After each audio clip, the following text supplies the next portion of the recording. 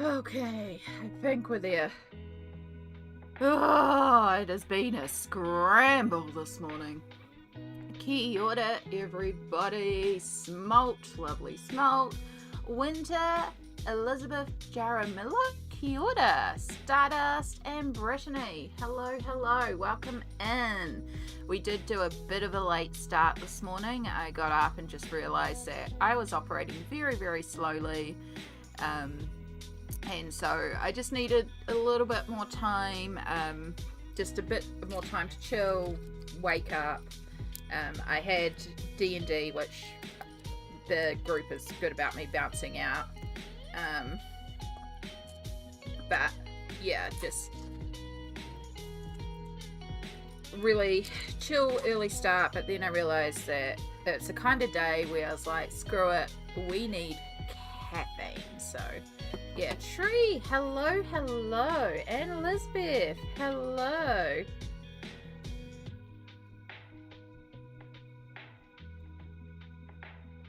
But yeah, a bit of a bad night, lots of pain, so we just had a bit of a chill morning. So I do apologize for starting stream an hour later than usual, but you know, sometimes these things happen and we just need to have a bit of a start. Sorry, I was just getting a bunch of messages that I needed to respond to.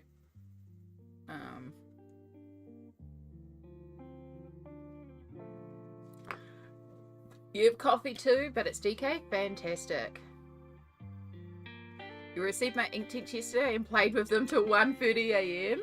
Yay! I'm glad, Stardust. They are fantastic pencils. I absolutely adore them myself, and I'm glad you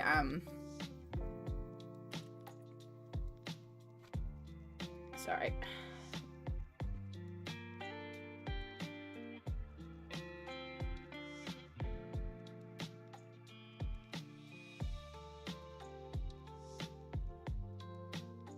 Yeah.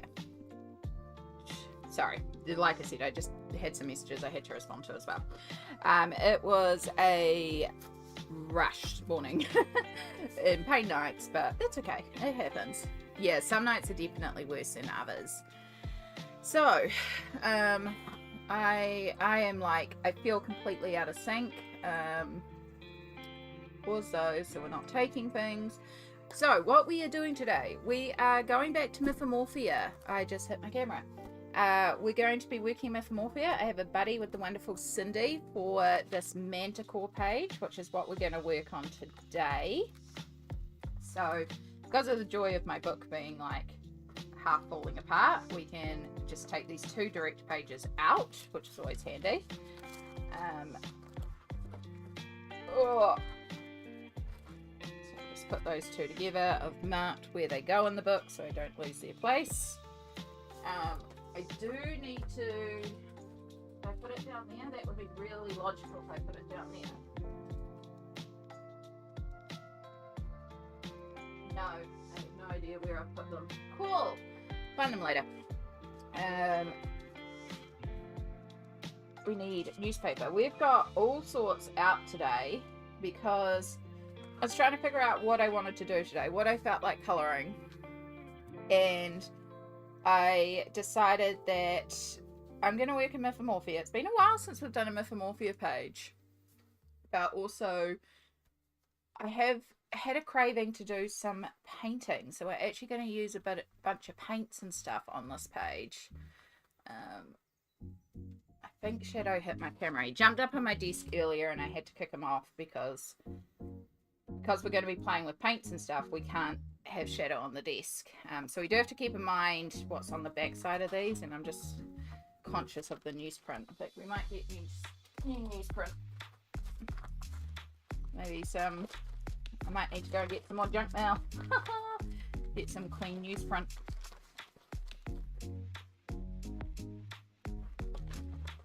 Newsprint's not exactly the best, but that's why I was looking for my baking paper to put down, but they should be okay. That'll keep them in place. Yeah. Yeah, I'm aware it can be disc bound, Brittany. I don't have the disc binding system available to me in New Zealand, and it is very expensive to bring in.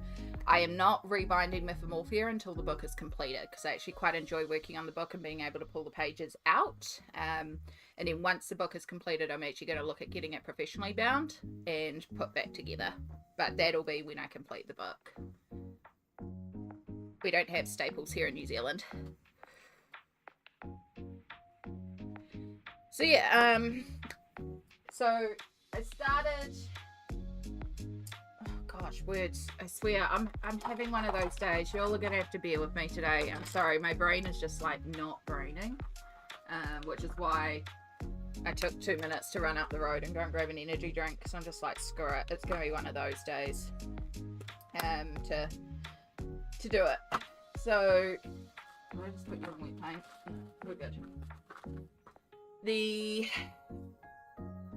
idea here is we'll use some watery watercolors and stuff like that and do a bit of a background. I might get my shimmer sprays out actually, use a couple of shimmer sprays, and then we'll come in and we'll start painting the lion, the manticore. Oh.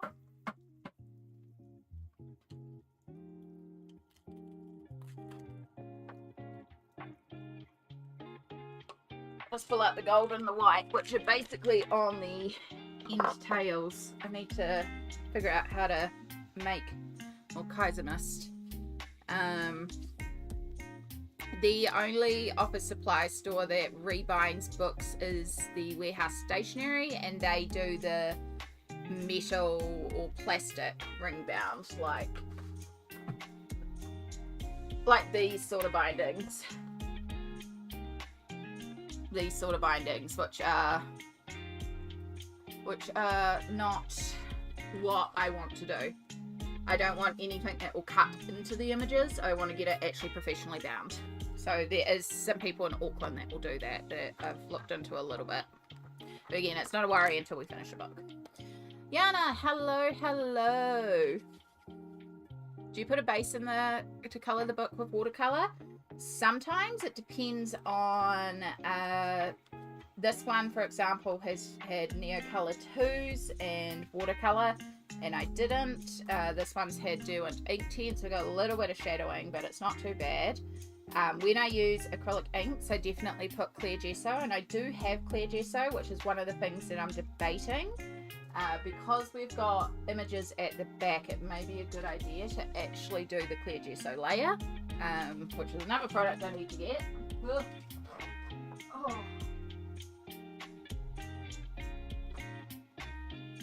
Oh. Just so we don't ruin what's behind.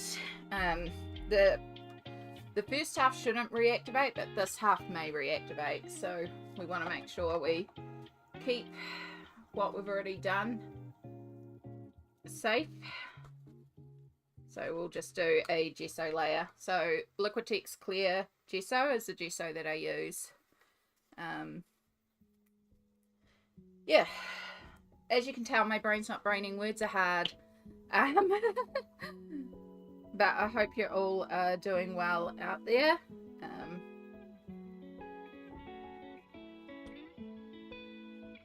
We're gonna start. I normally try to have this sort of thing prepped before stream, but I kind of decided last minute that this is the page we're gonna do, so we'll do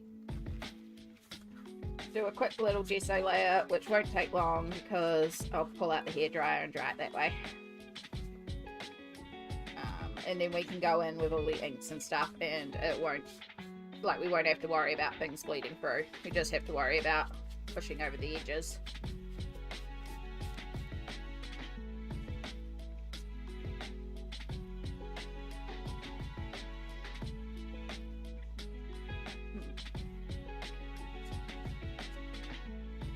I've been trying to pick up as many extra shifts as possible in preparation for being off work for 6 weeks. The surgery is February 27th. Well done. Don't burn yourself out, but I know you got to prep for these things. I'm glad you got a date, and I hope all goes well.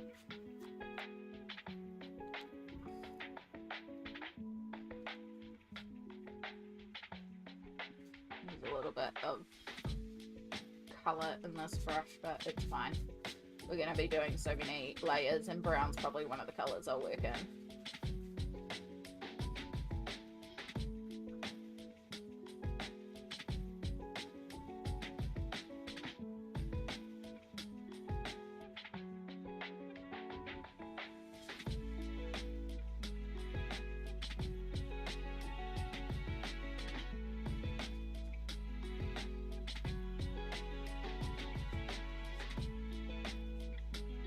So the Liquitex Clear Acrylic Gesso does leave quite a bit of a texture on the page, which means that you can't use pencils and stuff like that on top of it. It's like a sandpaper, but I like how it protects the page, and I like how colours work on top of it, so that's why it's my go-to. Alright. Cindy! Kia ora, kia ora! Right. Straight away gonna mute you guys while I blast with a hairdryer.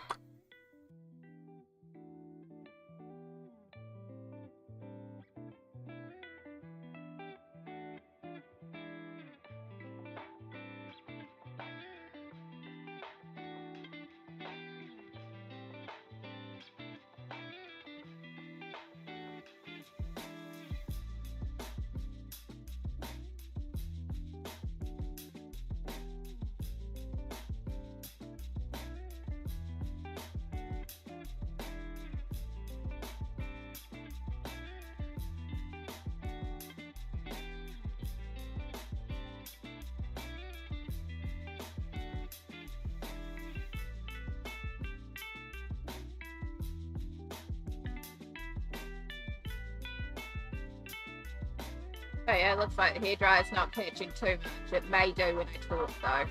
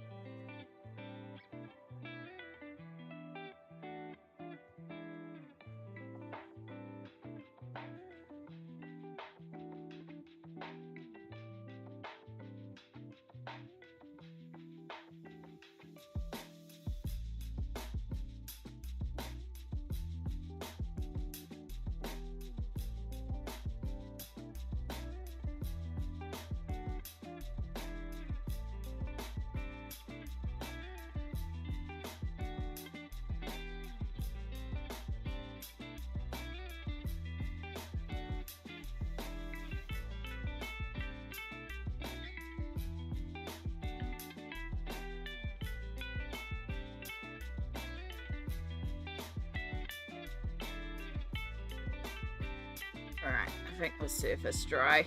We're technically meant to leave this for 24 hours before we work on top of it, but we are kind of cheating here. Yeah, I'm not as congested today, Yana, so I sound better, but the pain levels are quite high today, but I have just taken more pain meds, so we should be okay. We had quite a bad night of pain, so I'm excited for your surgery and being pain-free. Like, that is so exciting. I hope I get a date for mine soon for that same reason. You can use pencils on gesso just as long as you know I'll chew them up. Yeah, that's it. You can use pencils on gesso. It's just, it's like sandpaper. It will chew through them, so. Alright, so we do a second thin coat because it's very easy to miss a spot with one coat. So we do a second coat just to make sure we've got everything. I just pour some on and hope it's enough. You can always pour out more.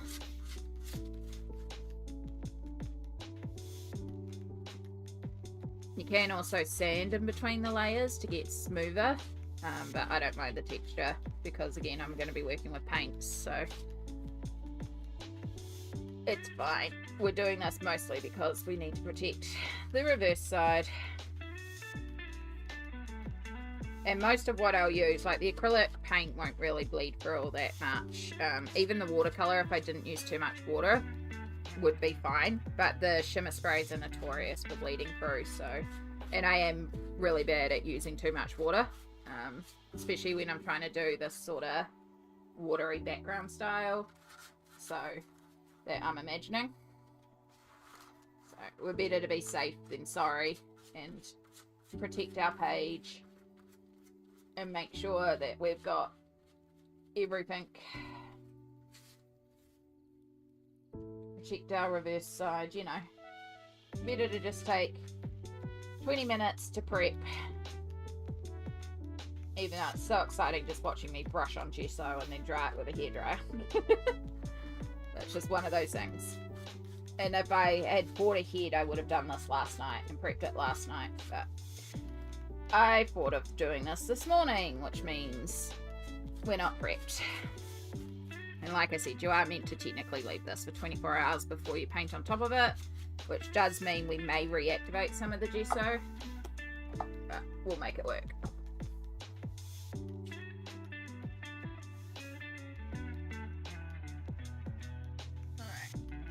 Yeah, we've got around the edges of the pages where I can tell as I've brushed it off, I kind of bunch it on the edges, so we're good around the edges. Alright. Oh, I hit mute before I said muting again.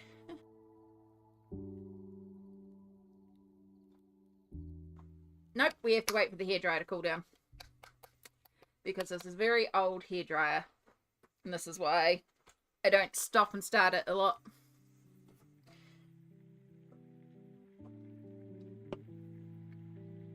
Oh boy.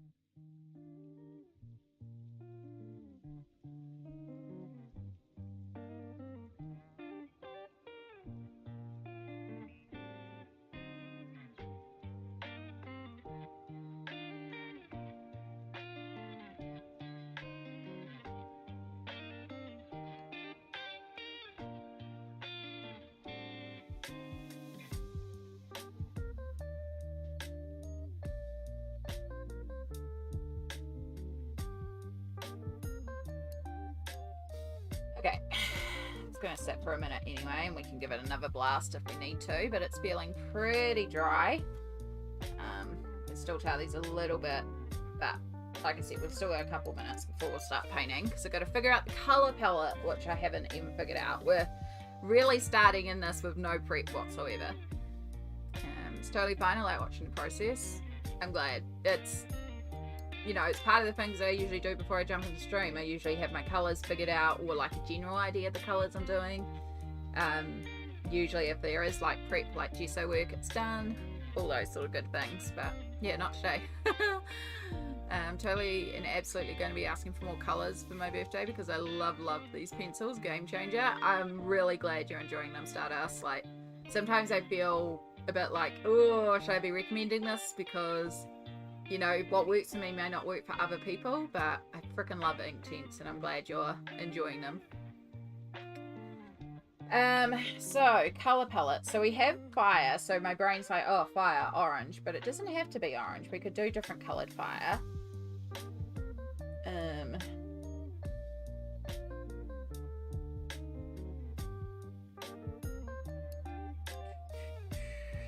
Like, it's a manticore. It's a fantasy creature. It can be any color we want.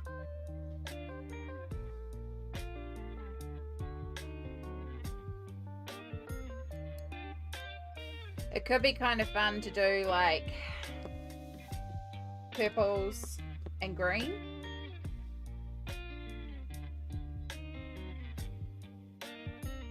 Like maybe greens and browns for the manticore going into purple fire could be quite fun. And then we could do browns for down here for the rocks too. And then like browns for the background. So we do like browns and then greens with a bit of a brown tint, and then going into like bright purple fire. Kind of like that idea. I think that could be kind of cool.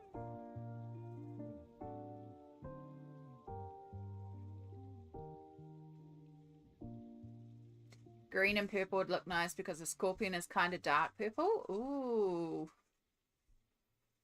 I was finally able to get the new 29 colours from Cult Pens in the UK. They had a decent sound on them and sent them as a set instead of having to order individually. Nice. Bazinga. Oh, new YouTube subscriber. Thank you so much. What type of damage would its bite and stinger do if you set this off on the party? Quite a few. This would definitely be a multi-attack creature. Like, it would have bite, claws, and stinger. I'm just going to turn that music down ever so slightly. Because that's getting a bit loud. Alright, so if we're going for browns for the background, I have this very old palette that does have some watercolours squished into it. Do I have a brown? I have a black, I have a tan, I have used up all the browns. I do have some purples and reds. That could be some of the browns that are pushed onto there. That wouldn't surprise me. That's okay, we can just squish some more into here. And then I'm pretty sure I've got like some browny tones in here too, with the different reflex. One of these is more brown than the others.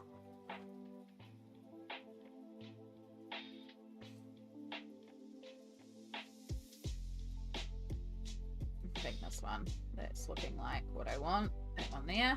That could be quite fun to play with. It's got like a little bit of a blue purple shib to it. Oh, I pulled out the gold and the white shimmer spray, but I do have a brown shimmer spray. Quite a dark one, but that could be fun to play with too. These are just some very cheap watercolours, but they do the job. But when you just want some background colour.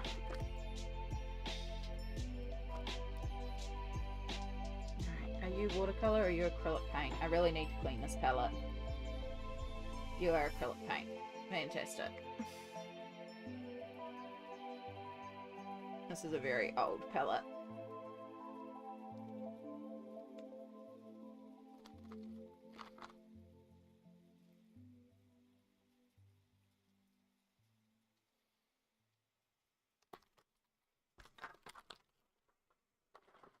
Okay.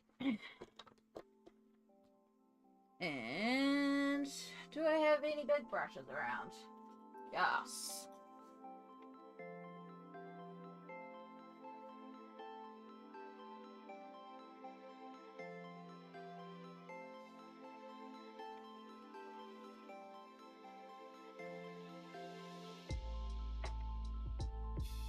Cool.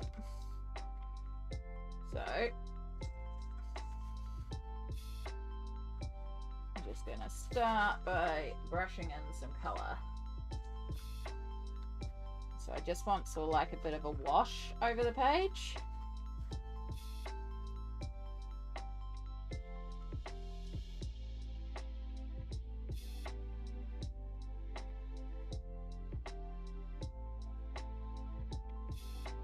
And you'll notice I'm avoiding the edges for the moment.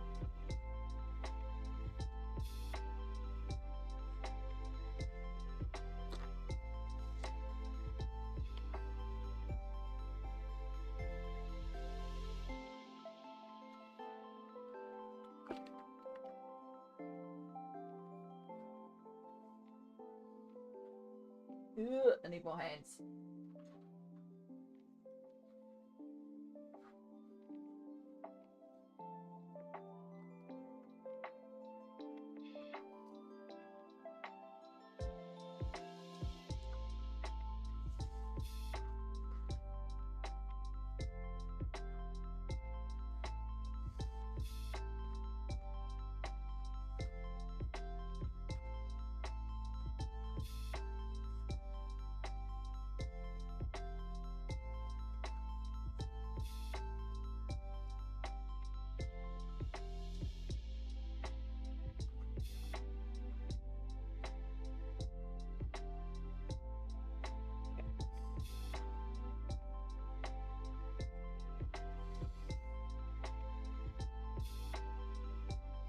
Around here can be a lot darker because of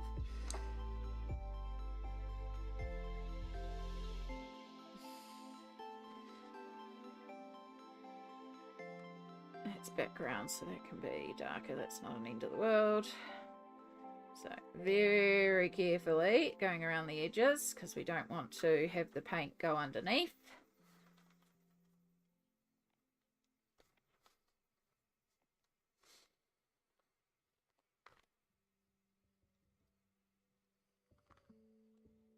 We want to make sure everything has a wash of colour over it.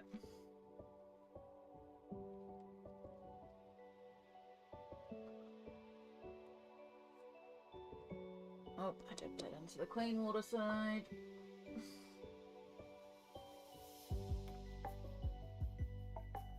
We're going to be getting messy today. That's my mood. Mess.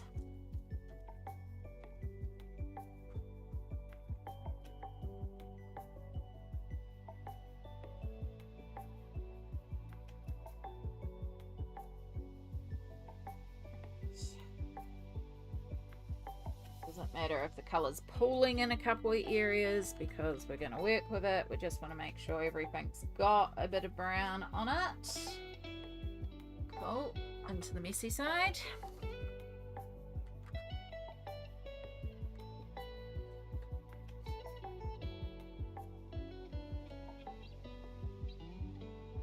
Alright, this is Iridescent Watercolour.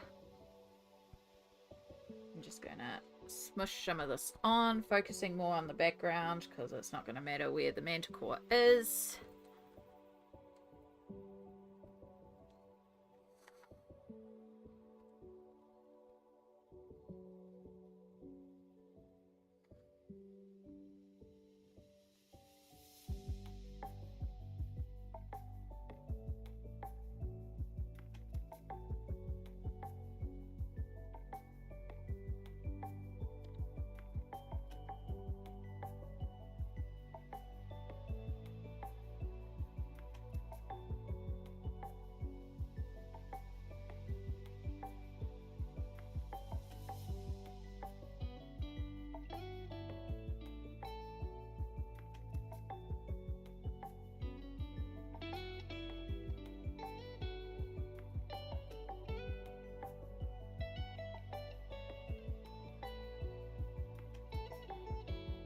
again, not worrying too much about being pedantic here, because we're not trying to be pedantic. We're just trying to make sure we got some shimmer everywhere, because I love sparkles.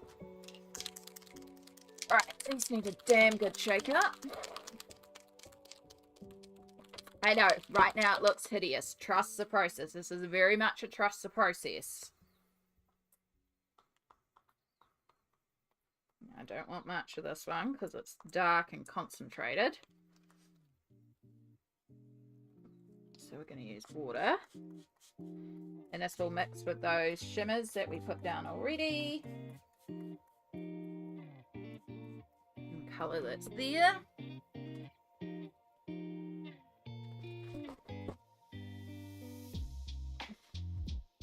We use a couple of tissues, and where it's dark and saturated, we just start dabbling. Now this is a technique I've done many a time, and there's actually some tutorials on the channel about it. It just creates a really good background. It's splotchy, it's messy, it's one of my favourite things for filling out a page. I usually go on top with inks when I do this, but we're going to do it in acrylic paints today because I thought that would be fun. You just got to be prepared to trust the process.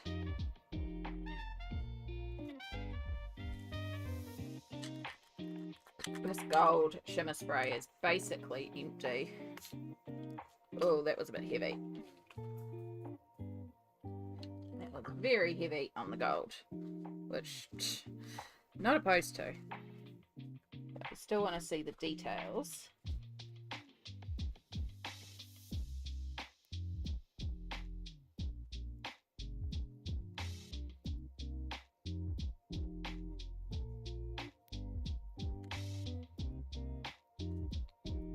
It's empty space over there, so that's fine.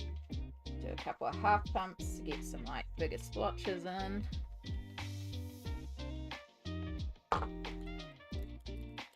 You just dipped your brush into your coffee? No, that is the whole reason I don't have a coffee on the desk today.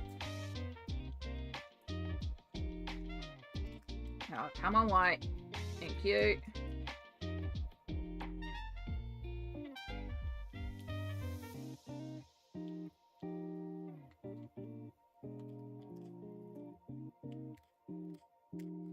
Might as well shake out the excess.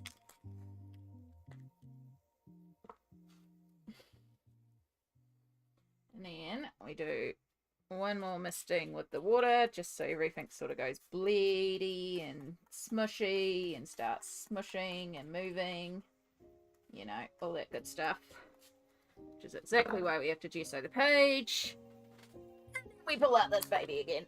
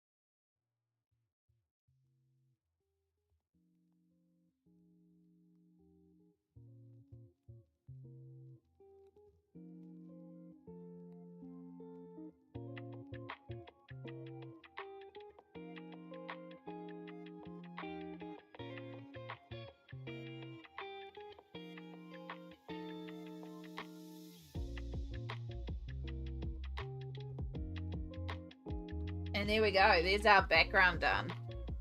It's like a good chunk of the page already done. Now, when I finish the Manticore, I'll probably do some extra splatter on top, which will just help tie the background and foreground together. But the idea is we've just got this abstract background. It's got lots of shimmer, lots of texture, and then when we pull our creature in front, we'll just have this fun, interesting background because it's such a big empty space. So this is something that I like to do a lot, and it's really quick. You just have to be prepared to get messy, and I know that's really hard for a lot of people to sort of just get messy on the page, but you just have to trust the process. Like, yeah, and like, because we gessoed the page, we've got no bleed through because I was careful around the edges. We've got no bleed over, so we're all good. And you would have seen halfway through I did flip the colouring page, the newsprint, so that we were prepared underneath. But yeah, we will go on top with probably some purple splatter at the end after we've done all the details, which will be a while. Those out of the way.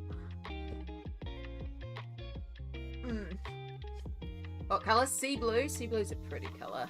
Need to be more prepared when I do pages. The extent to prepare is to pick a book, a page, a medium. I rarely plan a palette, and I think I should. Sometimes it can be really good to do that. I don't always do that, but yeah, sometimes it can be really good to actually go in with a colour palette planned. That being said, even if you plan your pages, the plans can change, and you just got to be prepared for the plans to change as well. You know. But yeah, sometimes going in with a bit of a palette is not a bad idea.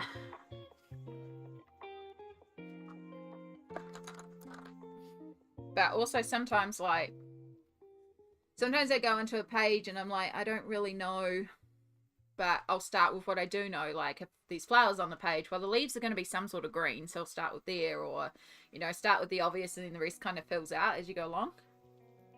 Yeah, I don't have one set approach to a page. It changes depending on the page and the mood of the day, which is kind of hard when you're trying to explain your colouring process because it is so responsive to so many things.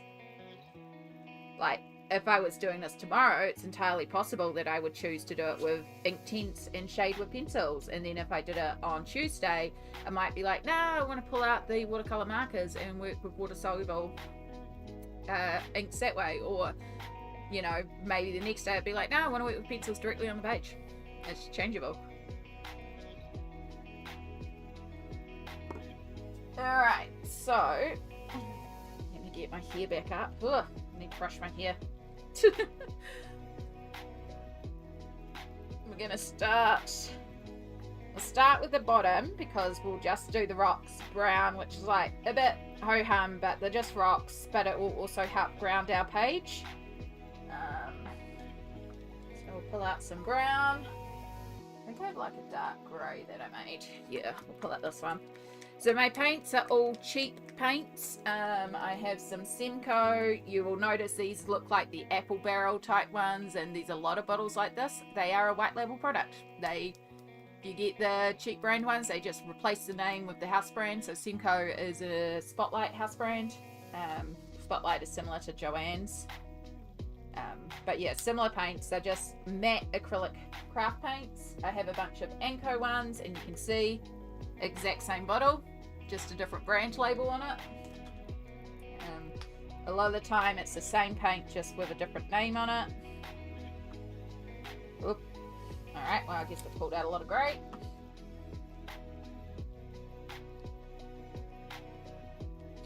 Probably don't really need this much paint, but hey, got this much paint out. Yeah.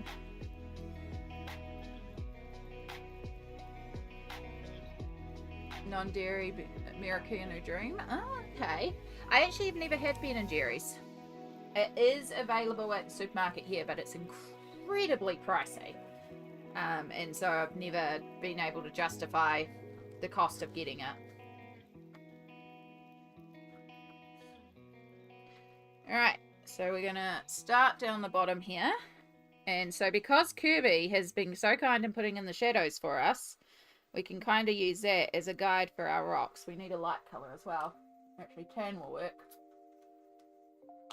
I pulled out a dark and a medium. I did not pull out a light.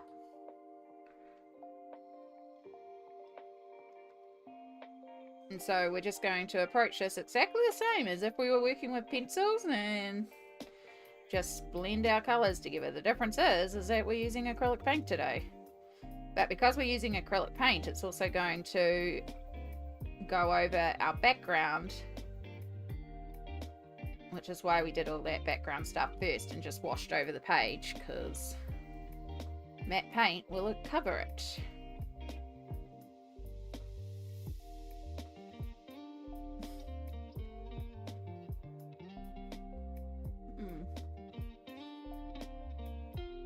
If I won a gigantic lottery, I'd open up an art supply store in New Zealand. There is a couple of art stores here. Just the town that I live in has no art supply store. So there's Gordon Harris, which is the biggest main art supply store in New Zealand. They're a chain that are in quite a few different places, so just not in my town. They're in the main centres, basically where the universities are. And then there is Hobbyland and Ribbon Rose. Ribbon Rose is a bit more like haberdashery, but does have some good art supplies. And Hobbyland is actually the cheapest. They are both based in one town, but you can again order online. And then there's a couple places like Spotlight is kind of, as I said, the equivalent of I think it's Joanne's Fabric is the equivalent. So it's actually like a haberdashery craft store. But yeah, the issue is that, like, I can go to Gordon Harris and I can buy for example, Hannah Calzon's books, Tales from the Witch's Cottage, for example. They have that one currently in stock. They are a proper art supply store, so they do have art supplies. But Tales from the Witch's Cottage, if I buy it through Gordon Harris, is going to cost me $50. If I order it on Amazon, it's going to cost me $25, plus shipping to New Zealand.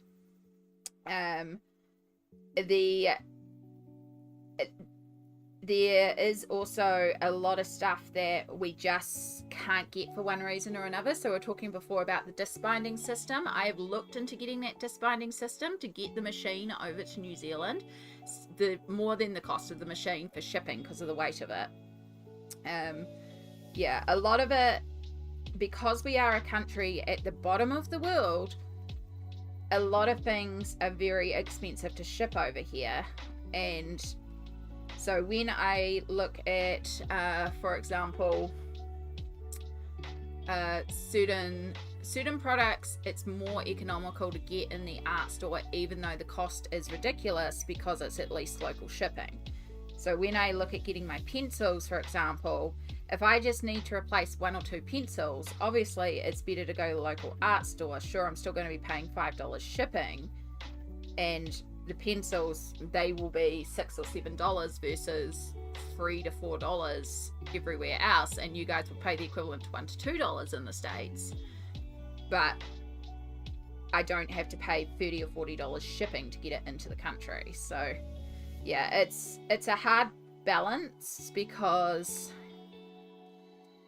it's understandable where we are and why shipping is what it is, but it does make it difficult some days where it's like, I know that in the States you guys pay like $5 for this product and here I am paying $32. But that is the cost of shipping it to the bottom of the world, a smaller demand for markets down here for certain products because there's less of us, you know, just a bunch of factors. I'm still very grateful to live in New Zealand. It's a beautiful country to live in.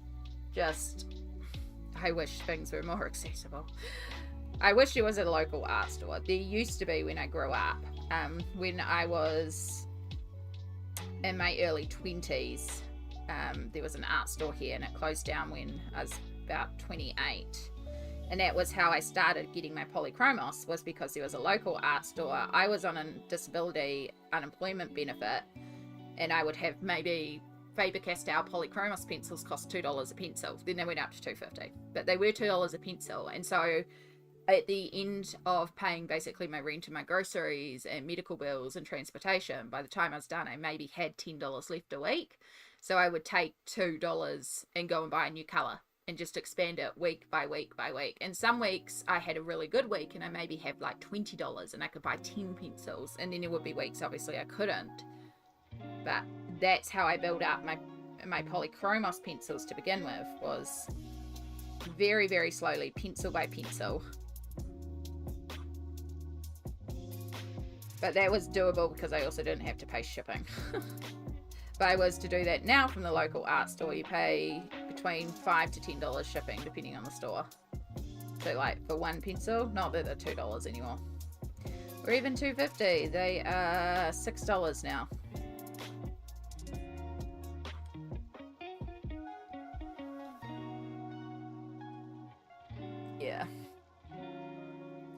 Yeah, it's just one of those things. But I would still rather buy local where I can,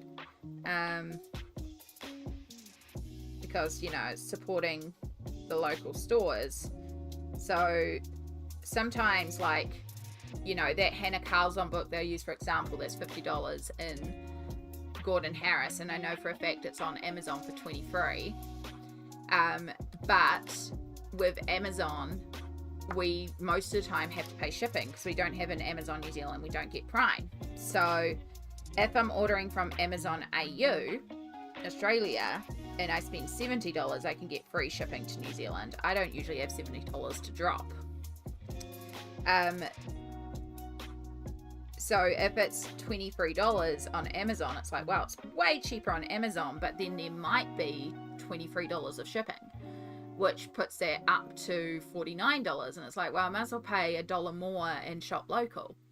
So that's another thing that I often factor into when I'm purchasing books and stuff like that, or different supplies. It depends on the supply. So like my pencils, one of the things I want to do this year is expand out my Pablo pencil collection.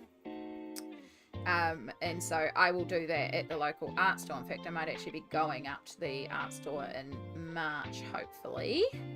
I'm just waiting for some appointment confirmations and stuff like that.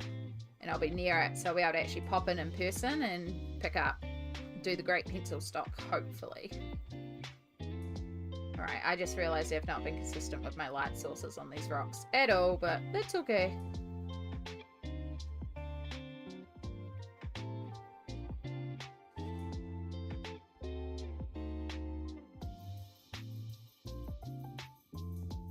So yeah, you can see it's kind of little, but we're starting to build out the rocks now.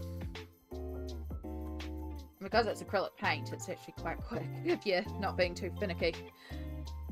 This part's easy because it's just simple shapes as well.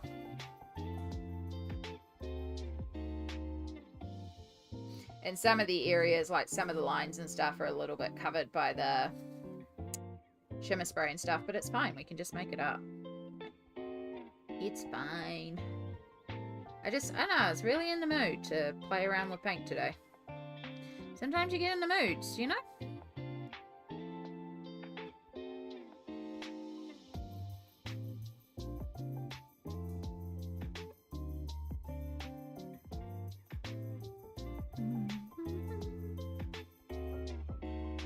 I didn't even ask what everyone was up to today. What are we doing? What are we working on? Oh. Tell you what, I almost thought about cancelling stream today. I'm glad I didn't, but I just, when I woke up, I was like, I have not got spoons. I was like, nope, have your coffee. It's such a headache as well, and I was like, I bet you're I'm dehydrated, so I had so much water. So I was naughty yesterday and didn't drink enough water. In fact, I don't even have water out on the desk right now. When we get up and have a break, which will be soon, I'm gonna make sure I get some water.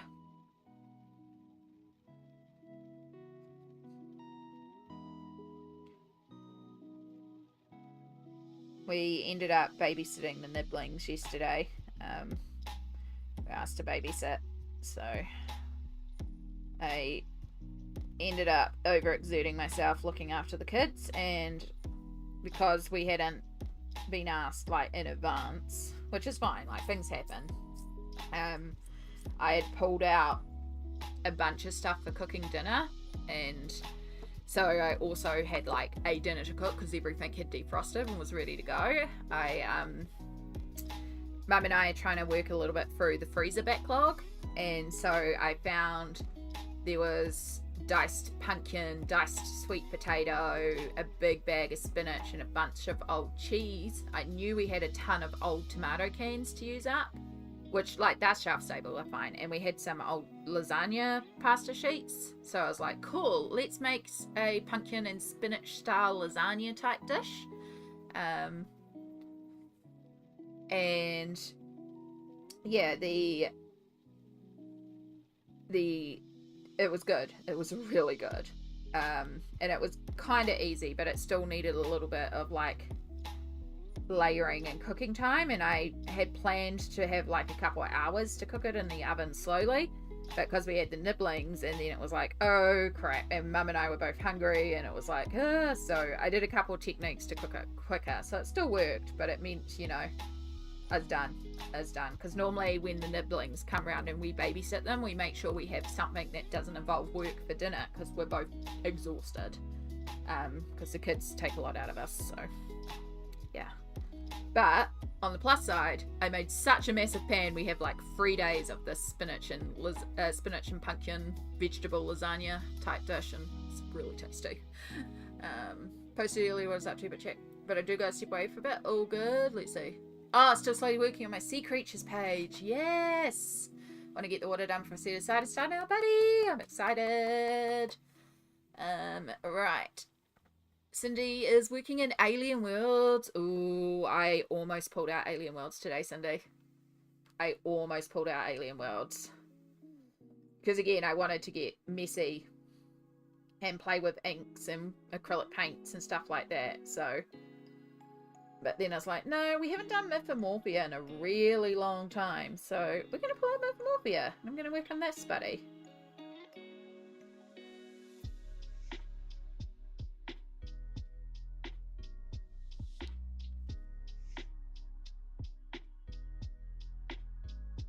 I actually had this craving last night, so I actually started a page with this technique last night, and I've really been enjoying it. So that's part of what I think influenced me today. I could have carried on with the page, but I was like, no, I really want to start a new page, you know?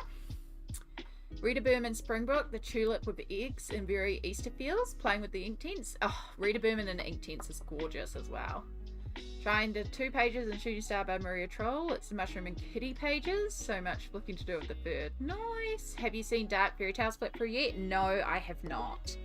I am in 2 minds. Not 2 minds. I'm waiting until I'm in a particular mindset, because the wonderful, wonderful Smalt has seen a flip through and messaged me. I was trying to avoid flip throughs because I wanted to have a first genuine reaction. But then messaged me and was like, hey, I saw a flip through and I think you might need some trigger warnings, because she's aware of certain things that are my triggers. And so we had a discussion about the topics of certain pages, and I was like immensely grateful for it, because if I'd gone in on a bad day and not been prepared, it could have actually triggered me.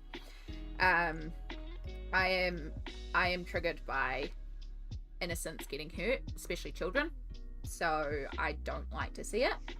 It's one of the reasons why I don't colour children in, like, I only colour happy children, which is 99.99999% of all colouring pages involving children. So it's fine. But yeah, so we had a discussion about certain pages, and I will either have a look at a flip through, but I'm more likely probably going to wait for my own copy to come in and not film like a first reaction flip through, like flip through it myself genuinely and see if I get in like how I feel about it. And then maybe I might record a flip through, but I might do it in a way where I can put trigger warnings up for people. Yeah. I know there's a few people that have seen the flip throughs and are like, yeah, this book's not for me, which is valid. Like, you know, keep yourself safe. But yeah, I haven't seen a flip through, and I will be waiting until I'm in the right headspace to either look at a flip through or wait for my book to arrive in and then look at it in my own time frame.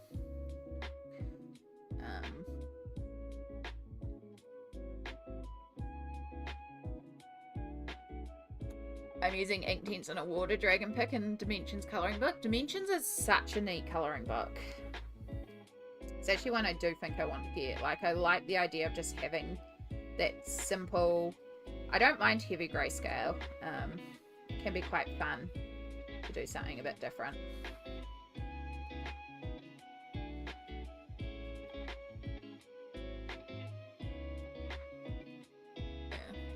The book looks nice, but I don't like dark stuff. I prefer happy and cute stuff. And that's valid. If it's not for you, it's not for you. And that's the great thing about colouring. There is so much out there that you can colour, that you can find what you love to colour. Like, you don't have to colour something just because it's the popular artist at the moment. You know, just because it's Kerby, you don't have to have it. Like, I have all of Kerby's books in my collection because I love his work. But it doesn't mean that I have to have the book on the shelf. Yeah, like, colour what you love. There's so much out there, so colour what you love. And a lot of us have a lot more in our collection that we'll ever actually get around to colouring. So, like, if you don't like a page, just turn the page or stick the pages together. I mean, I am prepared that if the pages are something that I can't colour it, look at, I will scrapbook something else in or glue the pages together or get rid of the pages. So yeah, we'll make it work. It's pretty detailed. That's all good with me. I love Kerby's details. Detail pages are glorious for me. But again, that's me and my colouring. And it doesn't mean I only like detailed pages. Sometimes you want simple pages. There is no right or wrong thing to colour except for what you want to colour. Oh my gosh, so one of the things that I've started doing this year, you know my... You know my colouring tracker spreadsheet that I created? So one of the things I'm going to do this year is I've been updating a little box on the side with the total of what I've coloured each month, like my page count. So for January, I somehow did 45 pages. Like, I was shocked when I totaled that up. I was like, holy moly. But I did 45 pages. So because of the way my colouring tracker works, I should bring this up to explain it to you. I can see at any time how many pages are legit in my collection to colour, and I can minus away the pages that I have coloured to see exactly how many pages I have in my collection to colour, because I am weird and like these numbers. I like stats, I like spreadsheets, I like numbers, I love a good spreadsheet. Alright, let me bring this up because it's going to be easier for me to explain with the thing up. So this is my colouring book collection tracker, and because here I have a page count where I have the legit pages left in the book to work, and so one of the things that I've started doing this year is I've started writing down when I last updated it so I can see what I have actually worked on this year. But I've also got these little boxes here. So this number here is the total of how many pages are in the books. So it's a total of column E. And then this is how many pages I've done. So it's a total of column H. So in my entire collection, I have coloured 646 pages of, like, between all my colouring books, I've done 646 pages, which means out of the 13,652 available pages in my books, I have got 13,006 colouring pages left to colour.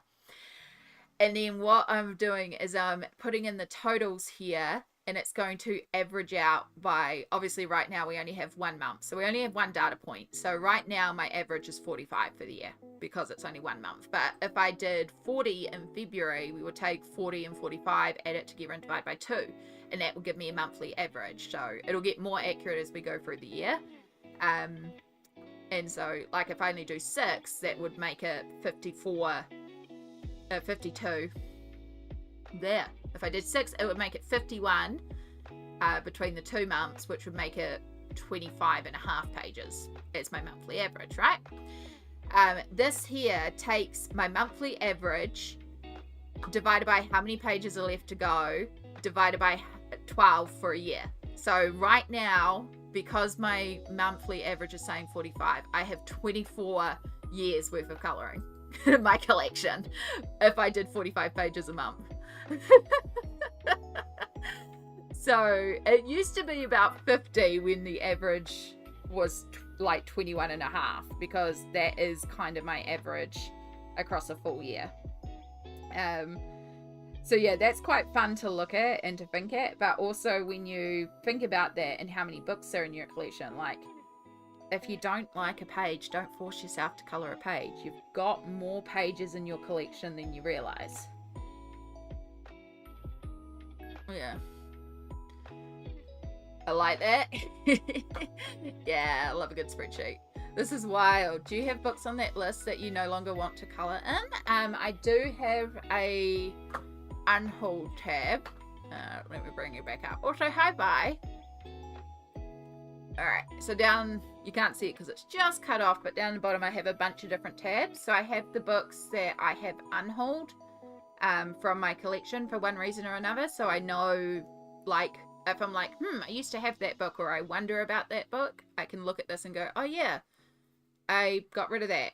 And that will help me hopefully not purchase books, and I can kind of look at what I don't want to colour in anymore. So yeah, I have the unhauled books. At this stage, none of my books have like I've coloured everything I want to colour in it mark, but I do have a notes column on this sheet here, so I can put in here, you know, pages that I'm not going to colour or things like that. So I can sort of do it if I need to. Yeah. Apparently Rita Berman's colouring book's going to be released in English in a bigger format this year. Yes, they are, Brittany. The Under the Microscope is being released as Hidden Ocean and Hidden Earth.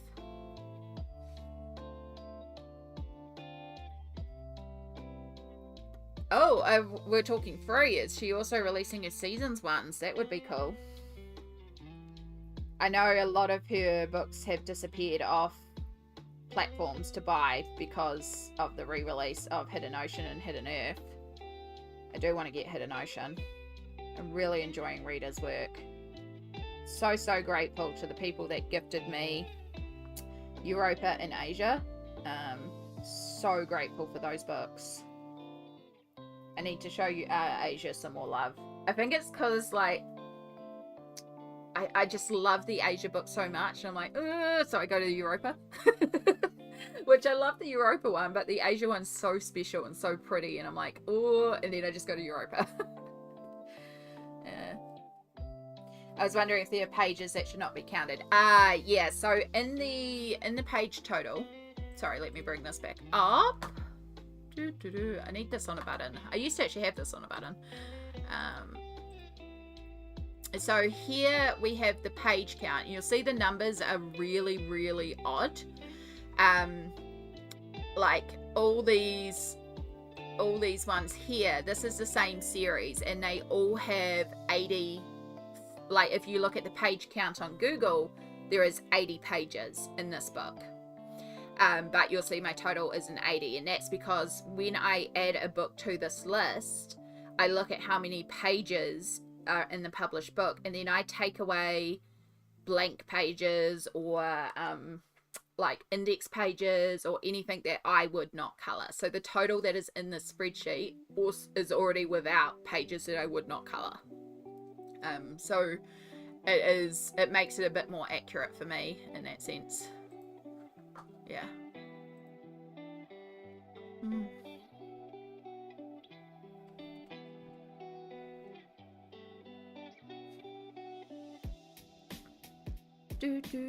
My paint is drying because it's a little warm today and I keep getting distracted talking. But that's okay. Did I say hi-bye? Hi-bye if I didn't already. I'm also having one of those brain days where the brain is not braining.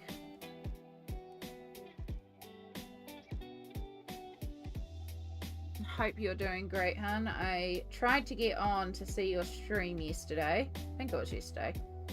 And Twitch said nope again. I actually had to reset the internet a few times this morning because it was really saying nope to everything. Wouldn't even let me on YouTube yesterday, and I was like, you normally at the very least let me on YouTube. Doesn't mean you'll load a video, but you'll at least let me get onto YouTube.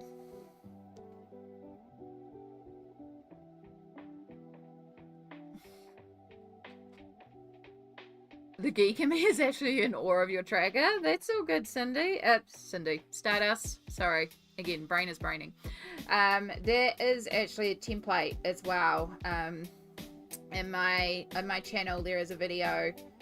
And you can actually download the spreadsheet. Not download. You can add the spreadsheet to your own Google Drive. It's set up as a template. It's like November last year, I think. I can find you the link in a little bit anyway. But yeah, there's a whole video about the spreadsheet, how to use it. It is a very basic video because I wanted to set it up in a real basic sense of like, hey, here's a real basic spreadsheet that you can customize. And I talk about a couple of ways I customize mine.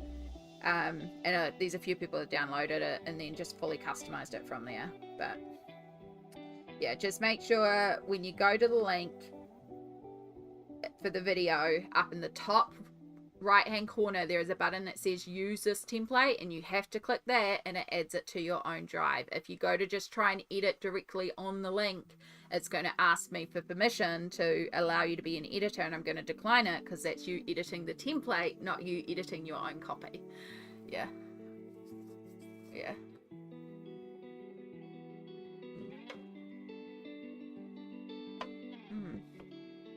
No, Stardust CMT is not Stardust Cindy, which is where my brain went for a minute. Stardust Cindy is another Twitch streamer that we know as well. No, we have a Cindy and we have a Stardust in YouTube. They are not Stardust Cindy from Twitch.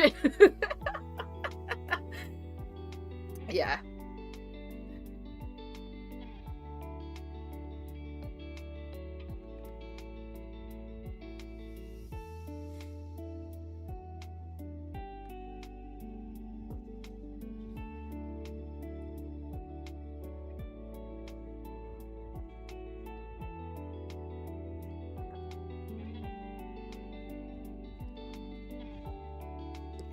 It's the same thing with, there's another YouTube adult colouring channel that is Colouring with Amy.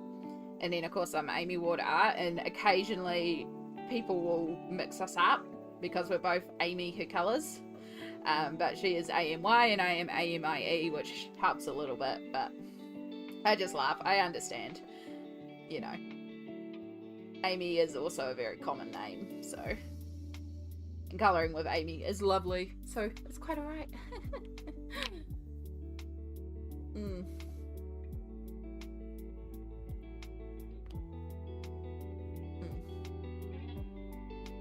Yeah, it's all good, Brittany. I understand. Oh yeah, me too. So it is the two. It is the Hidden Ocean, Hidden Earth ones. Cool. I wouldn't be surprised if she does reprint all her other ones, although I'm still hoping with bated breath that she does release My Journey Through Oceania, because I would freaking love Rita Bourbon to do a My Journey Through Oceania and to get a New Zealand section. That would be amazing. My mum was saying the other day, you actually draw, you know, really well. You should do your own colouring book. And I was like, I know. I've been told this many a time, and I know what I could draw, and I know I could. Do I have the spoons? No. Maybe one day. But yes, there's a lot of things. She's like, you could just make your own New Zealand Kiwi colouring book for what you want. And it's like, I know, I could. I don't want to. I want everyone else to do it so I can just colour it. Yes, I can sketch. I can draw. I know I could. I prefer colouring. I prefer colouring to line work. And that's the big problem.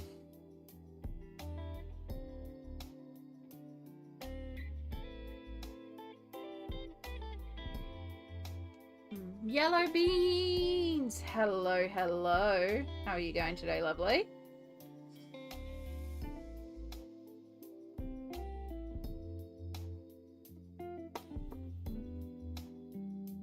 I pre-ordered mine with Christmas money. Nice.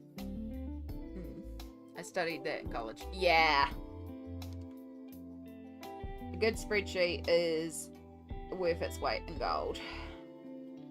One of my jobs that I do at my work is technically my manager's role, but I was looking at how she was using the spreadsheet and I was like, yeah, I have time. And I ended up converting a bit of the spreadsheet to make, like, one of the things was there was a spreadsheet that you fill in weekly and then there's a yearly one, and the spreadsheets were set up separate. They weren't linked and you had to manually transfer across data. And I'm like, no. Take the second spreadsheet, add it to the first book, set it up to link, and now it auto-fills throughout the year. Because I was like, no, I'm not spending several weeks manually copying over like a year's worth of data for 30 people when I can just go set a link, sync a link, copy it across, boom, done, autofills. Yeah. I'm not like amazing at spreadsheets, but I know enough to get me by. I am not technical. I have no interest in being technical and doing all the fancy smanchy computer stuff. I just like stuff to work, but I do know enough about how to pull a spreadsheet together to be a little bit user friendly. I'm okay, how are you? I'm not too bad. I had a really bad pain night, so we're dealing with that. We're on a buttload of caffeine today because it's one of those days, and the brain is not quite cohesive today, so you know, brain's not playing, but we're doing good. I'm colouring, I'm happy. I've been really wanting to do a bunch of painting lately, so we're colouring with acrylic paints today because that's the mood.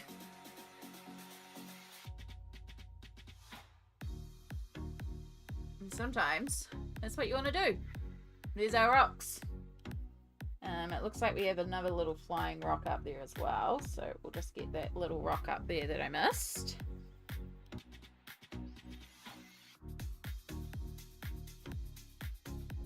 And I see one at the top that I also missed as well, so we'll just colour in that one too.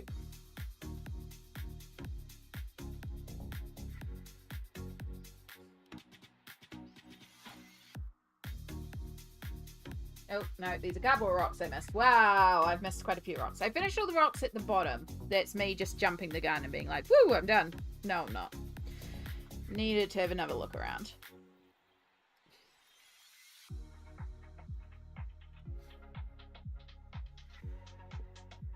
Winter, hello. I also studied office admin 12 years ago. Useless, because none of that software even exists anymore. It's amazing how quickly it changes.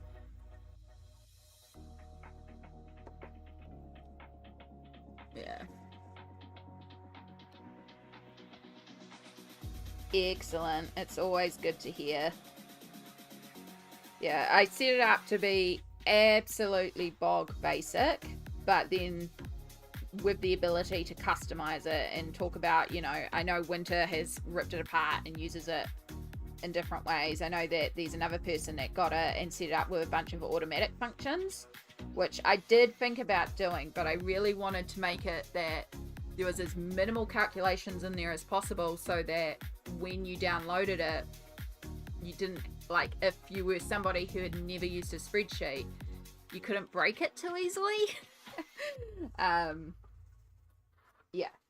So, and I mean, like, the main reason I use it is because it's customizable, so I can change it all the time. And I've got so many different tabs on mine that I just chuck different things into. Like one tab just tracks my fabulous freebie plans for the year, and has a list of like different freebie potentials. One actually tracks Mythomorphia and the pages that I have remaining in it, just so I can keep track of what Cindy and I are buddying on. One is just like a buddy colors tab where I chuck down buddy colors, because I write it in my book each month, but I may talk about a buddy like 2 or 3 months in advance, so I can chuck it on there to transfer over at the start of the appropriate month into my monthly colouring journal. The main reason I use it is to keep track of my full collection, because my collection changes so much. So yeah, I just use it for a lot of things, and that's the joy of doing it with a spreadsheet, because as things change, it's a spreadsheet, it can change. And because it's a Google Drive doc, it's also something I can access when I'm out and about. So if I'm in a store and I see a book and I'm like, do I have this book? I can check my list. Or is this book too similar to other things I've unhauled? Yeah. Been here the whole time just lurking. I've been having a real bad anxiety day for some reason, but I've taken some extra meds and they finally seem to be kicking in. All good, Winter. You do whatever you need to do, hun. I fully understand. As I was saying earlier, I almost didn't stream today because of how bad the night was, so I get it. You know you are always welcome to just lurk and leave me on in the background if need be. I appreciate you being here. And if you need to bounce out, you need to bounce out as well. Just as long as you're looking after yourself, that's all I want.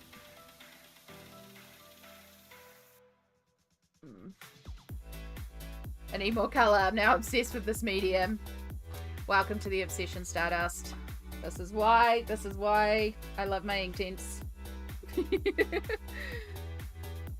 I think Candace Happy Catastrophe was exactly the same. Like, she got the ink tints and then just messaging about like using them. It was like, oh my god, I get it. It's like, yep, you understand. But again, it doesn't mean it is the perfect medium for everyone, but I love them. I did so much with just ink tints last month as well.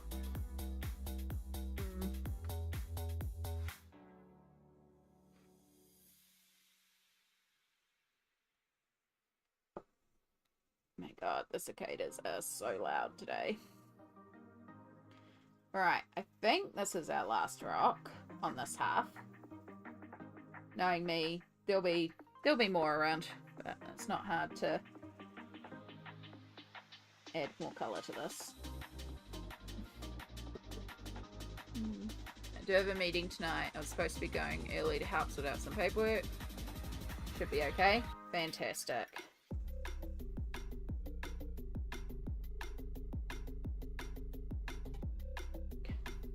Just double checking because also I shouldn't need to pick Mum up, but I am always aware that there is a possibility that I may need to pick Mum up on a Sunday.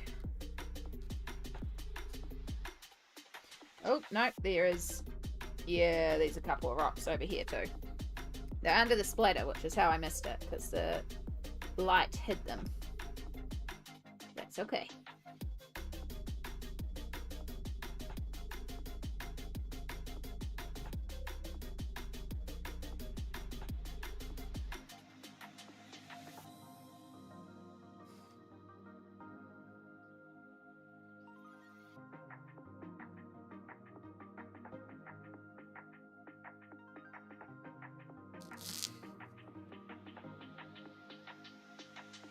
Alright, I'm pretty sure that's all the rocks on that half now. So we'll jump over to this half.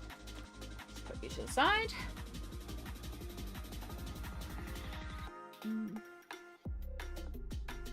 Yeah, some days are definitely better than others when it comes to the anxiety.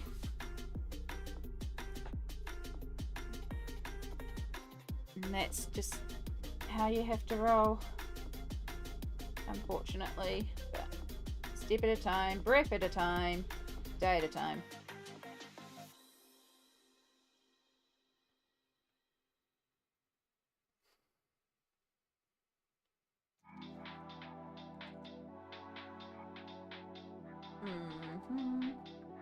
This medium is definitely lovely for my hands. Hurts so much less with them. It's a dream come true. Yeah, it's like the way that you can quickly fill out a page.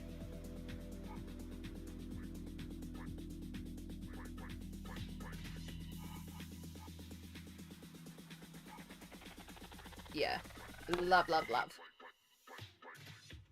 Love, love, love.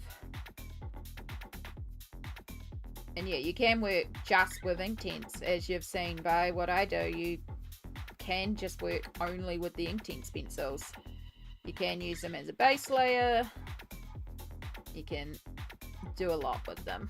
You can use them directly on the page. You can pull directly from the brush and use it like a paint. Just a lot of flexibility. And the pigment. The pigment! Ugh, the glorious pigment.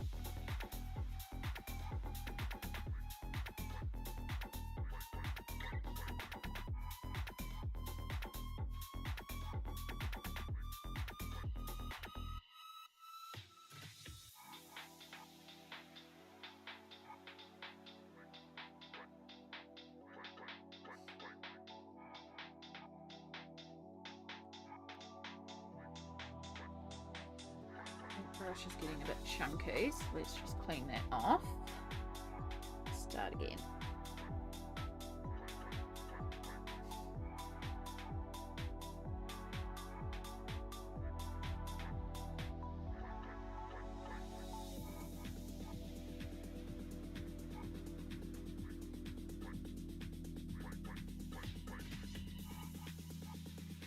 Do, do, do, do, do. And the pop of colour. Yeah, Inktense is the most appropriate name for those pencils. They are definitely intense.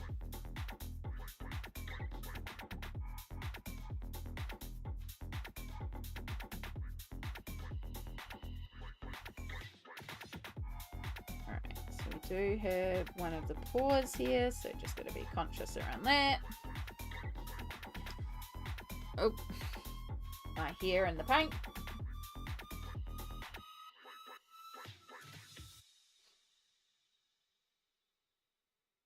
There's something I was going to do when I said I was going to stand up. Because, oh, it's going to get water. That's what I was going to do. And we should probably do that, because I was actually going to do that in between pages. We will get this part down. Let's finish this rock. Then we'll just stand up and have a little stretch, a little self-care break. And I will also make sure I get some water, so I'm not just drinking energy drink today. Because I'm not even really meant to be drinking them, but also I was like, nah, screw it, it's an energy drink day.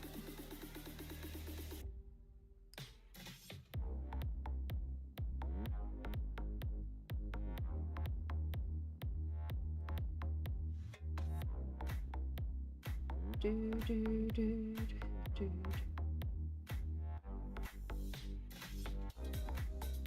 It's a new month. I hope we're all enjoying the new month. I know it should be the first for most of you. If you're those that aren't in the time zone I'm in, she'll be in the first now. So completed pages went up yesterday. I hope you've enjoyed it. If you've managed to watch it, it's another massive long one. Part of me is like, do I follow what Happy Catastrophe is doing and split completed pages into two and do a halfway, because they are so long, but also don't mind long content, so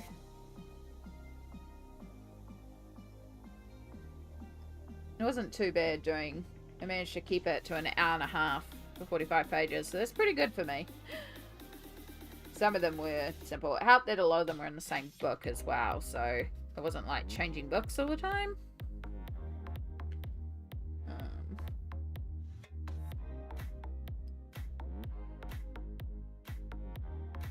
But yeah, it's like already like, I want to color, I want to color, I want to color. Start of the month where you get that like, I want to color everything mood.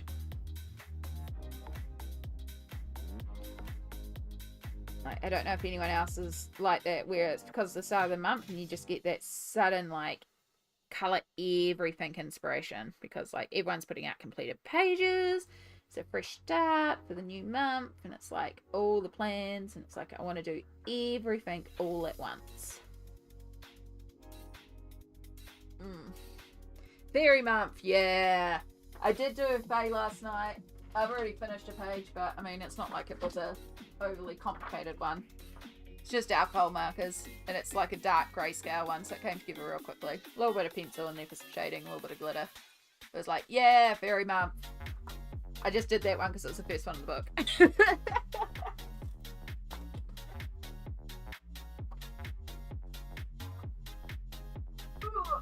Not me knocking over the other whip.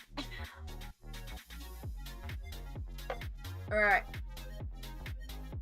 So, I'm not going to put you on the break screen or anything, but it has been an hour and a half, so make sure you stand up and stretch. I am going to do some standing up, because we do need to stretch. Dear God, do we need to stretch? Oh, like I said, I'm going to get myself situated with water.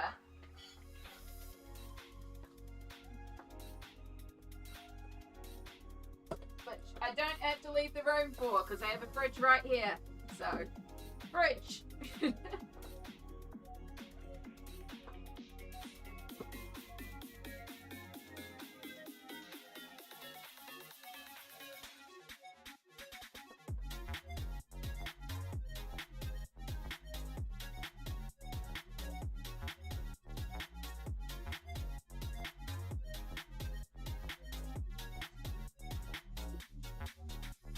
I do, however, need to refill my ice containers.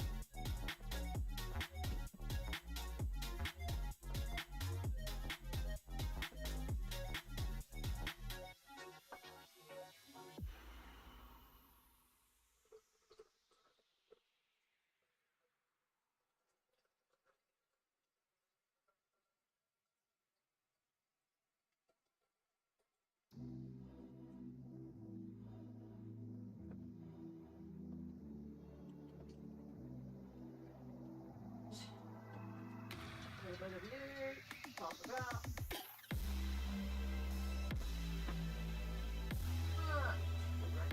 Water.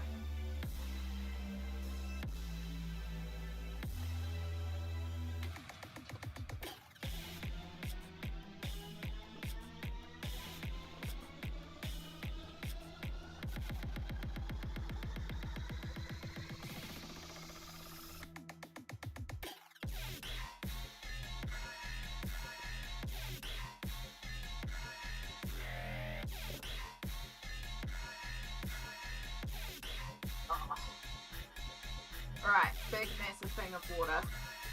Not making yesterday's mistake of not having water. Oh.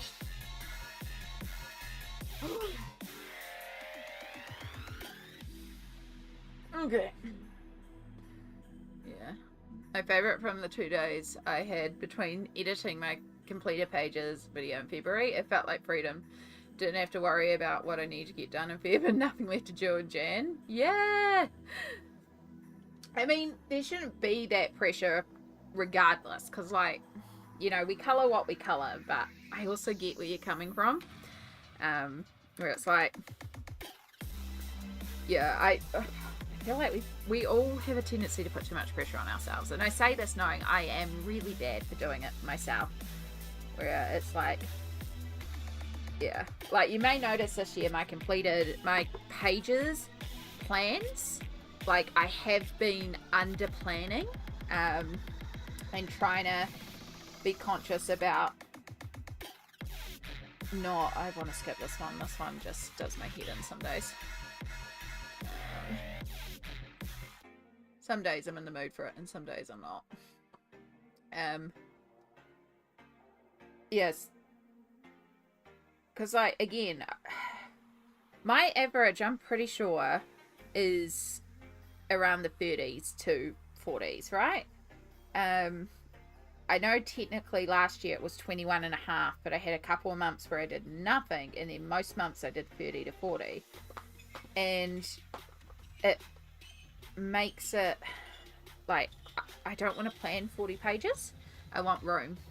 Kat, I'm sorry, but you absolutely cannot go on the desk. We have wet paint everywhere.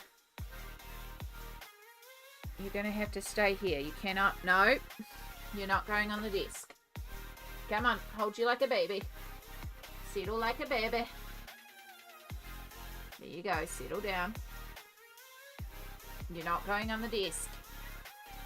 You cannot go on the desk. Are you here because you've got no food? Because all the doors are open and the strays have eaten your food? That could actually be a problem. He could be here because he has no food. Because he's not settling, which means he doesn't want cuddles. He might want food. Alright, we might have to go to be right back for a minute. I might have to go and put down some food for him if all his bowls are good empty. Because he also didn't eat breakfast again. You gonna settle? You gonna settle? Well, you are settling.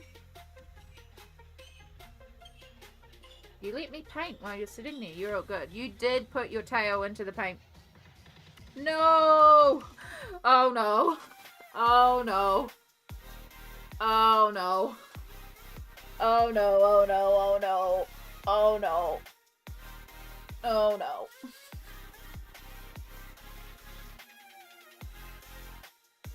Oh no. Oh no. So I now have paint all over my sweatshirt. He has acrylic paint all over his tail.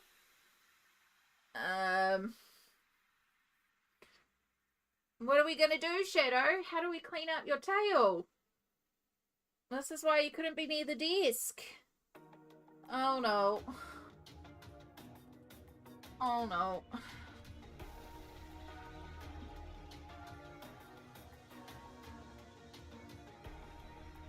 Yeah, I know. You're very uncomfortable and this is very odd. I'm trying to remove the paint from your tail. Right, it's all over my sweatshirt. I'll deal with that. Oh god, is it on your paws too? Did you actually step in it? I thought I caught you before you went to the desk. No, that's just your drill. Okay, no, you're not going on the desk. I know. Just settle down. I will paralyze you if I have to. It sounds awful, but it doesn't actually hurt them. Yeah, he does have a giant paintbrush attached. Okay, no.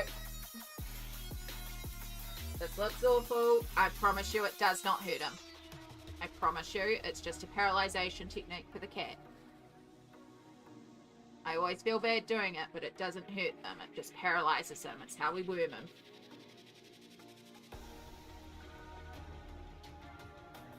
Right, we've got to get this paint off you because that's not good for cats. So you're going to have to sit there. I know you're uncomfortable, Shadow. I know. It's okay. Okay, I think I've got most of it off. I know. We're almost clean. I'm going to give you treats afterwards. Okay. I've got it off. Where can we give you treats? It's not going to be a pain. You're not going near the desk. You feeling better now? No, you're very determined to get on the desk. Alright. Alright. Wait there. Wait there. Yeah. There you go. Being a good kitty, you can have a pile of treats. And while you're doing that, finish off cleaning your tail.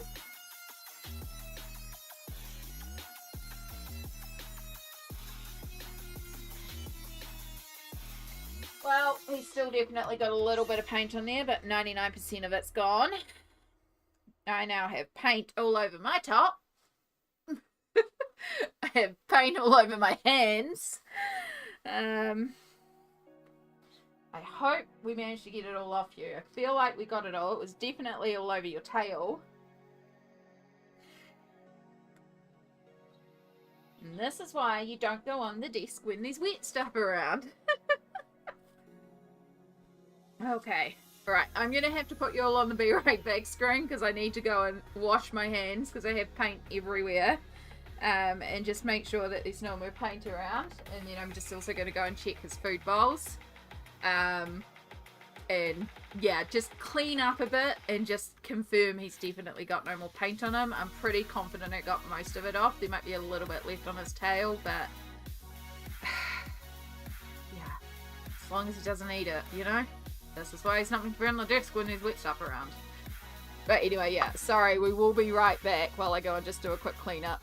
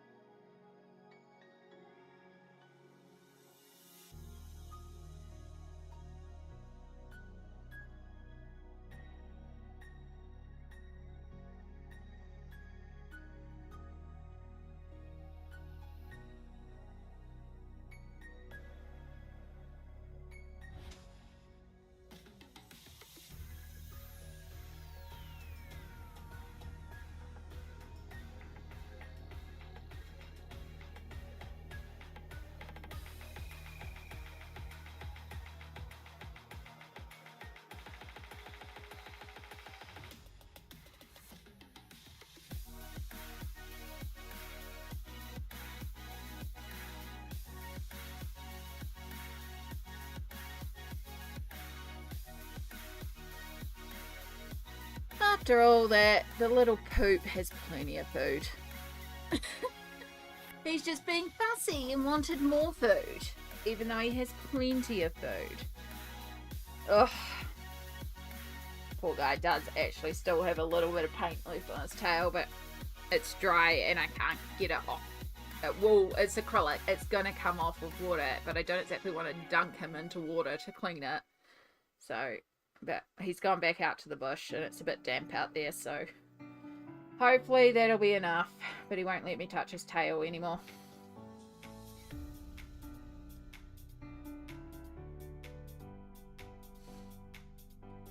I'm sure he'll be fine. It's just not ideal. This is why I was trying to keep him away from the desk. But as you said so eloquently, Yana, he has a giant paintbrush on the end of his backside. So, and yeah, just caught the edge of it here, and I didn't realize. It's luckily not too much. It's just a real small amount, but it's still not great.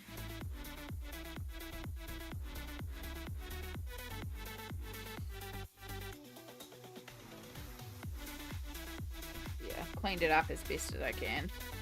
And this top is going to have to be soaked because there is also paint all over this top now, which I was fully prepared for. I mean, I'm technically wearing it back to front because there's gochujang spilt on the front of it. So I was like, well, we'll just flip it around. It's like, it's fine. It's fine. So it's already getting soaked anyway.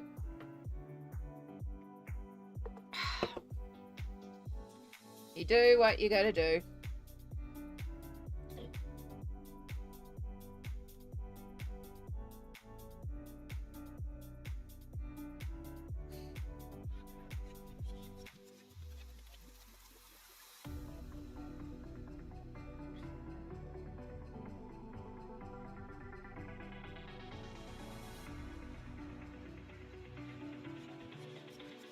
This is why when we do the glitter, we also have no cats on the desk.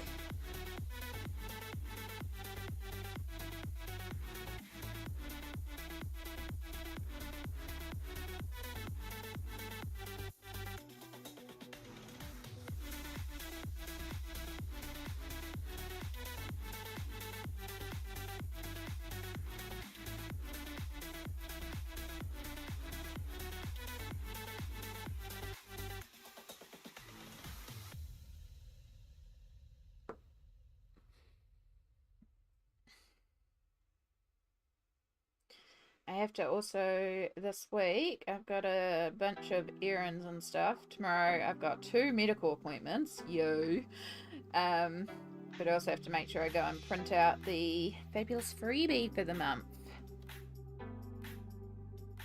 I ummed and ahed about which fabulous freebie I was going to do so many times.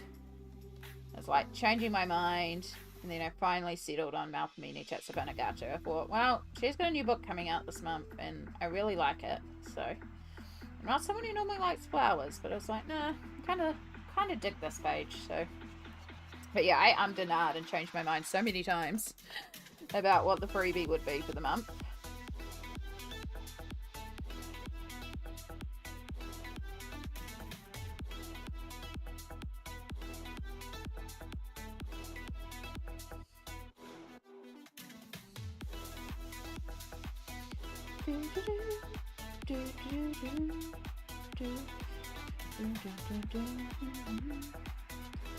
So, provided we don't have any more cat distractions, I should be able to get through the rest of this rock relatively quickly, except for all the cat hair that's on my palette as well. These are just disposable palette plates. Quite like using them.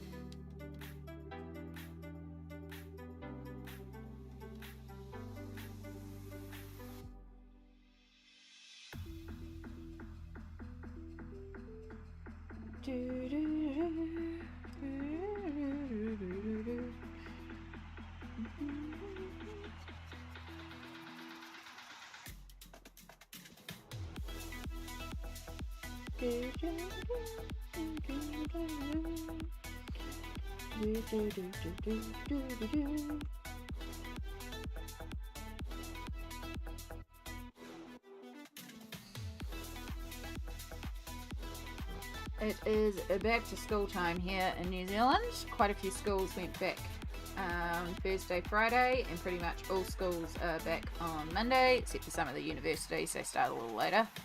But yeah, most of the schools are back. So there is a collective sigh of relief from all the parents. But it means that I've been avoiding going and getting the page printed, because the stationery store that I go and get the page printed at is also where everyone goes to buy like back to school supplies and stuff like that. So kind of been putting off doing it because I know it's going to be a bit chaotic as everyone's grabbing all their bits and pieces. But yeah, the uni kids go back to school and a little bit later on, and that is usually when the art store does their big sales to get all the uni students getting all their art supplies for the school year. So that is usually when I try to do one of my big pencil stock ups, and that's the hope this year, but we'll see how things go financially. But that's the plan. And as I said, if all goes well, I will actually be in a town with the art supply store, and I might be able to actually go in person, which will be amazing.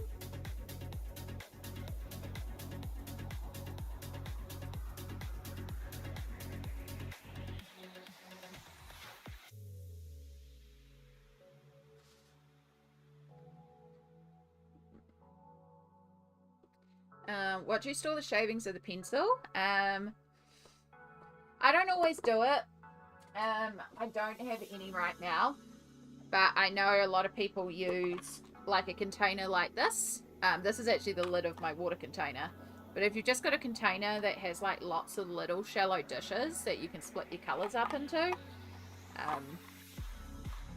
yeah, you totally can. You just need a little something to store all the shavings in. Add a little bit of I think isopropyl alcohol will compress it together into a block, though that might activate the ink tints.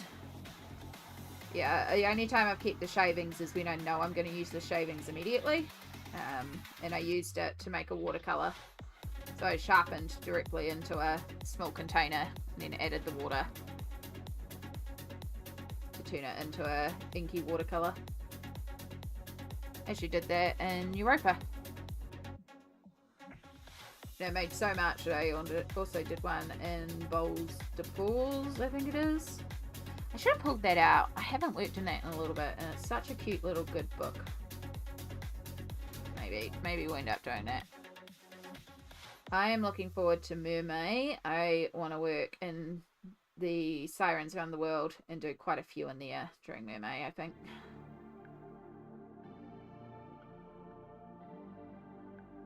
I will have no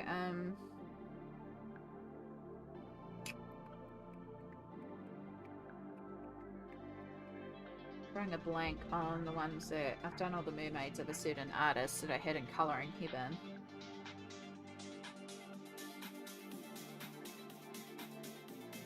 Now I'm drawing a blank.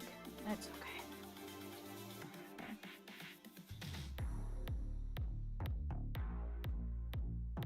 Do do do do do do do do do do do. I'll just dry brush a bit of shadow in there. I like it.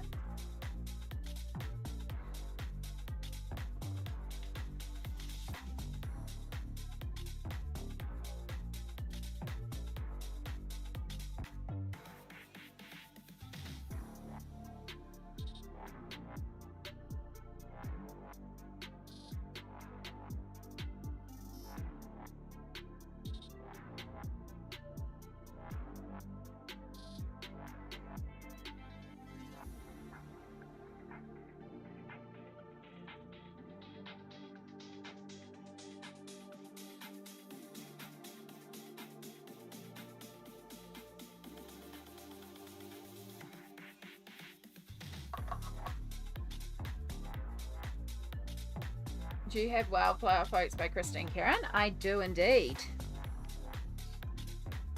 I have done one page in there, not my favourite page in the world, and that was just to get a page touched. I also have Fledgling Fairies, the Colouring Heaven Christine Karen issue. And yeah, I'm trying to get Fledgling Fairies finished before I get like really into Wildflower Folk, just because there's so few remaining.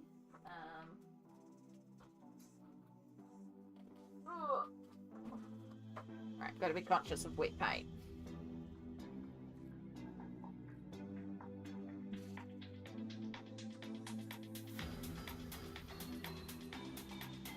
So yeah, I've got this mark to work in this month, but I did mark a page, but it'll be quite cool if I get a few of these done.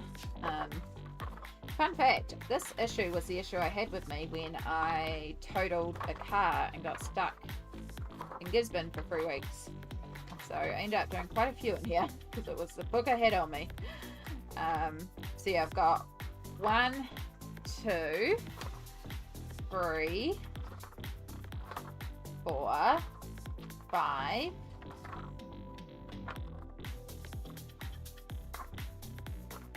6. Oh, that one's actually pretty. I should mark that one.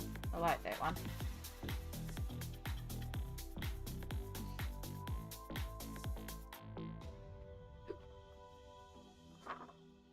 Right, 6, 7,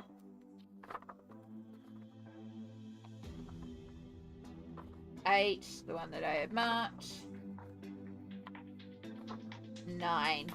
Yeah, and then I've done those last 2. So I have 9 left in here to complete.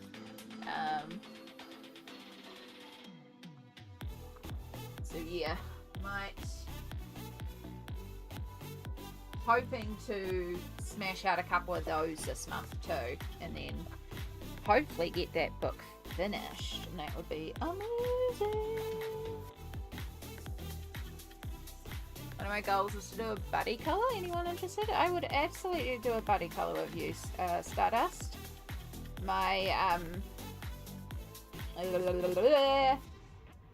So there's 2 ways to go about it. When I release my colouring plans on YouTube, if there's anything in my plans that you also want to colour, always feel free to message me and be like, hey, you know. So Instagram's your best bet.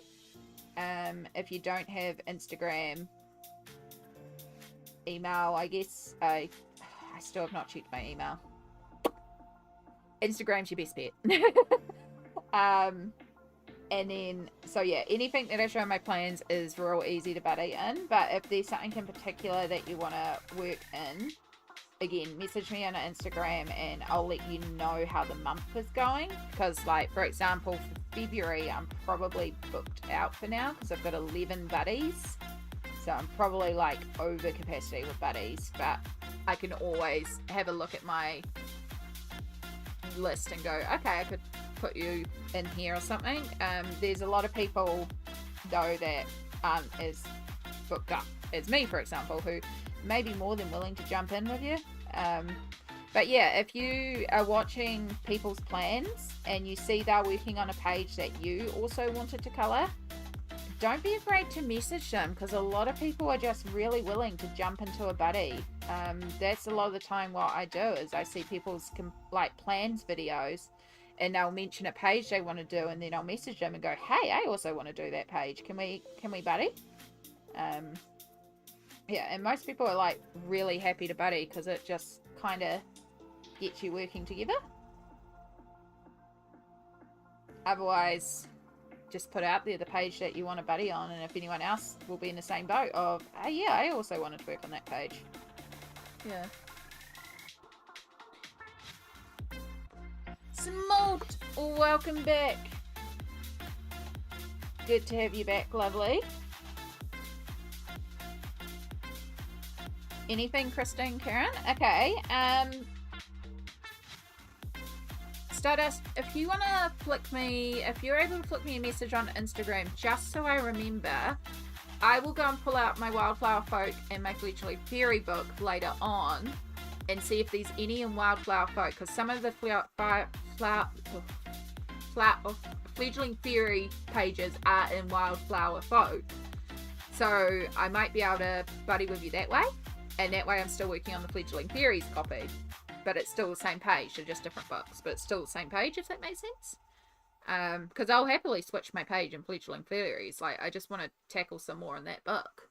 And get another page done. So, since I got both books, I can do a little comparison and go, cool, these are the ones that I have uncoloured in Fledgling Fairies that are also in Wildflower Folk. We can match it up that way.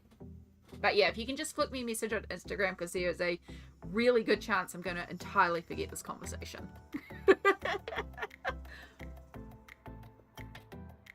Because me and my brain is like that, and yeah, especially today.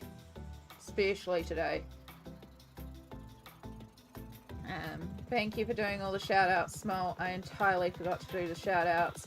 You missed, oh my god, you missed Shadow trying to jump up on the desk, and I stopped him because obviously wet paint, but his tail caught it, and then he got paint all over his tail and having to like clean up his tail.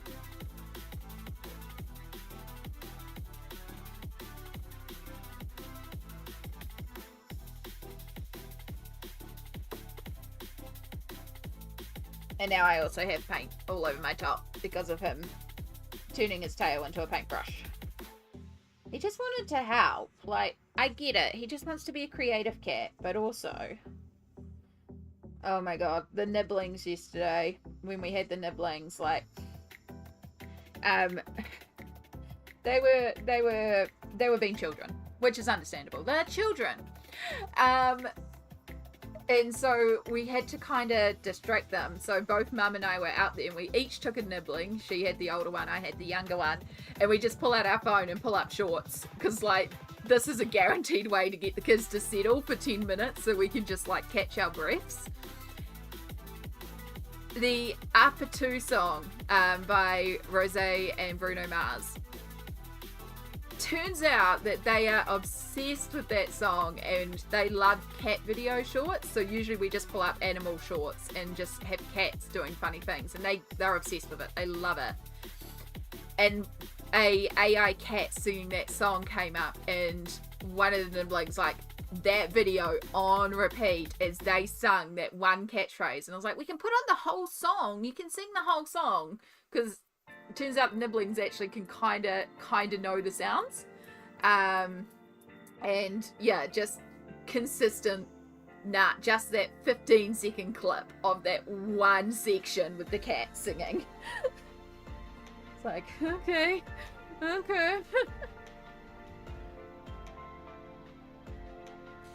But it gave us a break. It gave us a minute to sit down and catch our breath and not have to chase after the children. So we could just go catch ourselves and re-energize. Yeah, it is a good song. I'm with them. I love it. It's such a good... It's actually one of my pump-up songs. So before I start stream, I have a playlist that kind of just pumps me up. And that is one of the songs that is on that playlist. Because it is just a good, like... get into a bouncy happy space mood. Like, it's one of my vibey moods songs. So I'm with them. I love the song. Don't love hearing the pa-too, pa-too, pa-too, pa-too on loop for about 5 minutes. Like, give me the rest of the song. But, you know.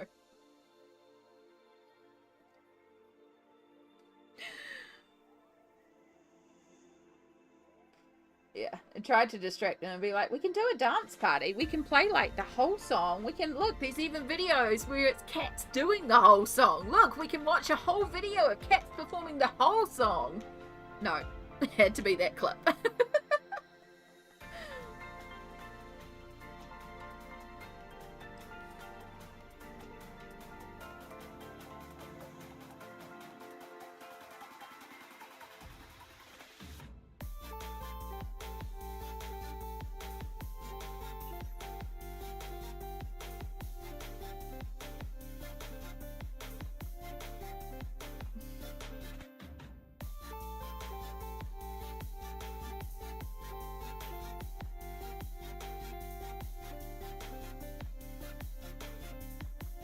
God, I love kids.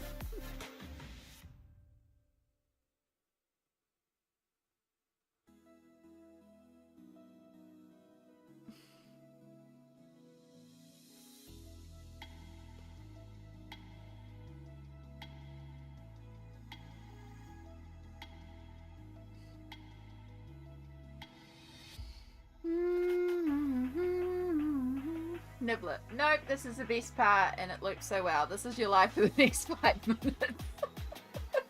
Yeah, pretty much.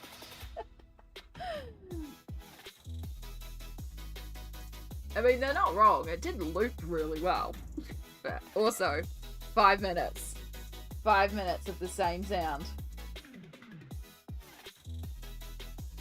But hey, like I said, it stopped us having to run around and chase them, and it settled them in place, and you know, it meant that we got our breather, which was the whole point of it.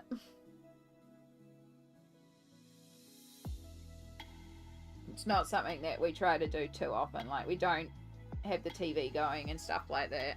They do sit down and watch Paw Patrol quite often, but again, that's our little break time. And they'll sit down, they have like some little potato chips, and they'll sit in front of a little table in front of the TV with their potato chips and their water, and then they'll watch Paw Patrol for about half an hour. That's usually when Mum and I just flop onto the couches and like,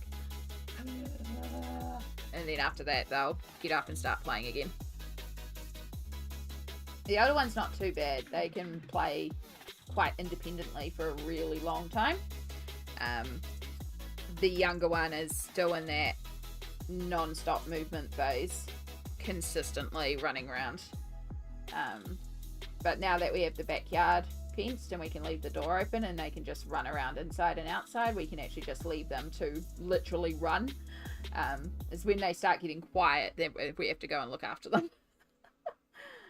But yeah, they are getting to the point where they are getting a lot more independent with their play, and like, as long as you're nearby, you don't really have to be as running and chasing after them consistently. It's not like we don't stay and play with them, but it's the running after them that is the part that really exhausts us, especially with the little one. The little one is a lot. So when it's the two of them together, it's a lot, which is why it's Mum and me on duty where we can. Sometimes they come around when I'm working though, so yeah. But it's still adorable. Still adorable. Thud! I was about to call you Smolt. Thud, hello, lovely. How are you going today? God, my brain and calling people other people's names today. It is the day. How are you going? I hope your brain is functioning a bit better than mine today. It is wonderful to see you.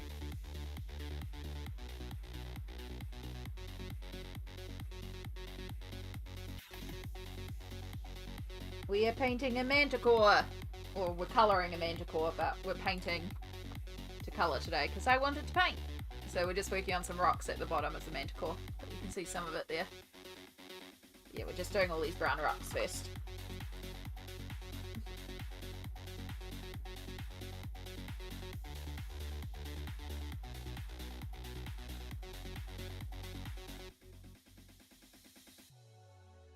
These cat fur so embedded in this paint now because of shadow. Brain is still half asleep. Yeah, that's valid. That is valid.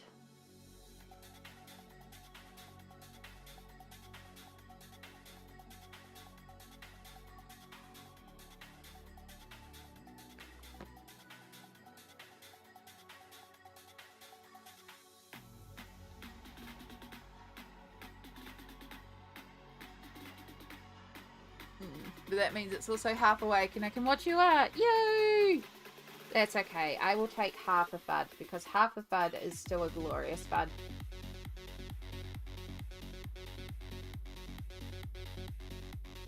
I hope you're doing well, hun. It's so good to see you. I feel like it's been ages, but I also know I've been stopping stream quite early and life is busy for you and I understand.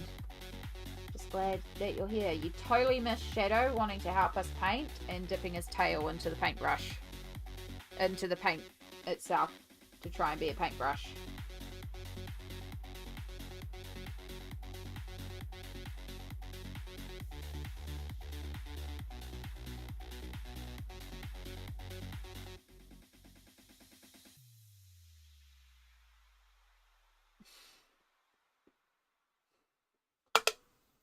Good bot indeed.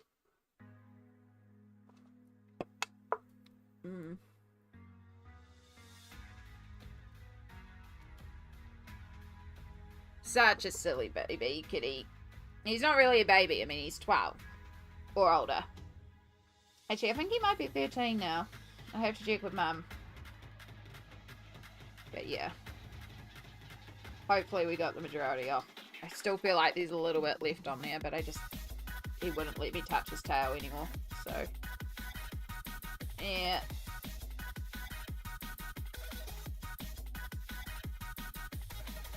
He might let me look at it later.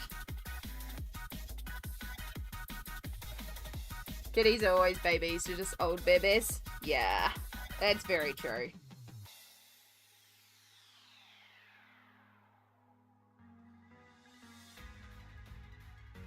It's funny, Mum's been saying, you know, when Shadow does eventually get to that age and pass, you know, she's not getting another cat now because of, like, allergies and different bits and pieces. But then yesterday she's like, oh, if I got another cat, I would want this type of cat. And I'm just like, not getting another cat.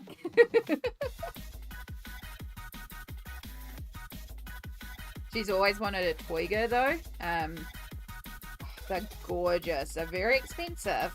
The cats that are bred to look like mini tigers. So they're toygers. Toyger, I think? Or Toger. Like toy tigers. They're so, so gorgeous. I don't know, Mum has always wanted to have a toiga.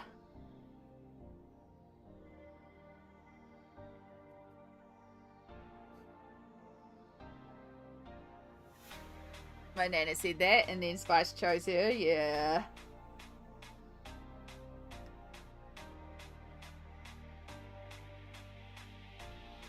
Yeah, well, Mum, when she got Shadow, she and my youngest brother, actually, was still living home at the time, so they went out to the SPCA, because they had listed a couple of tabby kittens on their Facebook page, and Mum went out to actually adopt them, but they got adopted before she got out there.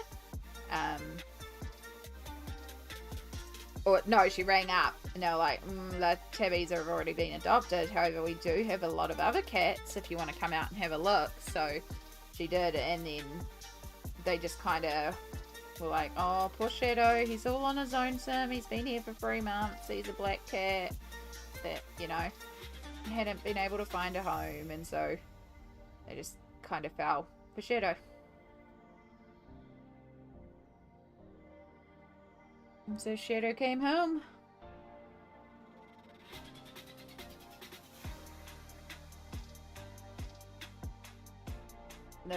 The SPCA is in full kitten season right now, so they're like overloaded with kittens, and I just keep looking, I'm like, oh, no. No, we cannot afford a kitten. Boyfriend wants a Maine Coon. Oh, I would love to have jellyfish. That would be my ultimate, but I have no idea how to look after them, and the technical requirements for the tanks and stuff is quite a bit, so yeah. I know I couldn't look after jellyfish properly, but I would love to have a massive tank with jellyfish in them. That would be so cute. Yeah, our SPCA is doing the cat-a-day events too, because they're like, we should just go out and look at all the kitties and play with all the kitties. I was like, we're probably going to walk away with a kitty if we just go out there to look at the kitties, Mum. Like, we know us. We know how soft-hearted we are for cats. We're going to end up with a cat if we go to cat-a-day.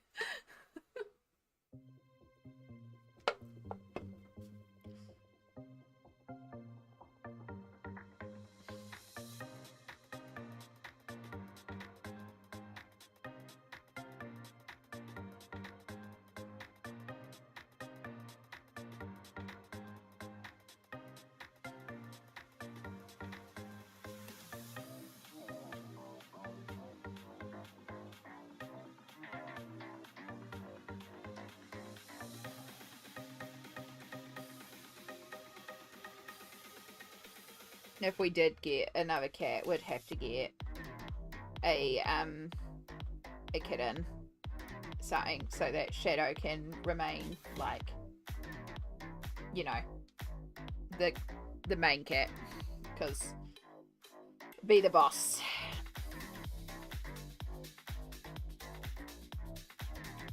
It's very much his territory. He does bring strays over, but he's very much the boss of them. You can tell.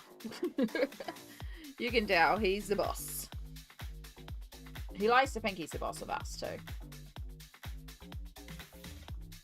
And admittedly, some days he is.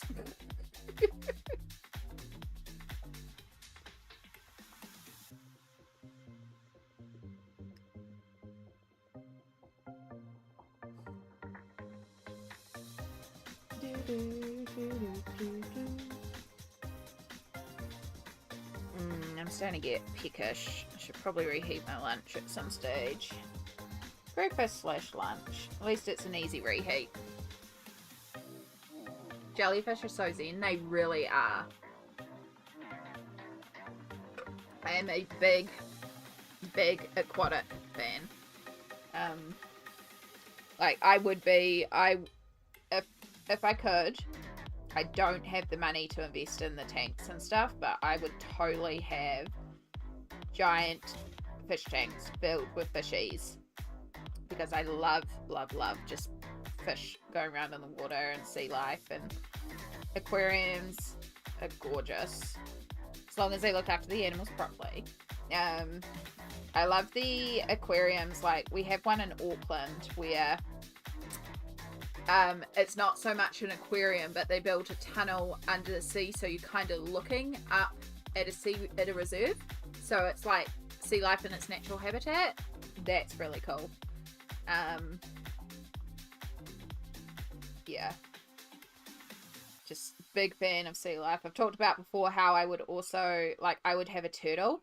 I really love turtles, but with turtles you've got to go in with a plan of what's going to happen to the turtle after you pass, because they can live for up to a couple of 100 years depending on the breed. So, like, you have to have a plan for your turtle.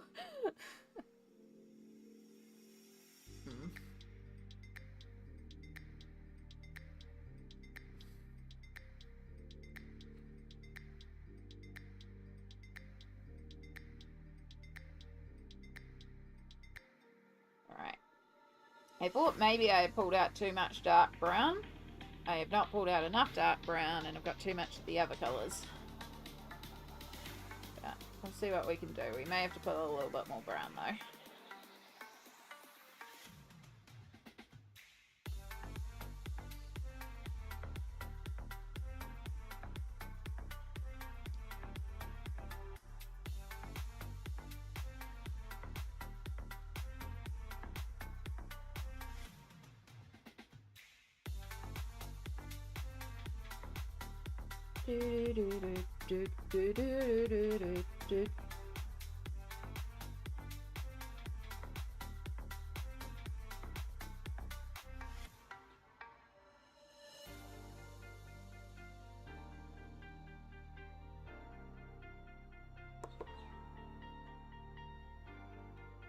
Yeah. Absolutely small.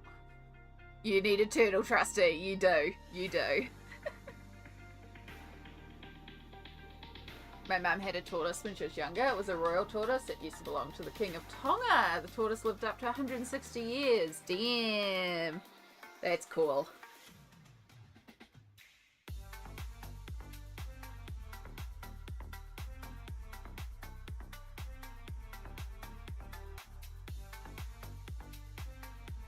Yeah, and like a small turtle or tortoise you could keep in a tank, but once they get to a certain size they also really need like a pen, and you need a pond, and it's a lot, and I know that I don't have capability for it as much as I would love them.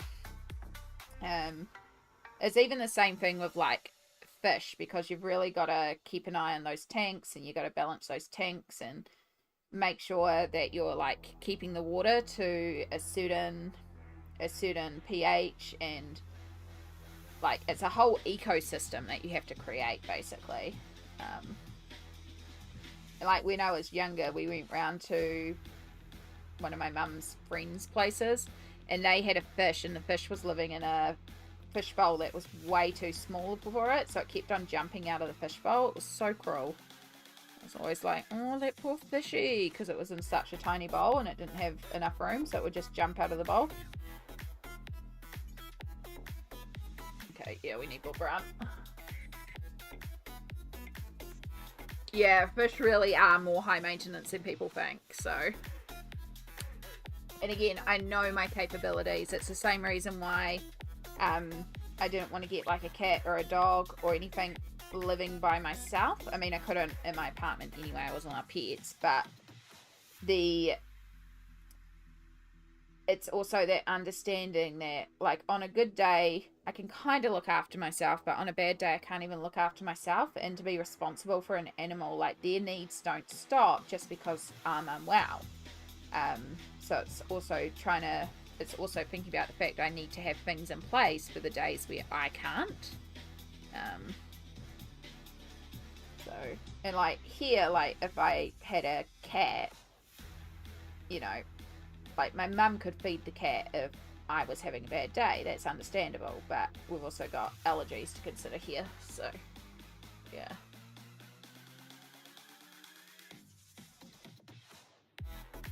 Yeah. Some jellyfish, like the box jellyfish, it isn't really a jellyfish, are poisonous and can be deadly. Yeah, and that's another thing too to consider. You gotta be careful. You just can't go in willy-nilly with pets. Like, it's a commitment.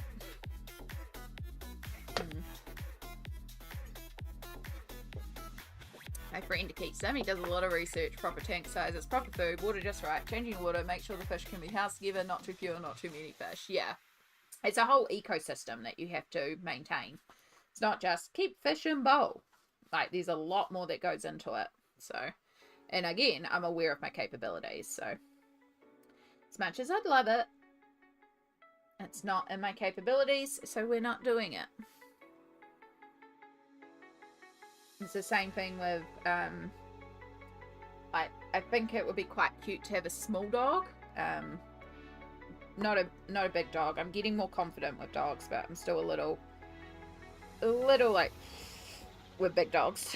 But a small little dog could be quite cute, quite friendly. But again, that dog would need walking on the days that I can't walk, which is a lot of days. Because can't look after it. It's not fair to the dog. Cat's a little bit more independent, unless you're Tama, who has to go for a walk. But yeah, same thing. Yeah. So it's just that I'm aware that I'm not in a place to look after the animal in a humane way, so I don't. As much as I would love a little pet. I had next door's goldfish in my pond for 9 years. I was fighting on her other fishes. She gave it to me to stick in the pond. Might die. However, 9 years later, it was heavy as a tin of beans and bigger than my hand. Oh, I'm glad you gave it 9 years of life, Yellow Beans. That's wonderful. You could look into local zoos and see if they do adoptions where you subscribe to own a zoo animal. I did think about that. Yeah. I actually just need to go up to the zoo and hang out at the zoo a little bit. We don't have an aquarium here, but we do have quite a cool little zoo area. And the nibblings like it too. We've been talking about the younger one. I can't chase after it, but the older nibbling, if we had a car seat or we borrowed the car seat, we could take them up to the zoo. Yeah. Although the good thing about the zoo here, like, it's a really small zoo. It's where we had one of the nibblings' birthdays, and the whole zoo is gated, so they can literally just let the kids run, because the animals are all protected, but also all the exits are gated, so the kids can't just get out, and it's a small enough area that you can kind of sit in one main area and see most of the enclosure. But it's got enough to keep the kids entertained in a big playground, so it's a really good place to just take the kids, because it's like they can just run wild.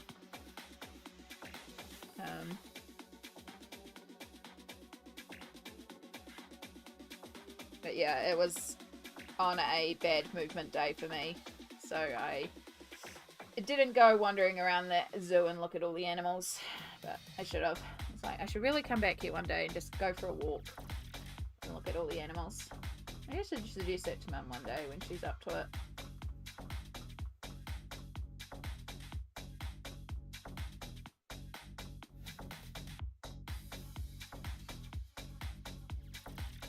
Won't be anytime soon. I've got a day tomorrow that's going to leave me quite exhausted for the rest of the week. As I was saying on Friday, like, keep an eye out for Tuesday's stream, because on Monday I have groceries and then I have 2 appointments. I've got a GP appointment and then I've got a specialist appointment at the hospital. And I know the specialist appointment is going to be, they're changing my IUD, so it's going to be painful. But because it's also a big day with 3 appointments, I can normally try to not have this many appointments in one day, but there's a lot of appointments on Monday, so I have a feeling Tuesday could possibly need to be a recovery day, so I may have to cancel stream on Tuesday.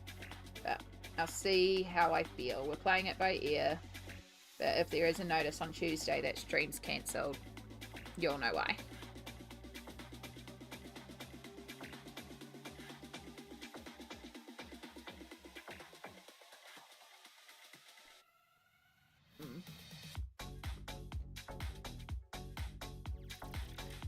Have to go for my meeting. All good, Winter. Catch you later. Yeah, it's a neat little zoo. Yeah. Yeah, it really is. I would love to have a rainforest frog. I think they're beautiful. Frogs are really cool, actually.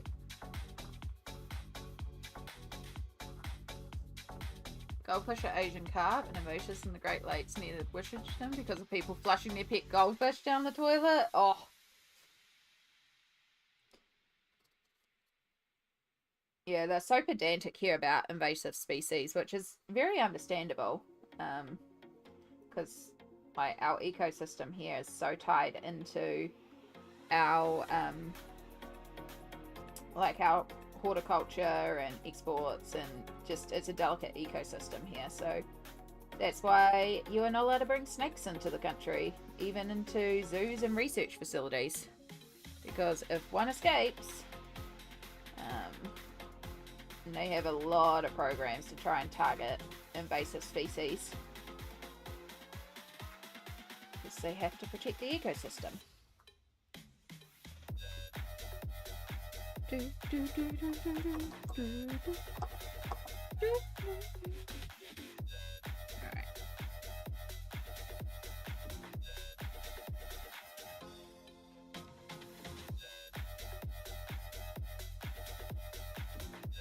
Do some highlights.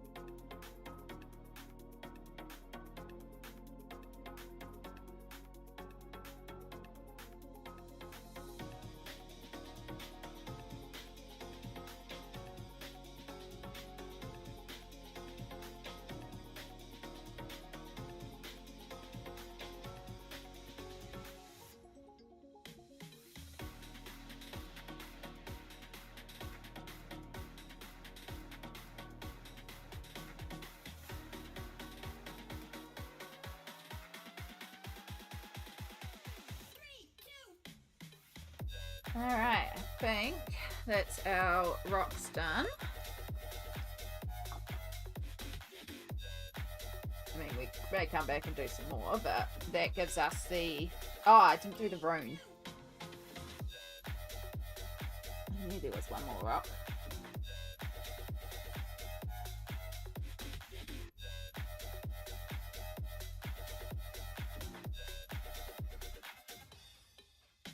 Try and keep that actual lettering free because I'll go in with gold to do that, but we'll do that later.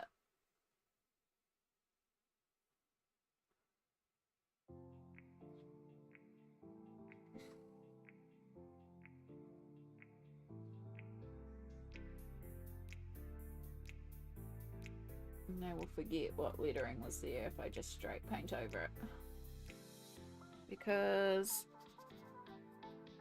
this isn't transparent, which is what we want.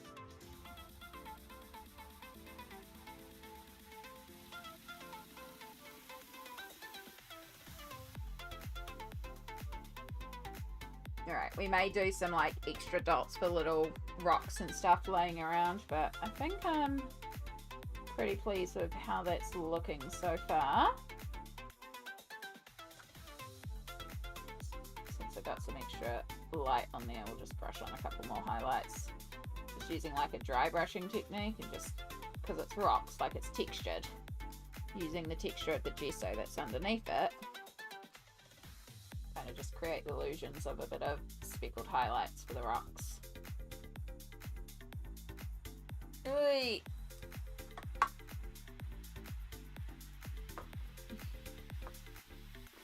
Alright, so there's our rocks. Now, I know I was saying green and merging to purple fire. I think I'm going to flip that. I think we're going to do purple with a bit of green fire. I think that would actually work better.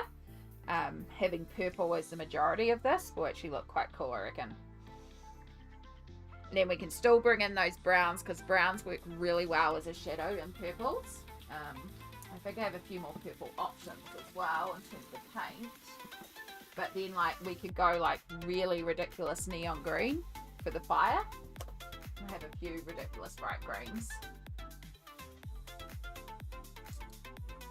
Alright, so let's pull out purples and see what we've got.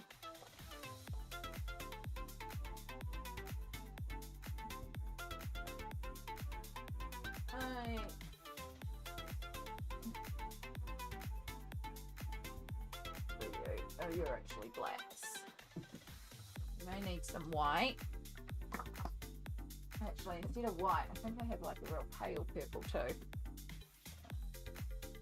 Oh, dig for all the colours of the cheap acrylic paints.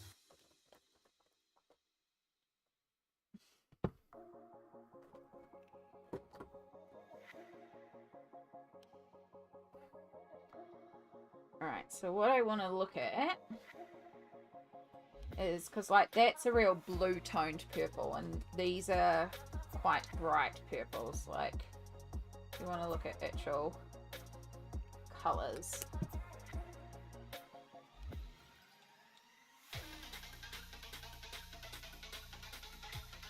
Yeah, see, those two are in the same family, like the same sort of undertones. And then that's getting into a real blue one again, so we'll avoid that one. And then that will actually work quite well as a light for that. It's got a little bit of grey to it. We might lose some brightness, so that might not be actually... Yeah, and so you're dark again, so cool. You're all similar. But what I want to test... And yes, I am just using my finger for this. Why not? Come on.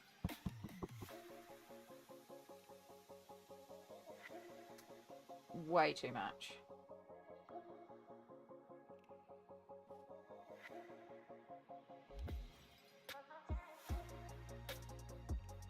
Oh yeah, no, it'll work.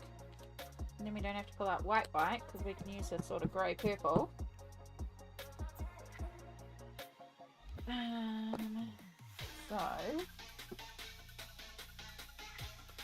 So common denominator between purple and green is blue. So maybe we do keep the blue purple nearby because, oops, too much again.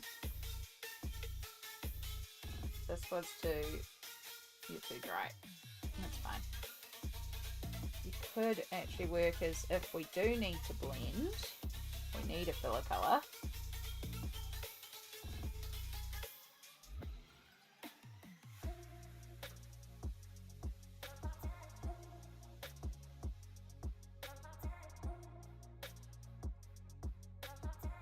Yeah, I like that, popping into the bright green.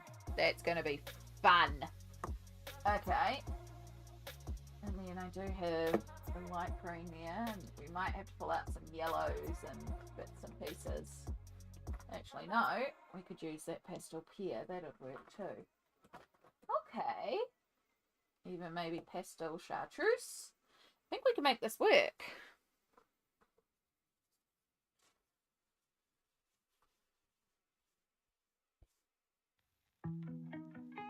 Purple to green fire is not what I saw originally, but also kind of dig it. I think it's going to be fun. Okay. So, move you all out of the way. Stuff everywhere.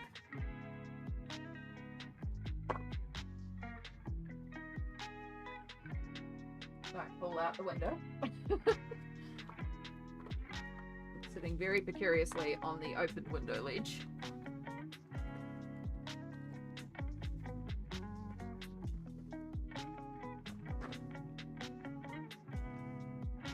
Alright, clean surface again.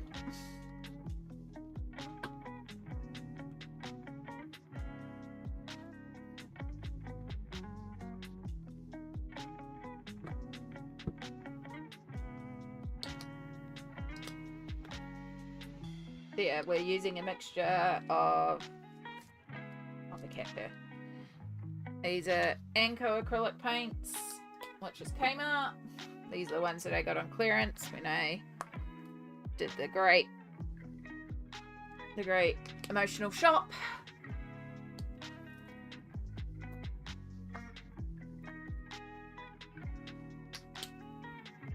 And then this is also Anko. It's from like their, it's meant to be like neon paints, but they're just really bright coloured paints. And this is Montemar, which is just from like a coin shop, so it's all like really cheap paints. Then we still have a bit of grey, a bit of brown. I can bring in a bit of white if need be, but I don't think we'll need white. I think we'll stick with the purples. Purple, brown and gold is such a pretty combo. And then that lime green is just going to be fun. Pages are now finished, so now to decide what to work on next. Putting pencils away first. Heck yeah, Yana, well done. Well done. Alright. So, we going to start?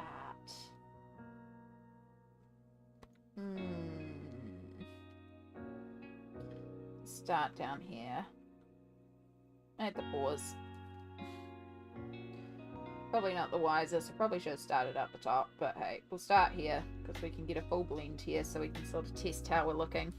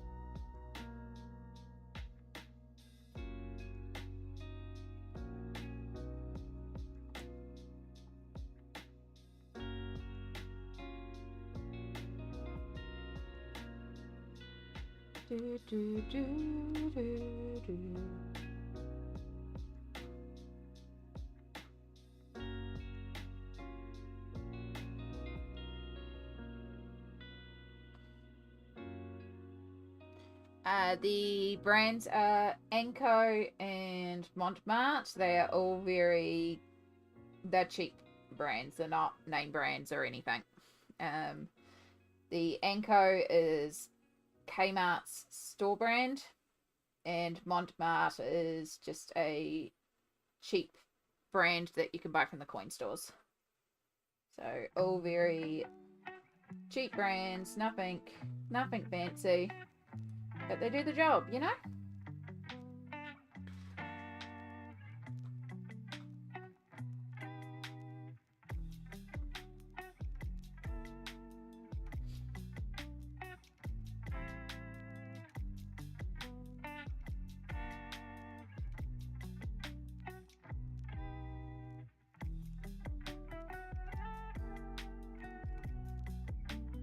I could actually switch out because I didn't end up using the Winsor Newton watercolour. I did actually end up using the Anko watercolour. Because originally I was thinking I was going to use one of the ones that are already on the palette, and then I changed my mind with the colour, so that Winsor Newton watercolour is incorrect from the project. But thank you for bringing that up, Smoke.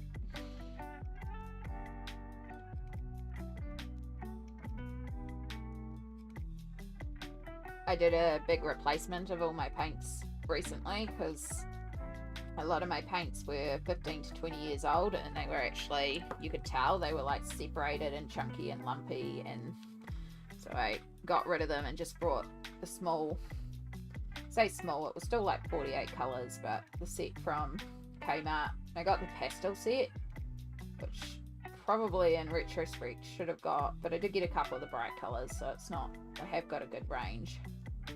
Probably should get a regular set if I end up doing a lot more painting, but this is the job. We're making it work. Then I have a few odd colours. Oh yeah, and I've used Semco as well because the brown is Semco, which again is a store brand for a local store. So lots and lots of store brands, lots of cheap paint. Does the job. It's just all matte acrylic paint.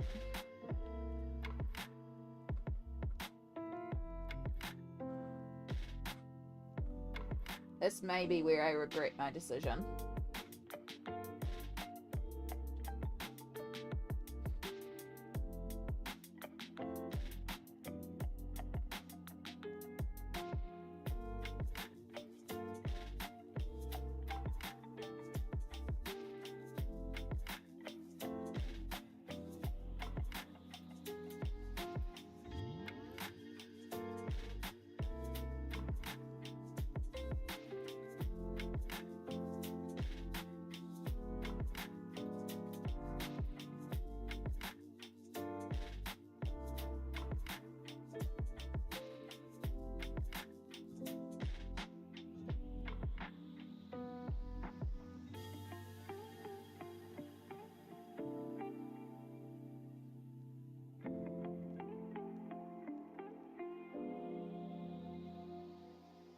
Trust the process, yeah.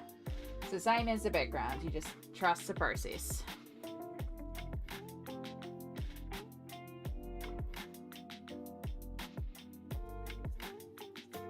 Do want to bring a bit of that black over here just so, or the dark grey as it actually is. Just so I can merge some of that with this darker purple. Just these really dark areas.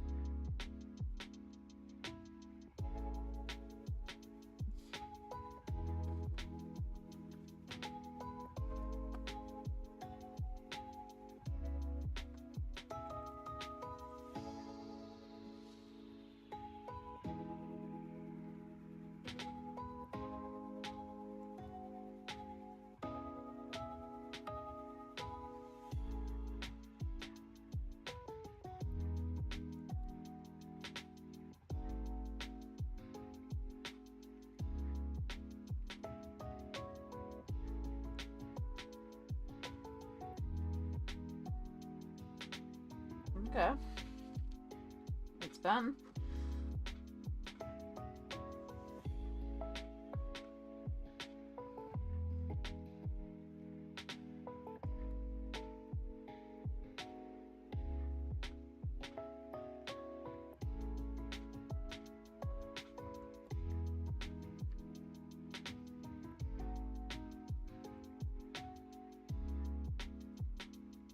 This purple here is a little translucent, but the others are so thick that it kind of works. So it's quite alright.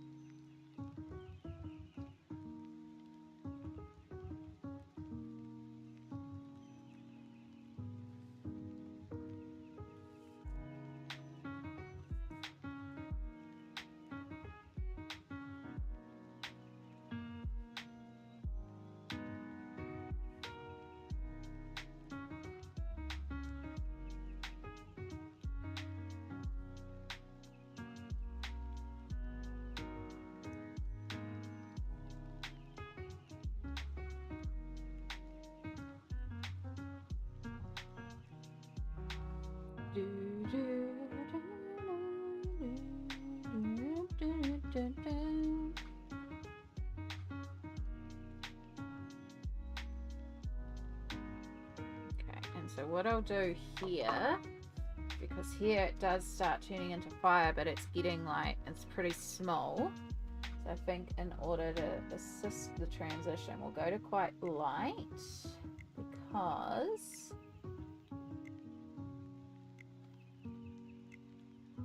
we can just make it that if it's where the body transitions into fire, we're merging into that lighter grey colour.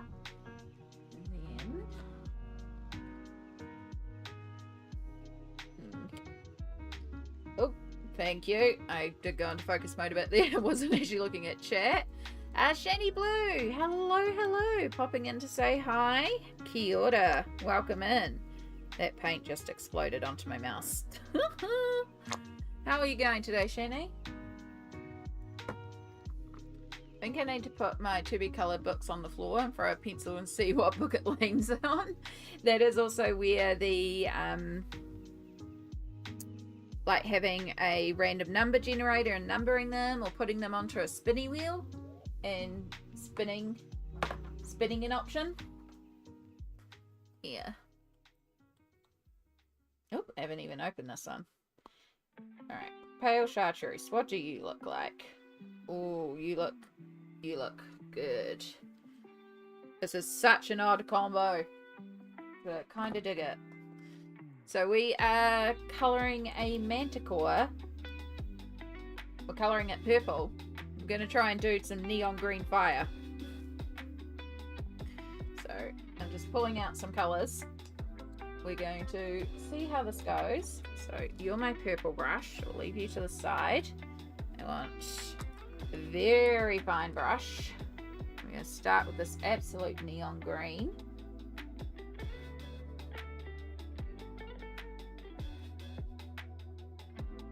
And so in order to assist the transition, I've got a real pale green that is kind of like, it's in the same family as this pale grey, so I should be able to blend the pale purple, so I should be able to blend the two together to transition from the purple to the green, is my idea. And then we'll go, like, the ends will be the really, really bright neon green that you can see going down right now. I have no idea if it'll work.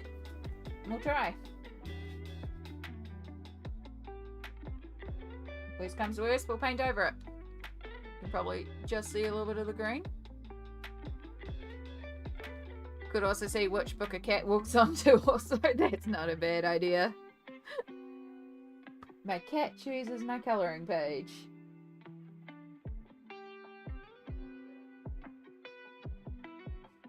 Could do that with shadow. Put a treat on each of the books and just see which book he goes to first. Honestly, he'll just go to the closer one. He'd just be like, treat!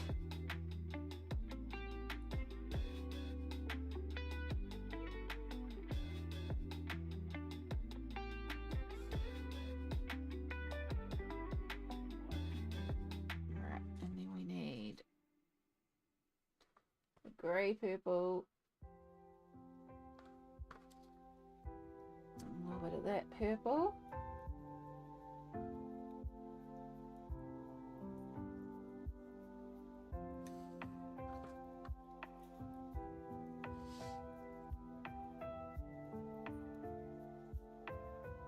Sorry, it's probably like really tiny. You can't actually see what I'm doing. Let me zoom in a bit.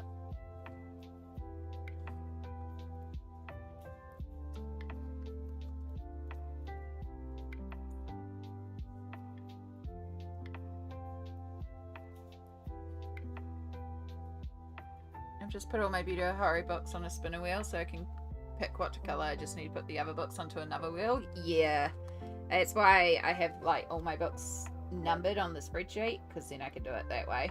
Sometimes it's good when you're just not sure and you're like, spin a wheel.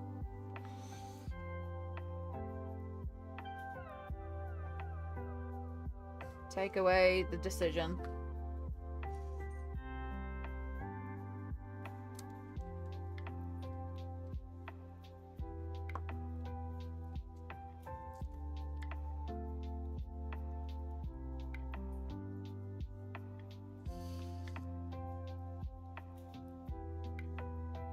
Starting to turn into green fire.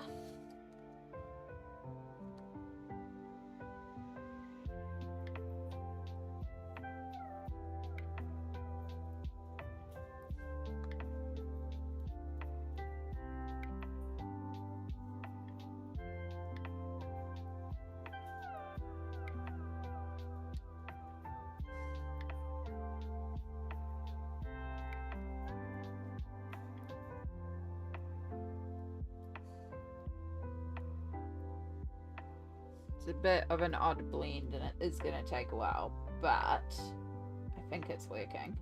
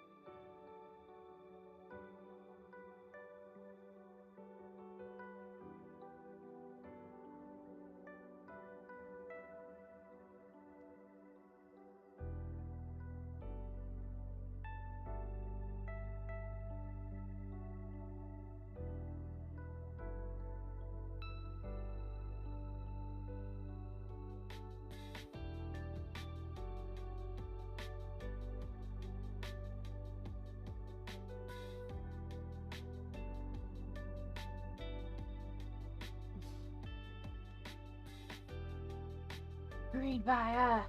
It's kind of fun. Can I see the greens you're working with? Yeah, so I've got a fluoro green. This is called pale pear. This is called pale chartreuse. And then this is like a really light minty green. So this is like the end of our fire. I'm working these two in the middles, and then this light color is blending with our light purple to work as our transition from the purple to the green.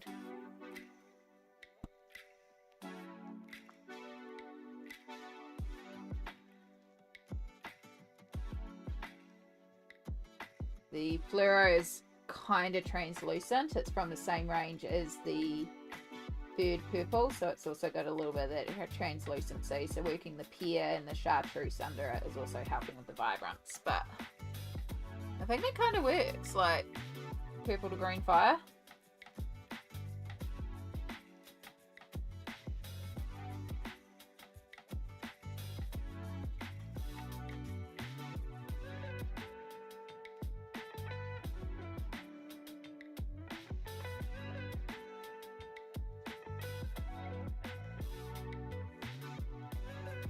Again, it's kind of an odd combo, and then of course I'm painting it, which is even more, but I kind of dig it.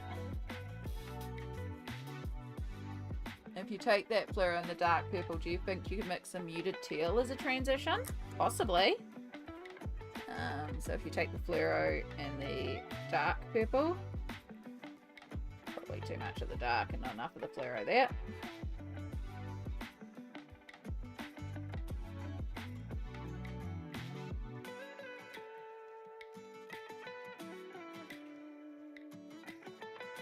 Yeah, that's giving quite a good little muted grey, which could be quite good if we need to deepen any transition areas.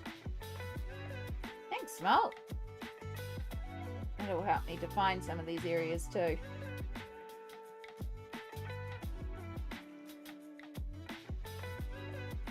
In Smoke we trust. Rule number 9.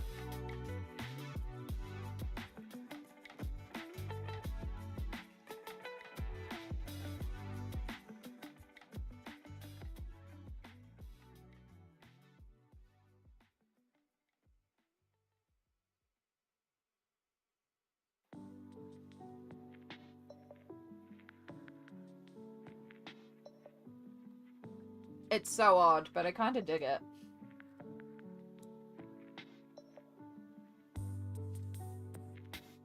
And then we can just take some of this bright green and just like tip some areas to indicate that there's fire there, but not worry too much. Just on top of the light purple we faded out.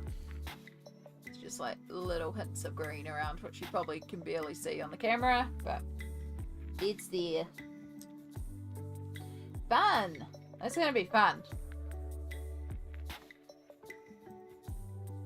Actually, I might keep using you for the purple because you're quite good.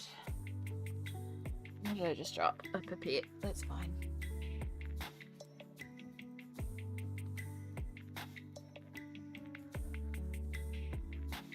Alright.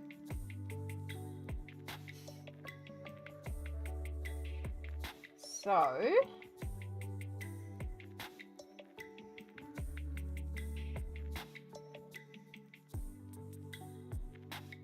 where do we want to logically start? Because I suppose I could just carry on with the other leg here. I'll finish off the leg. There are little areas of the leg left. Yeah.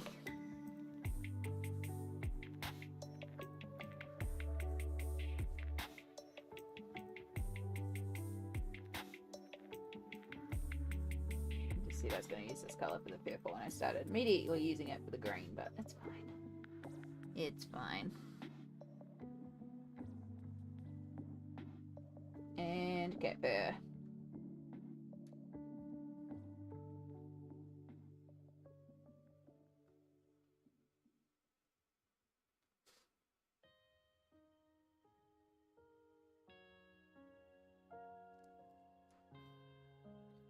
Yeah.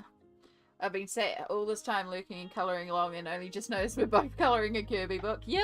It's giving Maleficent changed into a manticore instead of a dragon. Oh, I didn't think of that, but that's cool. Yeah, because it's purple and green. It is Maleficent colours. I'm down with that. I know why I just wanted to do purple and green. I just wanted to do purple and green. I mean, originally I was going to do green for the manticore and then turn it into purple flames. And then it's like, no, hang on. Let's change that. Down either way. In fact, I think it's... Oh, who's doing the movie prompt and the theme is Maleficent? Someone is actually doing that as a prompt this month. The colour the movies. Is it Jamie's Colouring Love or is it Julianne and Eat Colours? Somebody is. My phone is going so slow. I think it's Julianne that has the colour the movie. It is doing that as a colour the movie theme. Scavenger, mythographic. No, Julianne does the mythographic scavenger hunt, Matchstick Mouse, and is doing colouring bingo with E-Art Studios. Jamie Colouring Love? Yeah! Is Maleficent. Is the... You can colour anything that reminds you of this movie. You can also colour fairies, mythical creatures. Sleeping Beauty, the colour palette is a suggestive palette. But it is meant to be the Maleficent Disney movie, which I don't know if purple green works so much for that one, but I'll tag Jamie in it anyway if I remember. Yeah. I'm surprised I even remembered who was doing it. To a point.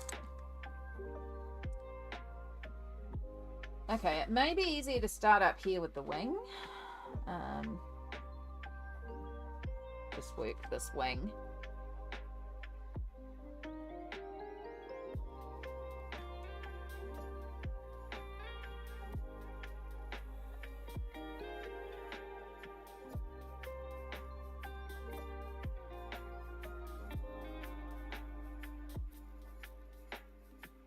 Ooh, where's the pipette I dropped? Ooh.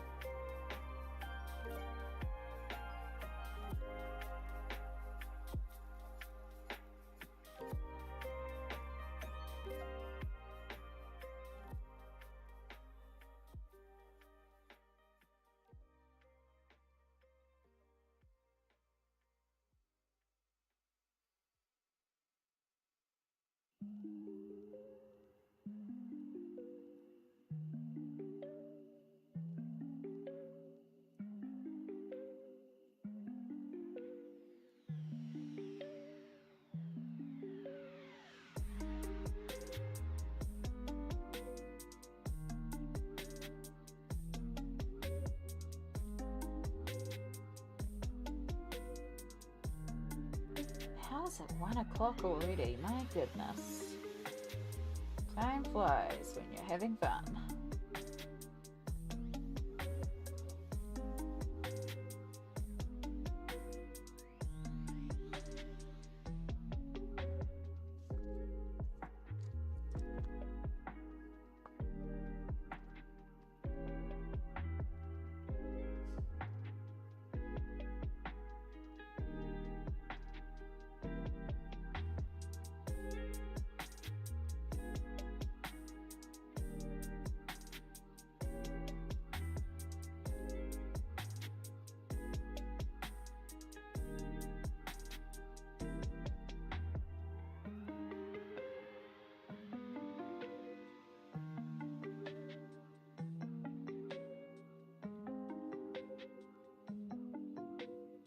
Self-care check? Yeah, I was just thinking it might be...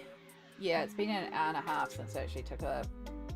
I had to take a break because of shadow and do a clean-up, so it might be a good idea to do a little bit of self-care check. I'm thinking maybe I might go and quickly chuck my lunch in the microwave and heat that up.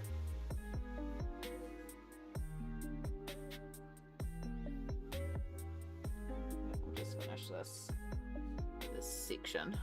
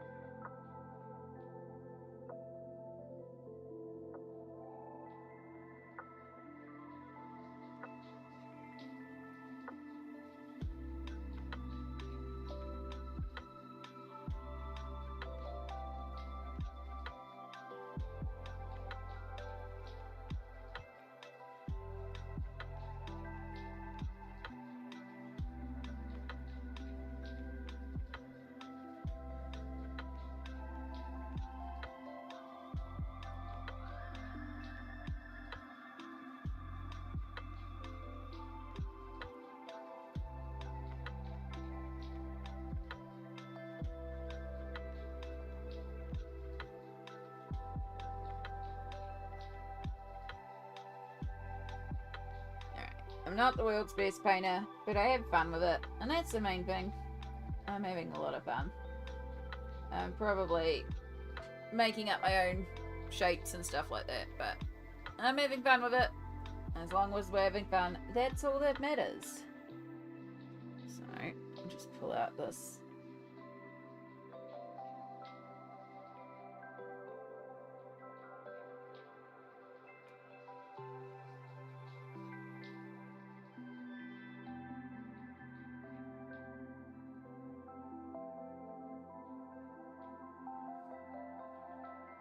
like a really clear line there that we can use to separate this section.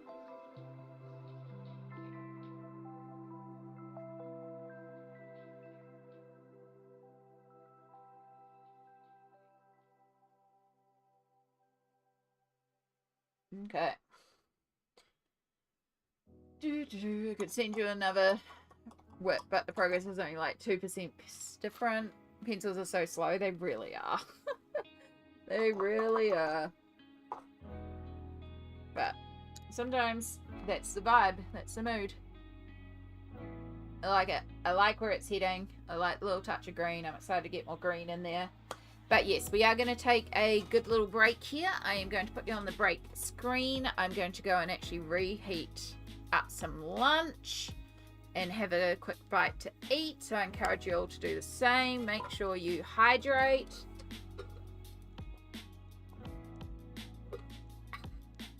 Make sure you take a good stretch. If you do meds, make sure you take your meds. Grab a snack. Do some form of self-care to look after yourself. We'll be back probably in about 5 minutes or so. So it's a good opportunity to go to the bathroom. Fiction, I'm sorry you're coming in just as we're going for a break. It's tradition. But we will be back very, very soon. And I'll see you all in a moment. I was just thinking, wow, pencils take a long time. I've been colouring this guy for over an hour. I once streamed for 8 hours just colouring this guy. I can see, yeah, pencils take a while. Alright, I'll see you all very, very shortly.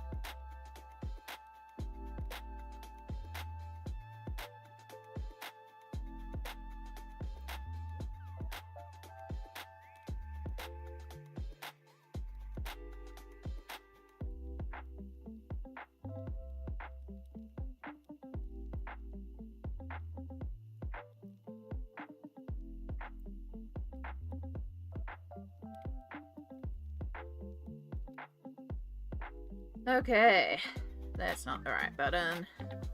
That's the right button.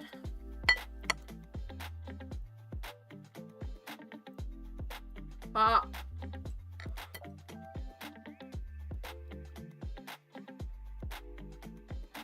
Oh.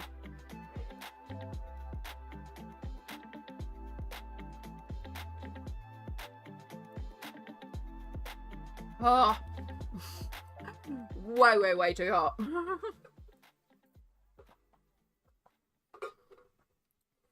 There, Amy's hungry and not thinking and just shoves it in her mouth straight out of the microwave hot.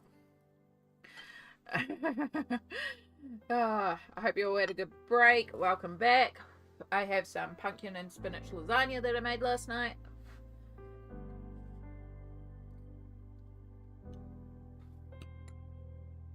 So good. So good. Especially because I'm hungry. So it's got pumpkin and kumara, or sweet potato, spinach, garlic, tomatoes, and then a layer of cheese on top with some panko breadcrumbs. So good.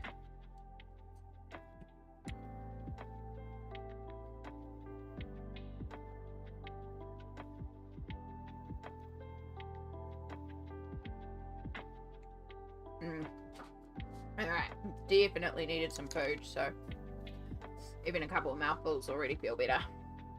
So yeah, I hope you all had a good self-care break and did look after yourself. I, as I said, made food and went to the bathroom. Checked in on poor Shadow. Seems okay. Still won't let me go near his tail. I think he's okay. He's trying to clean his tail, which is a bit of a worry, so I tried to go near his tail with a wet cloth to try and wipe his tail, and he wouldn't let me near him, so hopefully I got most of the paint off and he's not eating paint.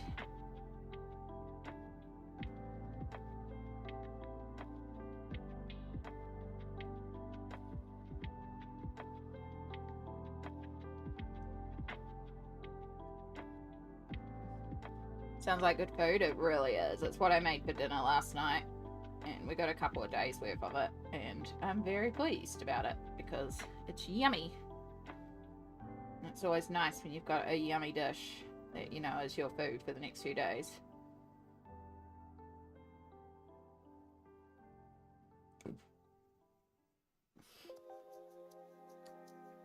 You went to the bathroom and got a drink too. Well done. Good self-caring.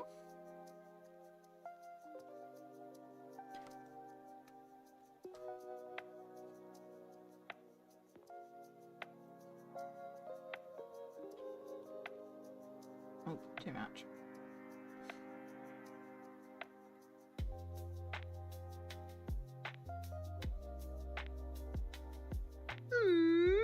Oh my goodness, TK Dodo. Hello, hello. Kia ora, Raiders. Welcome in.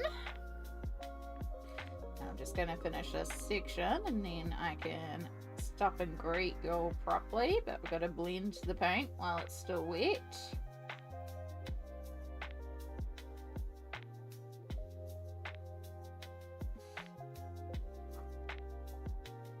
Yes, kia ora, Raiders. Welcome in. TK Dodo is a gorgeous streamer here on Twitch who plays video games but also does colouring, which is how I discovered them. They colour in Teresa Goodridge colouring books. I believe at the moment it is the Country Charm or Village Charm Teresa Goodridge colouring book that you're working in. It's gorgeous anyway. Absolutely gorgeous. Wonderful chill time over there. Highly recommend if you like colouring channels on Twitch. And for all our raiders that have joined us, kia ora. Sorry, I'm eating my lunch. But welcome in. My name is Amy, aka Amy Water, she, her pronouns. I am a colourist as well. I am also trying to stuff my face full of some food because I haven't had lunch yet because it's 1 PM here, 1:30. We are colouring in Kerby Rosanes Mythomorphia today, and we're actually using paint because I was in a painting mood. So we've been using a bunch of different paint, and we're just starting to work on our manticore. So you can see we've got this purple to green fire, so purple for the manticore and green for the fire. Don't know why we're going those vibes, but we are, and we're just painting and chilling and having a good time. It is village charm. I thought so, but then I was like, hang on, maybe it's country charm. But yeah, it's gorgeous either way.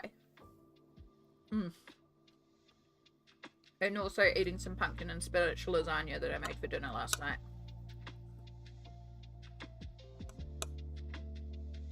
But yeah, you're welcome to hang out. If you need to raid and fade and do some self-care and maybe get your own lunch or dinner or breakfast or snacks, please feel free to. Feel free to keep just lurking in the background and keep me up as background noise, or in chat if you want to chat.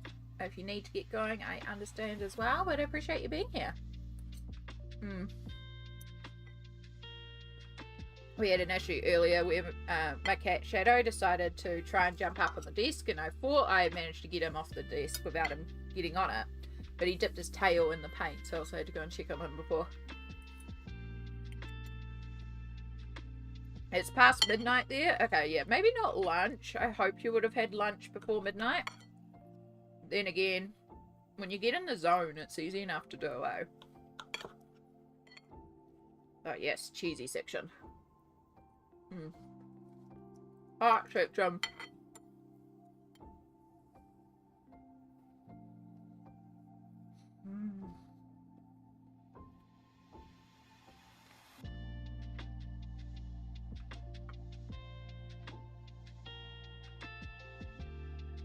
So yeah, we're just using acrylic paints, not any particular brand. A lot of cheap brands, but it's kind of fun. Like, I'm digging it.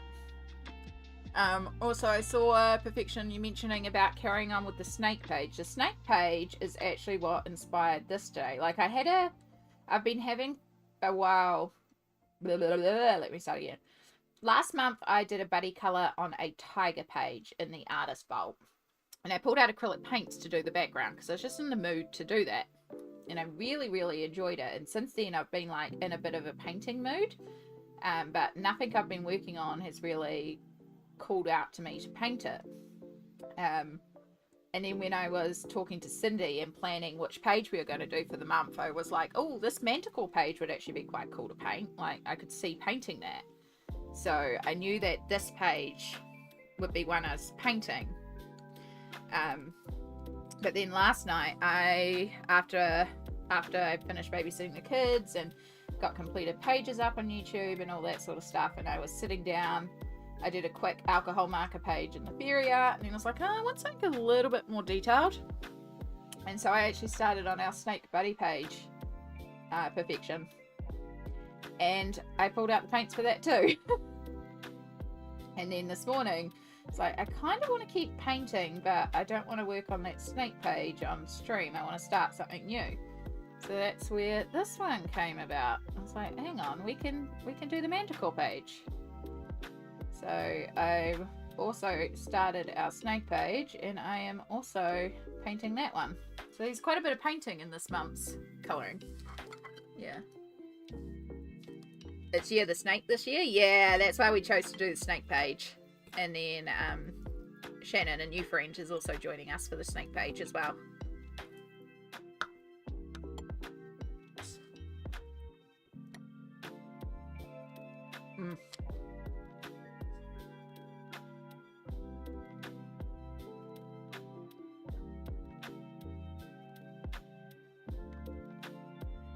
Yummy, yummy, yummy.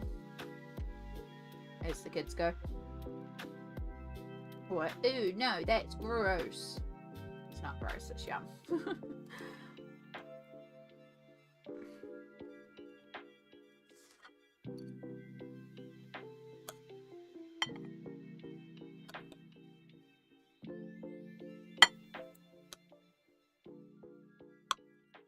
Sorry, the plate is really near the mic too, so you're probably going to get sounds of me cutting up the veg, like the big chunks of potato and stuff like that. It's arty, but also I'm really hungry.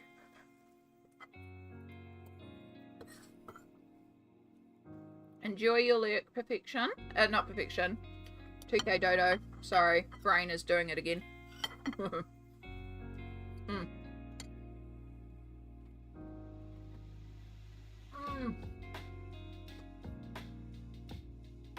This is where we're at perfection. So I did all the background. And then I did all the branch stems. I'm starting to work on all those leaves. So yeah, I'm not quite sure what colour I'm doing a snake yet. Which you can kind of see in there. But yeah, I really like it. Oh.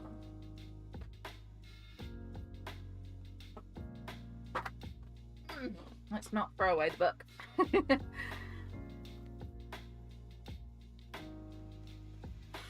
But yeah, I started that last night and I actually really enjoyed it. And then, yeah, like I said this morning, I was like, I still want to paint, but I want to start a new page. I don't want to work on the snake right now. So I was like, cool. The other one I was going to paint this month.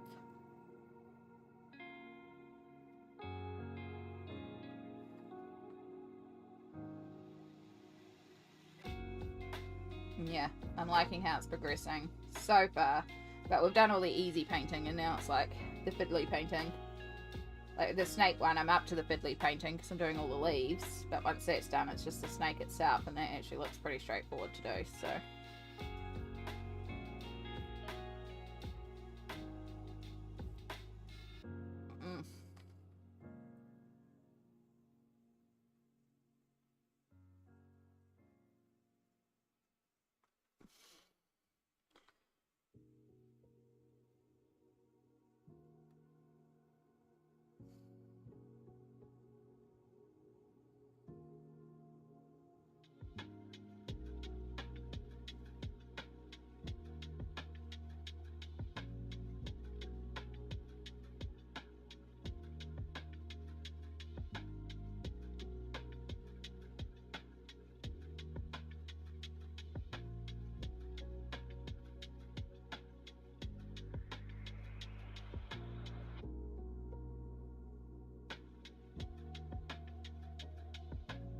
I think somewhere in my cupboards I also have a paint by number. That could be a fun thing to do this month for something different. I need to.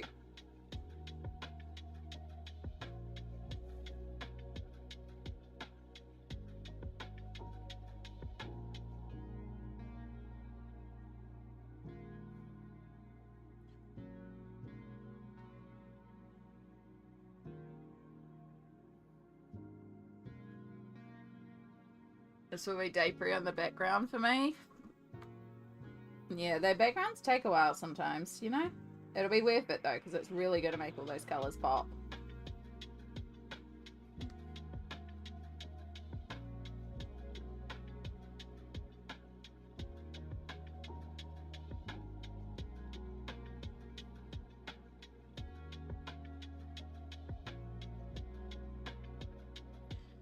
Get on my local news station this week at USPS.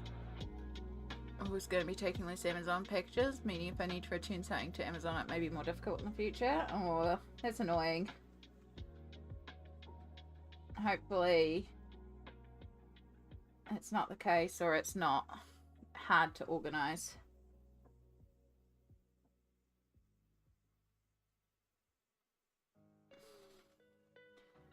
Because yeah, it's mailing stuff is already difficult enough.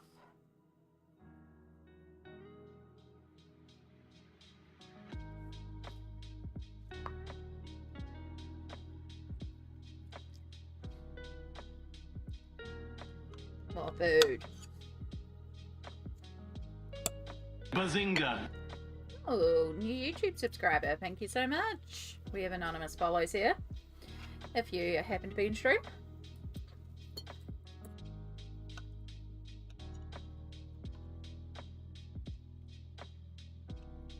If you happen to be in stream, feel free to say hi, is the words I was trying to say.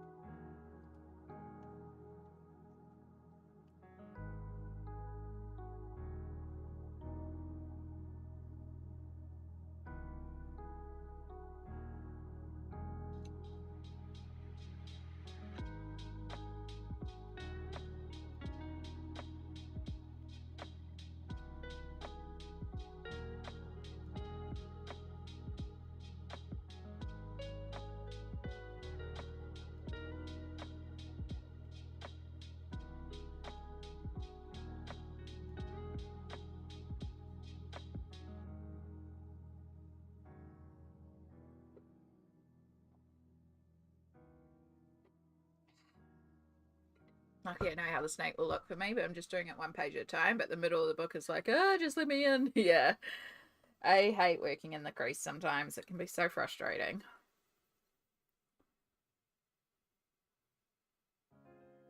I already own some good acrylic paint in tubes, so I don't need to buy any more acrylic paint currently. That's good. It's always good when you can use existing supplies. You don't have to make a purchase, because there's already enough in this world trying to make you buy, but also, you know, it's money that could be spent elsewhere.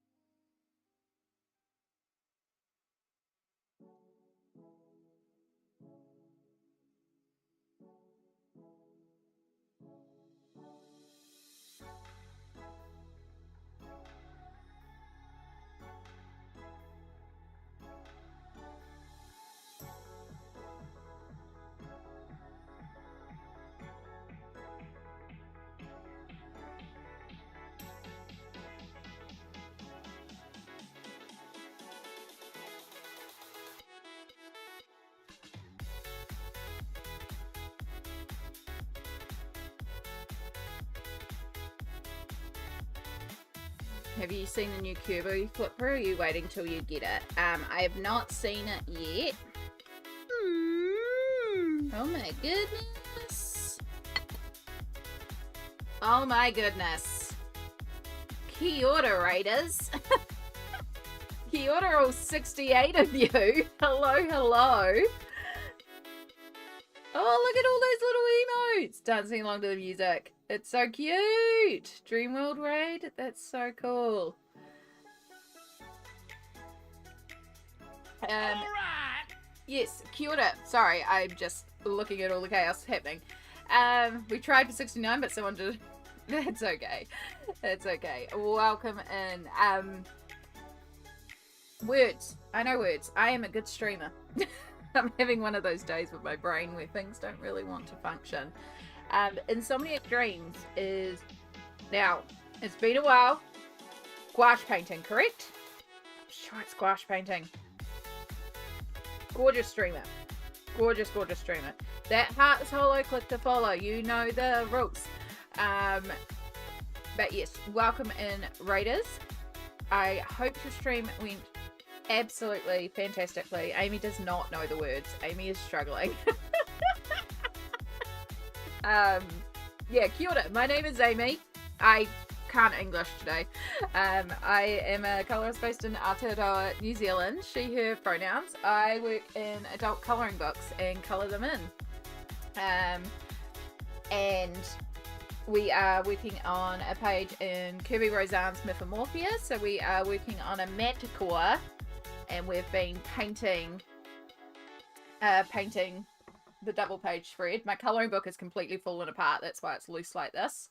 So we've got like the ground done and we're just starting to work on our actual manticore. So we're doing purple with a little bit of neon green fire, kind of Maleficent vibes. Yeah, just having a lot of fun with it. Lots of acrylic paint and chilling and vibing. I'm also eating my lunch right now, so every once in a while I'm going to shove food in my gob. Because food. Me couldn't word today either. She said expensive instead of expensive. Pencils are expensive though, so I understand the reasoning behind that. Senyuk, watch me also. I can't word for names, so I'm probably going to butcher a lot of names. They're expensive, exactly, bud, exactly.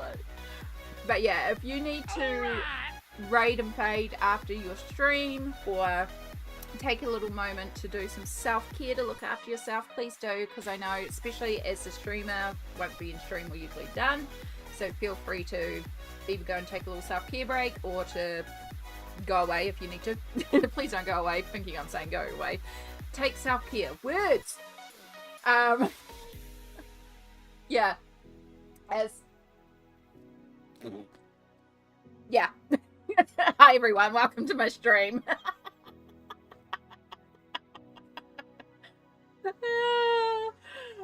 Oh gosh. Yeah, she also calls herself a magpie because she collects shiny stuff. Oh, we love shiny stuff here. Glitter, glitter, glitter, and pencils. Yeah. I am broken. I've always been broken. We know this. There is no fixing this chaos. Explain no spoons as your stream tag. I've never seen that before. So no spoons is spoons is a term used in the chronic fatigue or chronic illness community. I have a condition called ankylosing spondylitis. It is an autoimmune inflammatory arthritic condition where my back is slowly fusing together like a piece of bamboo and has a bunch of other stuff that goes on. Sucks. I'm in a lot of pain. But we deal. And so the term spoons is used as a way to explain how what may be an easy task for you is not necessarily an easy task for somebody else with a different condition. So we all have a drawer of spoons. And as a regular person waking up, you may start the day with 20 spoons. You get up and have a shower, and that's a spoon. You make breakfast, that's another spoon. You decide to do a workout before work, that's maybe 3 spoons, 8 spoons at work, because work is a lot, right? You come home, you've still got 6 or so spoons, so you can make dinner, do the dishes, do the laundry, and you still have a couple of spoons left over. It hasn't been a hugely taxing day. As somebody with a chronic illness, your drawer may only have 3 spoons to begin it with. You have to get up to have a shower because the pain is going to cost you 2 spoons. It's going to cost you 2 spoons to make food. It's going to cost you 20 spoons to go to work. You have 3 spoons. So what do you choose? Do you feed yourself? Do you have a shower? Do you go to work and know that you're going to go into the negatives and be completely out of spoons and be penalised for days trying to catch up? So yeah, that's where the spoons analogy comes from. Yeah. But yes. So also thank you to all the people that hit follow. We have anonymous follows here, so thank you so much for that. And bye tour photo, you're probably going to go to bed soon because it's 1 a.m. Another 1 a.m.ers. All good. If you need to head to bed, feel free to head to bed. But yes, I really need that spoon tattoo. Yeah, we should put other spoons for when words aren't working. Smalt, you are very, very right. You're very right. You're very onto it. All right. We call smod the smod. We call smalt the smod. Because I once mixed up smalt and god, and like saying smalt is like a god because they were saving my butt. So it's just the smod. The ultimate mod. No, it was smalt and mod that I mixed up. See, I can't even... Yeah, I don't know. But yeah, we're try to keep chill and casual, and we try to keep a little on the PG side and just be a happy, glittery, safe space to hang out and vibe and chat and talk about art and colouring. Colouring is my mental wellness activity, so this is one of the things I do to keep myself going when things are a lot. And also, just to make you aware, I dual stream, so we're live on both YouTube and Twitch right now. So the chat above me on the stream will also merge both sides. So you may occasionally see me respond to a chat that you're not seeing in the Twitch chat, and it's possibly because it's on the YouTube side. And for those in YouTube, they're like, what the heck just happened? We got raided, which is where a stream that is live on Twitch has ended. And the wonderful streamer, the Insomniac Dreams, has brought their community over to come and hang out with us for a while. So we got a whole bunch of new friends joining us. Did I do everything? Did I do the things? Am I a successful streamer? I brainsed good.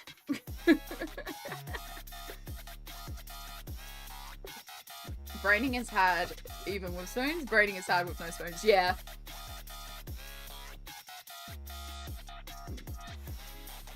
Yeah.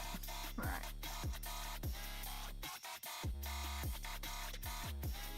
You brains did good. Good. Too small. I know smart. Now back to Dark Fairy Tales. Oh, do we have a question about Dark Fairy Tales? Oh yes, I did see just before the raid popped in there, Yellow Beans mentioned about having a copy because you got an advanced copy, which so jealous. Yeah. Dark Fairy Tales is an upcoming colouring book being released by Kerby Rosanes, who is the illustrator I'm currently colouring. It is, well, I haven't seen flip through, so I can't say exactly because I haven't been to look at one yet, but it's meant to be quite intriguing. His work is always gorgeous, so he's one of my favourite illustrators.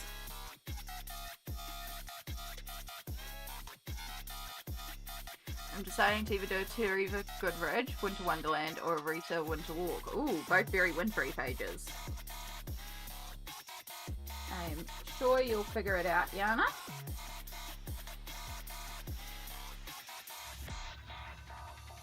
It's crazy to think that half the world is in winter when it's so freaking hot here.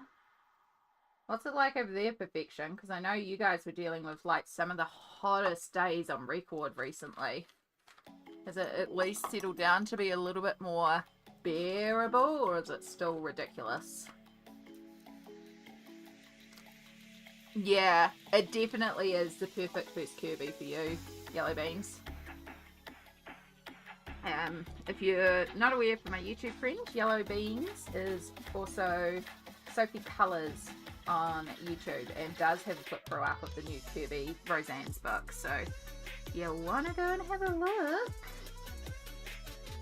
Yeah, I talked about this a little bit earlier because I was given a warning from the Wonderful Smalt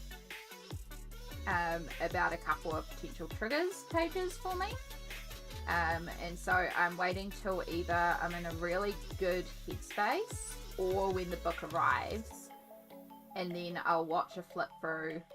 I think I'll probably still wait till when the book arrives, just so I'm not influenced by anything else or having to worry about, like, I can work at my own pace, and then look at the book when the book arrives and judge from there how I feel about the book.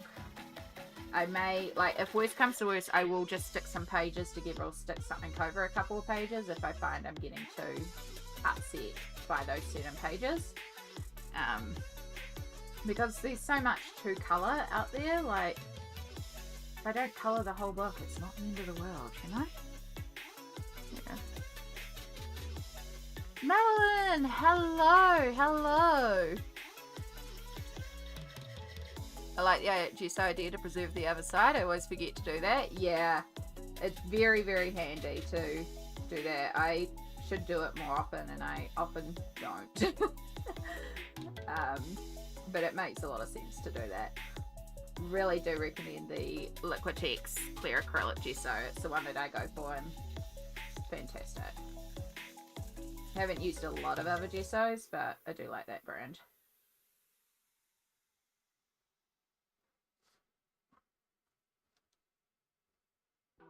Oh, 2 seconds, chat. I think. Oh.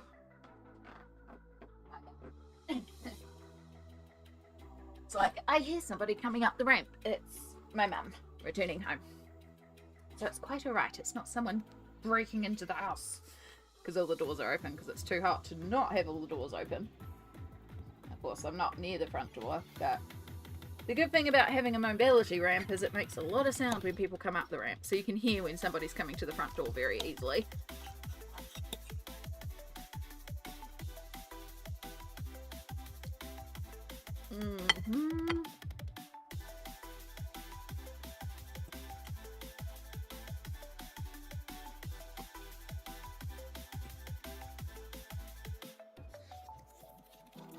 Right.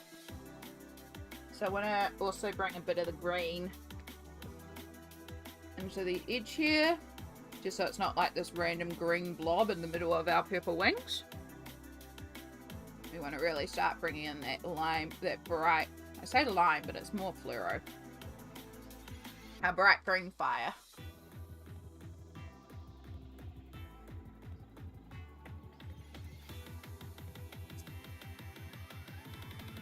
I think that's probably smart to wait for the book so you can take your time going through it and really form your thoughts. Yeah. Yeah, that's I think that's probably my plan. When it does get released. Next month.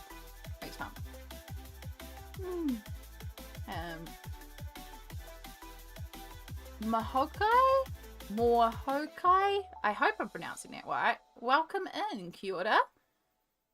Oh, look at that little Kerby well golf. That's so cute.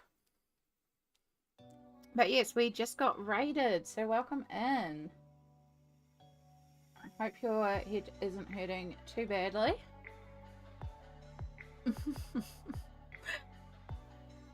We don't, like, we have lots of tea and cookies and cozy blankies, so, you know, we can at least bundle you up and keep you warm. And if you don't like tea, well, we also have coffee and hot chocolate and water plus hydration.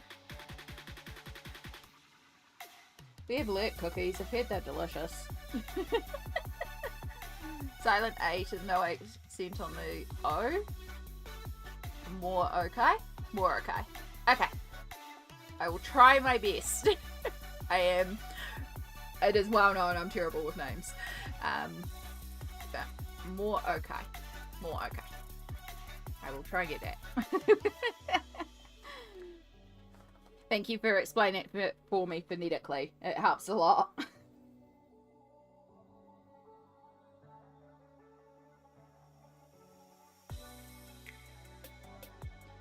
I would good.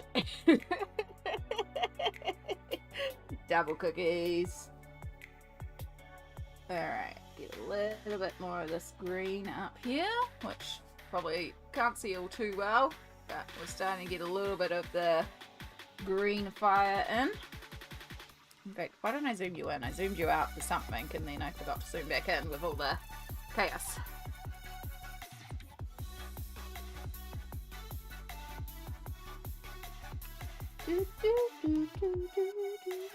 So I hope you're all doing well today on your time zone. It is, oh my goodness, it is almost 2 p.m. How is it almost 2 p.m. on Sunday? The weekend is just disappearing. I swear it feels like it should only be like midday.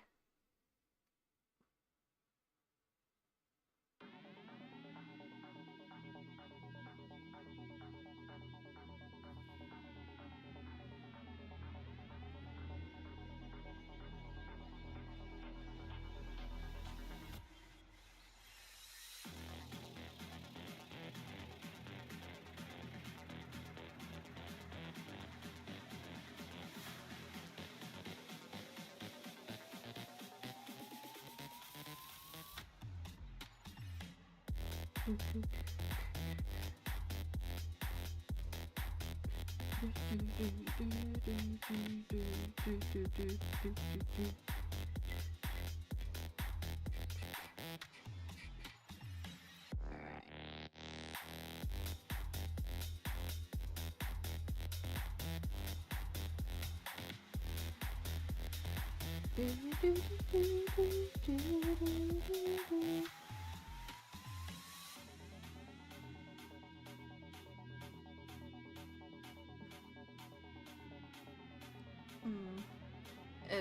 only 8:51 p.m. here. 16 hours in your past. Oh my god, time math. 12 plus 2, because it's 2 p.m. or 8, saying it was 2 p.m. That takes us to 14 hours, which would put us at midnight. You're basically 9, so an hour back is midnight, 11, 10, 17? Because it's almost 9 p.m. for you, it's almost 2 p.m. here. So midnight to midday is 12 plus 2 for 2, so that's 14. So if we go backwards from midnight, an hour till 11, an hour till 10, an hour till 9. So 17 hours, right? Did I just time math? This hurts my brain.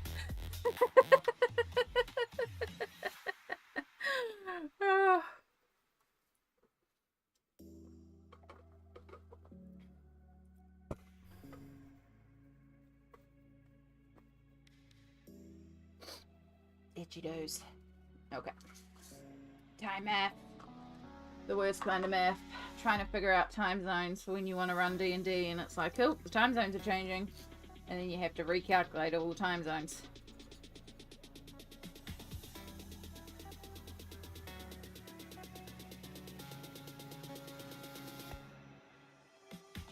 Or when you're starting to run a D&D campaign and everyone's in different time zones, it's like, cool. Not only do we have to schedule, we have to schedule and try and figure out time math. Time math. Amy and I are 18 hours difference and it's 7:53 p.m. there. Nice. Math, it's Saturday. I know, it's Sunday now. Yeah. It's always when I'm like running games too, and it's like, okay, we'll schedule back on the 2nd. I can't just say like the 2nd at 10 a.m. It's like, oh no, the 2nd at 10 a.m. New Zealand time, which means this time in Central and this time and this, and you know. Just if I was to give an example, it's like time math. It's why when I try and explain my stream schedule, and I'm like, yeah, I stream at 9 a.m. Tuesdays, Fridays, and Sundays, New Zealand time. So it's like Mondays, Thursdays, and Saturdays for most people.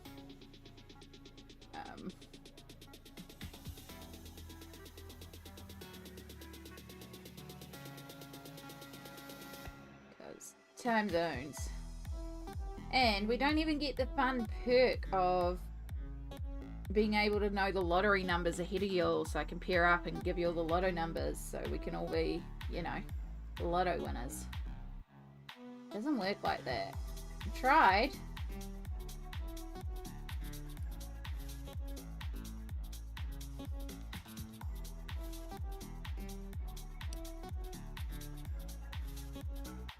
Yeah, you're not too far behind me, Perfection. Which cracks me up when I'm online and I see that at like 7 a.m. and I see you're still online. I'm like, you should be in bed.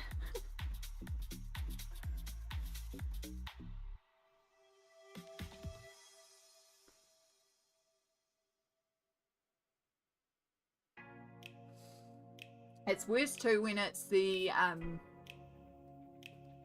time zone when it's daylight savings, because daylight savings works opposite too. Plus we all change at different times, so I have to like, not only do you have to work out if you're going forward or backwards, and then if the other hemisphere is going forward or backwards, because of course it's opposite, but then we change times at different times. It's not all one weekend either, it's all like across 2 different weekends. And so like for D&D, there's like, okay, so this week's game is at this time, and then next week's game is at this time, and then the week after that it's at this time, because of all the time zones. Like, just one time. But no, that wouldn't quite work. I just really don't like doing time zone math.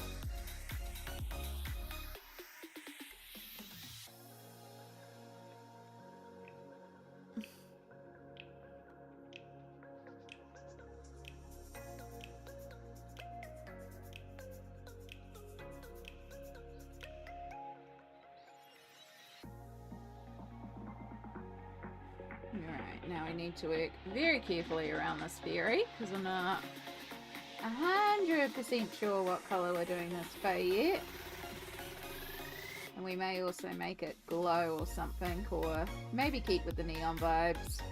Not sure, but that's for future. For now, we'll just work around it. Make sure we've got a clear pathway. Knowing me, we'll probably pull out the glitter. Just glitter. Glitter, glitter, glitter.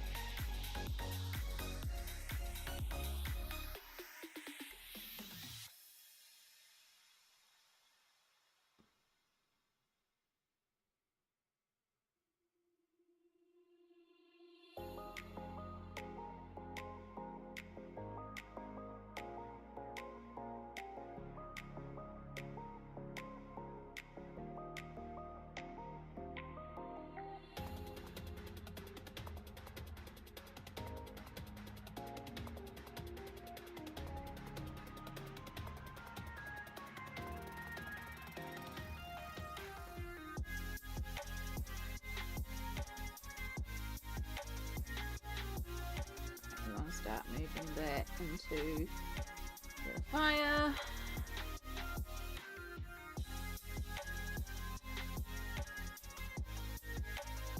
I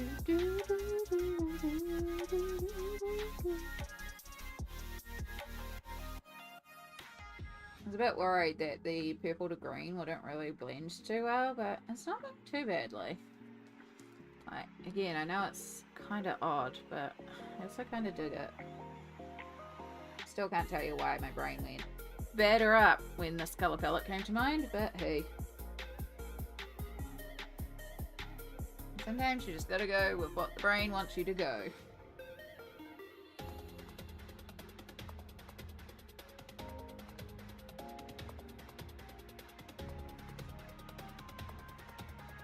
Let's get that pale chartreuse.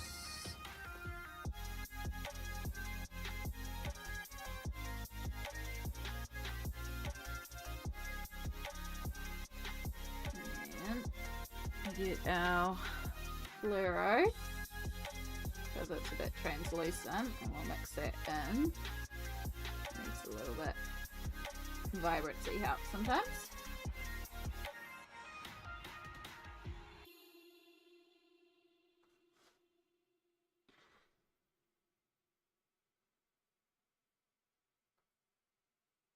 Work the pear in this section.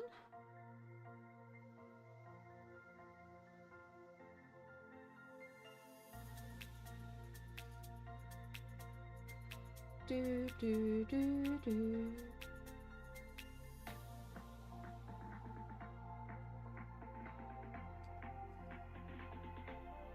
I hope you're all doing well out there. Just a reminder to have some water, take your meds, have a little stretch, have a little snack. Don't forget to self-care and look after yourself.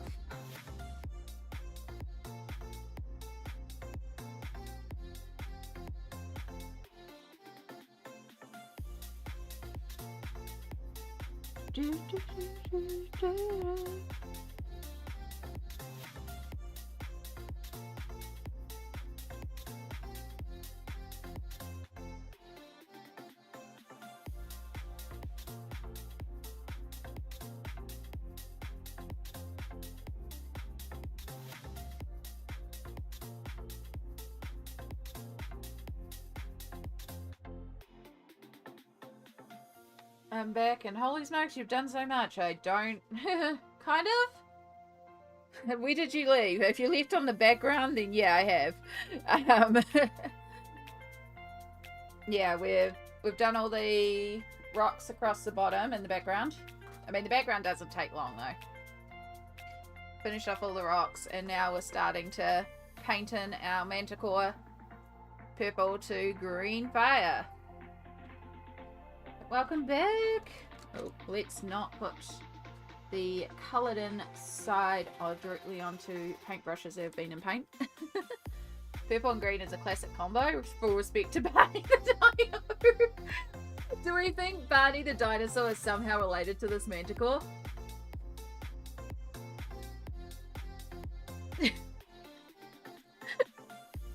Like, my brain is like, yes, this is a thing. This is now canon. This is Barney the dinosaur's scarier, intense mob boss uncle.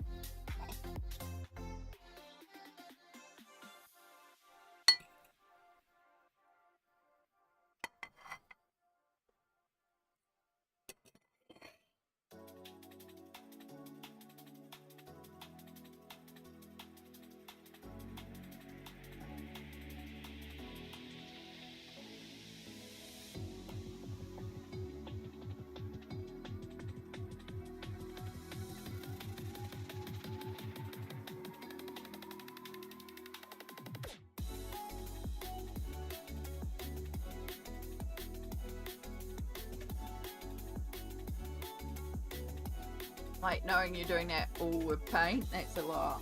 Thanks. I'm having fun though. It's definitely been like, I've had the mood to just paint a page for a while, so. You know, sometimes you just gotta go with what the mood is telling you. And yes, I may regret it, especially as I come up to this lion's mane. But, hey.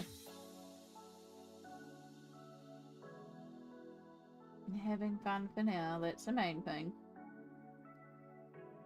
I have a feeling that I am losing a lot of the detail though, but that's fine.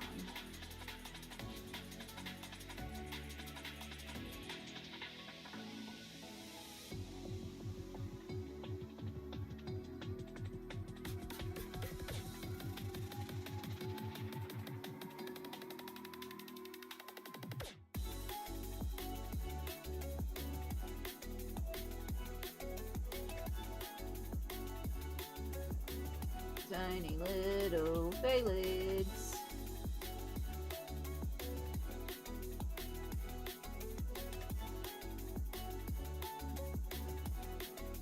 A little bit in there. That's about all the dark that's remaining on the screen. Chai! Hello. Welcome in. I've seen chilling in science and technology. Chai is our gorgeous geologist. Chai knows rocks, and Chai rocks because Chai rocks. Rocks.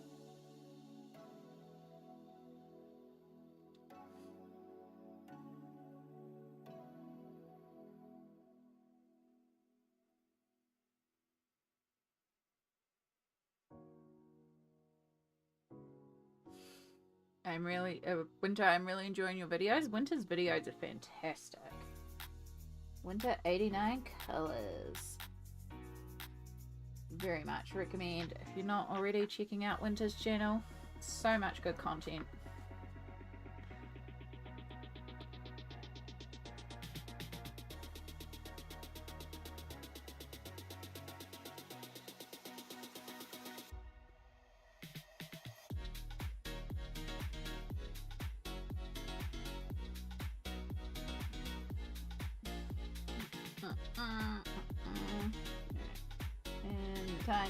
And the tiny. So many tiny little areas. Yeah, and this is where I'll probably start. I'll probably, when it comes to the face, really start regretting choosing to paint this, but I am really enjoying it so far.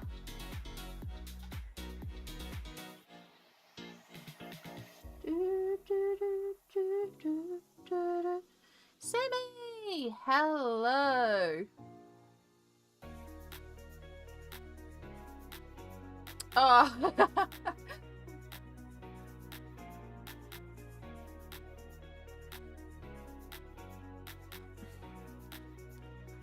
Yeah.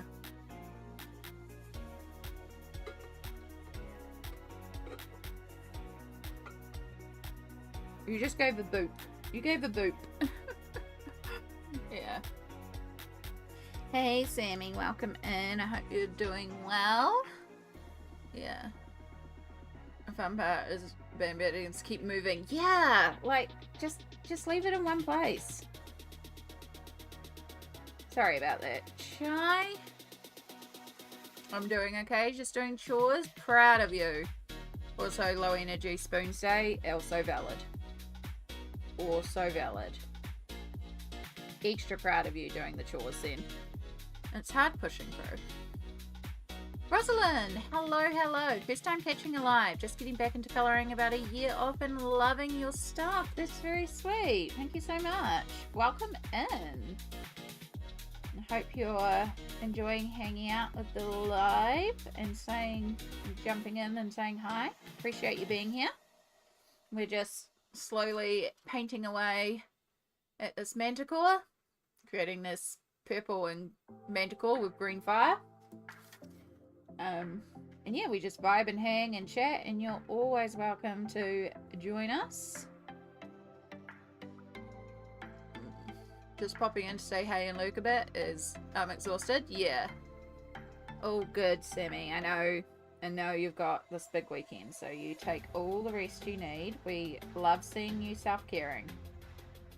So you definitely deserve it. All the friends. I hope we're all doing well today, and whatever we are working on while watching stream, our own projects are going well. If we're doing something, if we're just vibing and zoning out, well, you zone out and you recover those spoons, because sometimes you need a good zone out.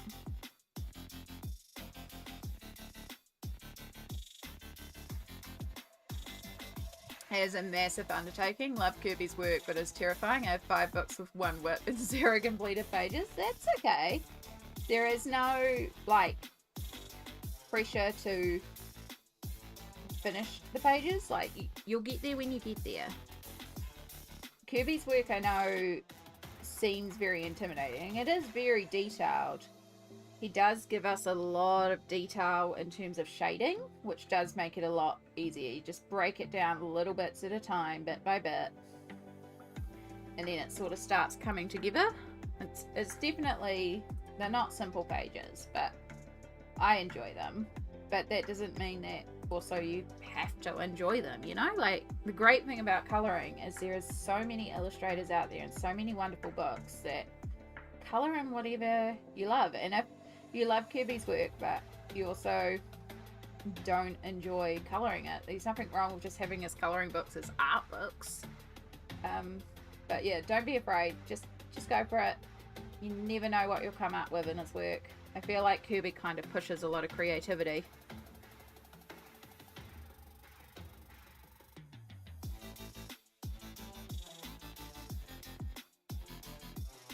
You can only try. And hey, you can't colour wrong, because even if the page doesn't turn out like you intended, you've learned something along the way. All colouring is valid, so it doesn't matter how it turns out. It's still colouring and it's still correct.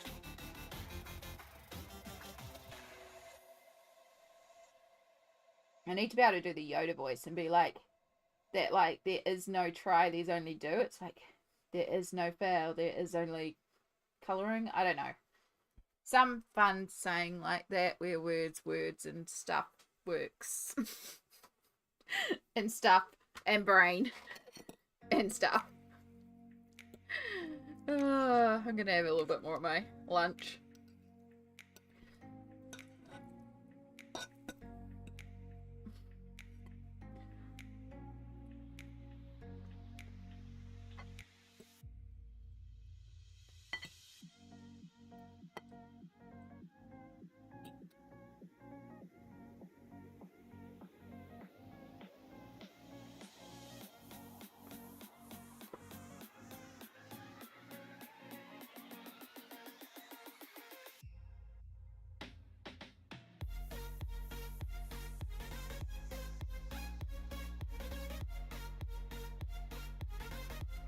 Right, let's not zone out.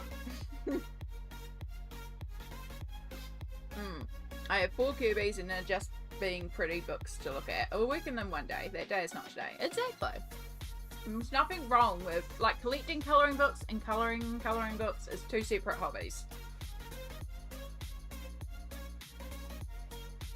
And I wanted to work in every one of my books, so I set that as a goal. But there's also nothing wrong with just having colouring books and viewing them as art books. Like, they're beautiful to flip through. They're like sketchbooks. Artists often put out like the sketchbook of. I have Lois's. I don't know how to pronounce it, but I have 2 of her books that were put out. They're beautiful art books.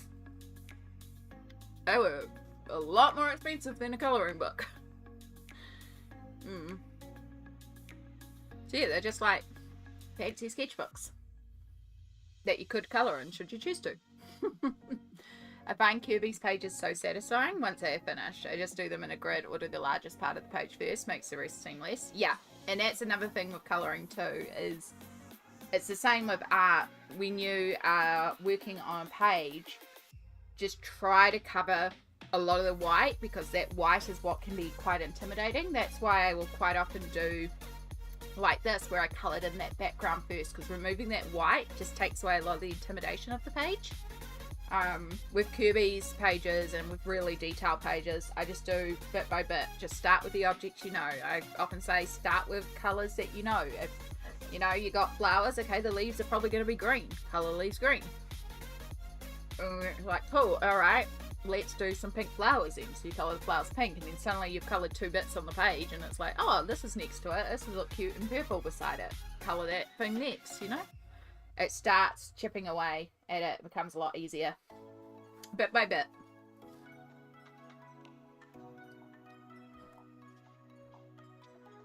Oh.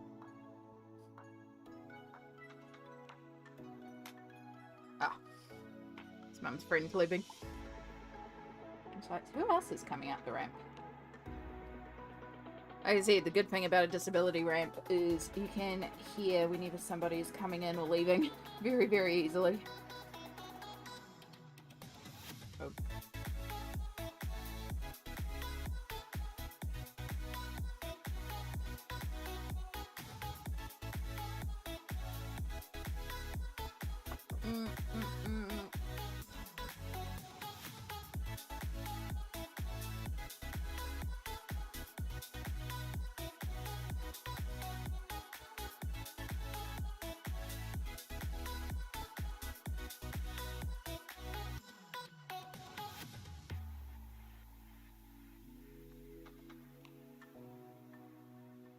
Alright. Just putting a little bit of green, and I'm just going to feather it a bit too. Just make it. Add in some extra fire, why not? Start picture, we can. More fire! More fire!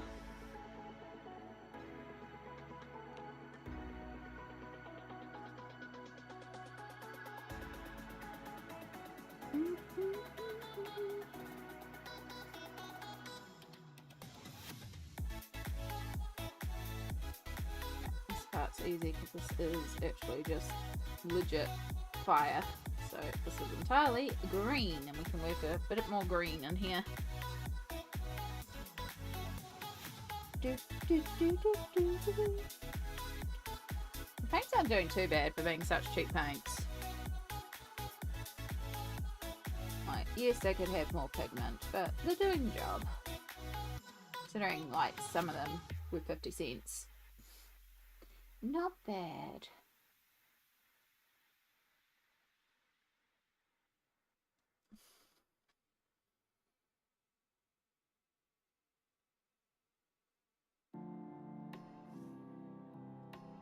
Do, do, do.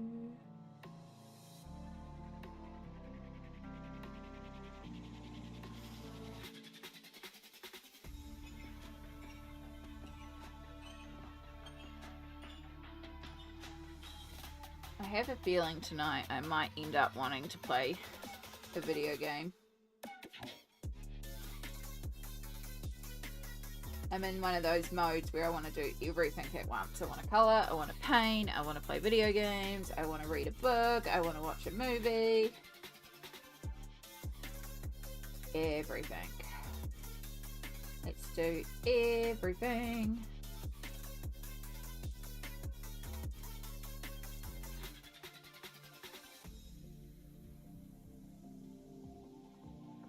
Oh my gosh, so I just had YouTube going on the background, and it was auto playing for bunch of stuff. And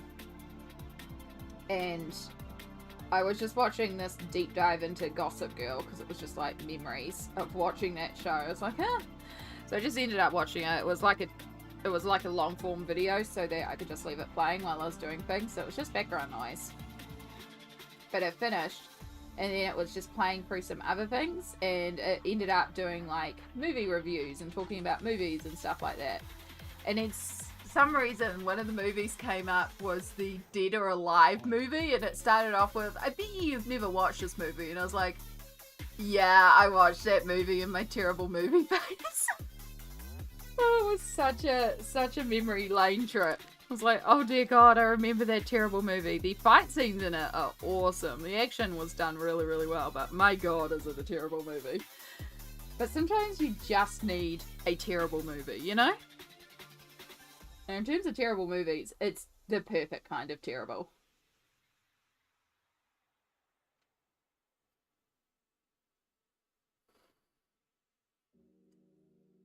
Do you think you might consider affiliate again? Probably not. Not right now. It's... Nah. No, I'm happy not being affiliate right now. I'm not saying I never ever will be again in the future. May change my mind, but right now, nope. Just happy to vibe and hang and... yeah. Mysterious word in the sky saying, set it on fire! If that's not every D&D game.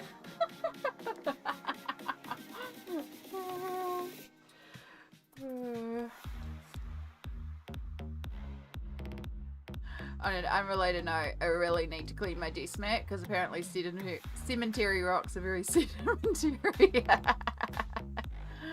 I can barely remember Dead or Alive. Yeah.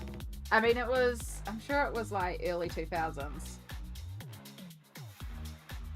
Which feels,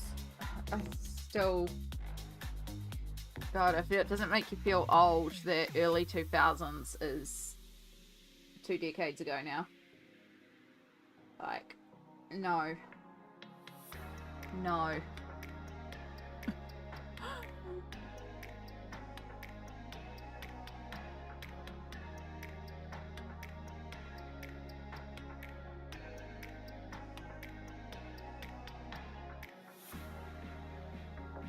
Also now trying to remember how long ago I put my laundry in the dryer. I might have to check it. Yes, you should. Always worthwhile checking. I should have actually put some laundry on today. It's the perfect washing and drying day, but we did not have moving capabilities to get up and down to do that today. And we're already running an hour behind for stream, so it's just like, eh. Alright, some more bright green for these little bits.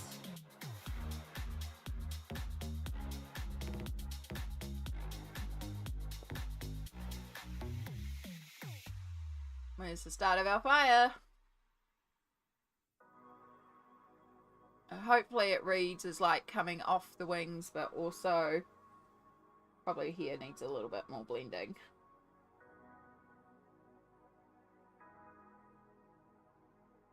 Like part of the wings, but also off to the side. I don't know why I'm painting this in mid-air. I have a surface to put this down on. Things you do. Yeah.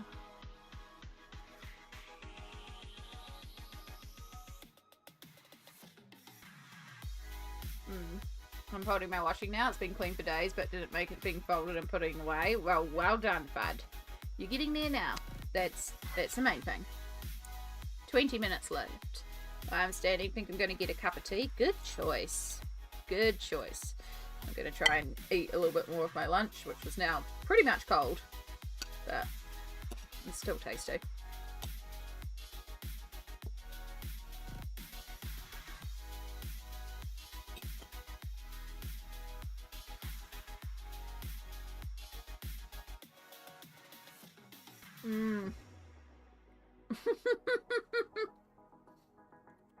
Yep.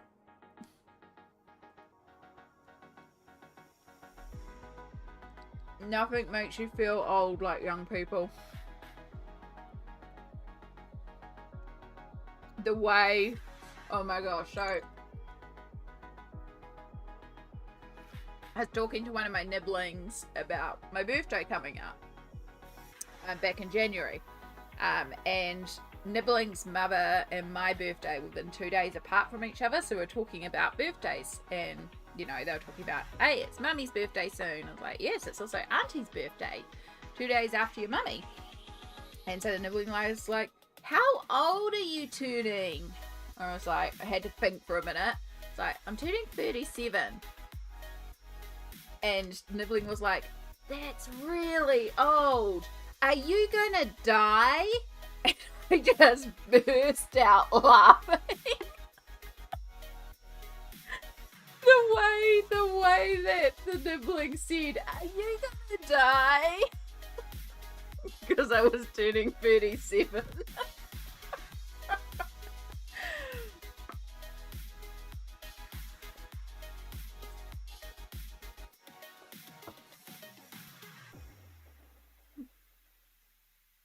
Oh, yeah. But I mean, like, relative to everyone, there's always someone that makes you feel old. Like, you know, to a 5-year-old, a 10-year-old seems old. To a 10-year-old, a 20-year-old seems old, and so on and so forth and so forth. So, yeah. And kids are great, right? They just have no filter. They really don't. They really don't. It was just the way, like, just that, are you gonna die? Just hilarious.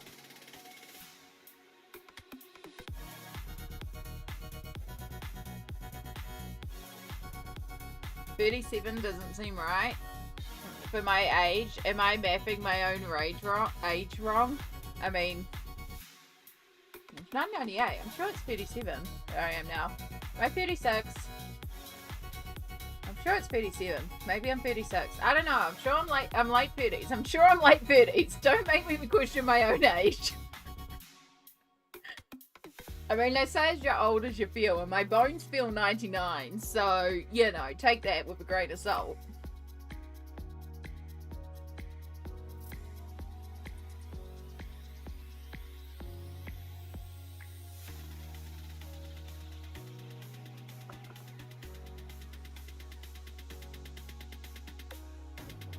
Alright, I've been putting it off, but we need to start on the face.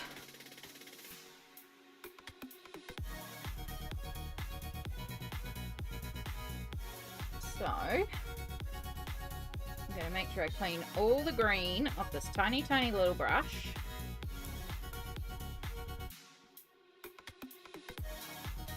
Yeah, 38 to 39. I literally have to Google how old am I all the time. It comes up with an age calculator. Oh! Actually, that's very handy. Maybe I should do that, because I often am like, how old am I again? Which is a sign that I'm at that age. I mean, we joke my mum's been 21 for many, many years. So, I mean, my mum's younger than me. For her last birthday, all she wanted was a cat cake. So I went to the supermarket and got like a chocolate mud cake. And then I got some different candies and bits, and I turned it into a cake for her. But I had to put candles on it. So I grabbed a 21 candle and put that on it as well. So it was a cat cake that said 21. My little cousins knew they liked skulls, and they got me a birthday card of someone driving a car looking in the rearview mirror. It had the Grim Reaper and the words, objects in the mirror may be closer than they appear. My auntie was like, I tried talking them out of buying that one, but they insisted they had to get you this one because of the skull. I love that. It's so accurate though.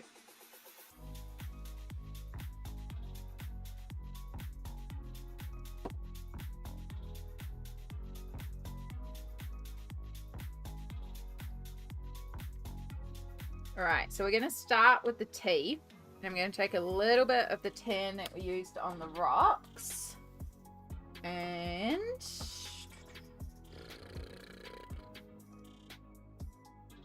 Yeah, we'll keep it consistent. I'm going to use a little bit of the pale green we're using in the fire. It's like a really, it's basically white with the slightest tint of green. I'm going to use those together. I'm going to use a bit more of this green because I put in way too much of the tan.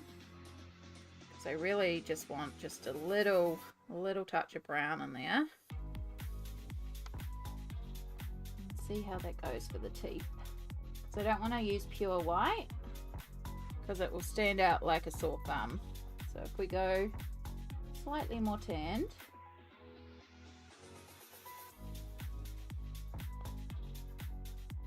and it will look almost white with everything that's around, but it won't actually be white.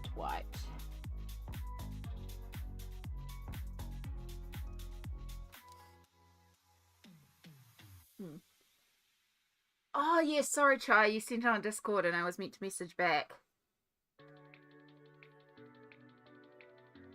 But yes, orange walls for House Flipper. House Flipper looks so fun as well. How is House Flipper 2 going? Is it just as fun as House Flipper 1? Is it better? I have neither House Flipper. Not that I'm buying a game, but you know. If I was to get a House Flipper, would you say get 1 or get 2?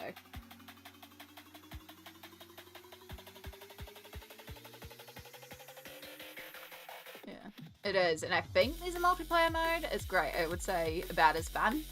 It looks like just a really fun game. Especially if you go like just wild with it, as you do, which is so fun. Yeah, I tried to jump onto a stream the other day to watch when you were doing, I think you were doing House Flipper. I think I also tried to jump in for your geology one, but it wouldn't let me jump into either stream. And that's not just you, it's my Twitch. Yeah, I have a lot of problems. I have realized that if I go, because it will let me type in dashboard.twitch and go to Twitch that way, so I can jump in for streams even though it won't let me go to Twitch itself. But if I go to that and then go to my channel and then go to my following from there, I can kind of bypass it and it lets me see who's live and I can kind of do it that way. So sometimes that works. So I just have to keep on trying to do that. Yeah.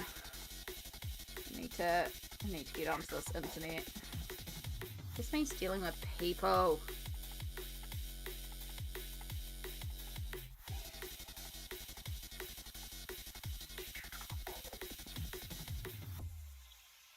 You can actually edit designs as well. Oh, fantastic.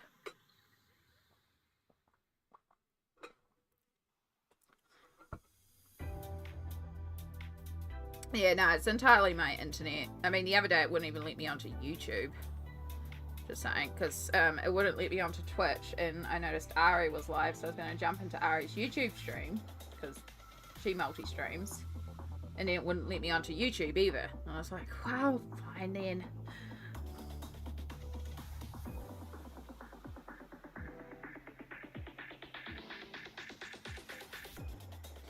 And I actually had time to sit down and watch a stream. I didn't have to do things. I couldn't even jump in.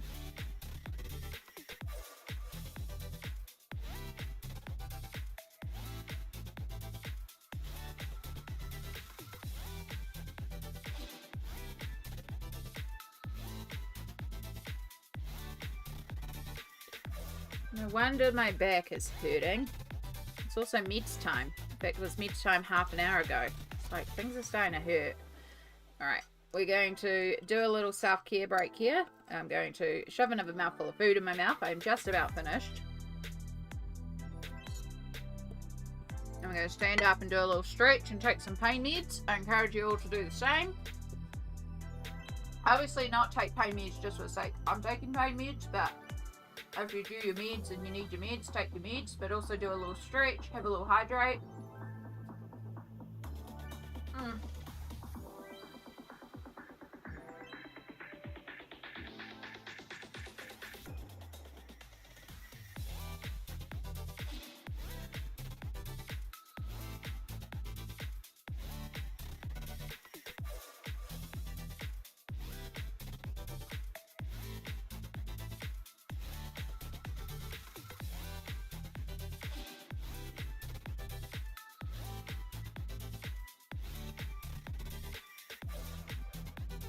that it's too big of a mouthful, Amy.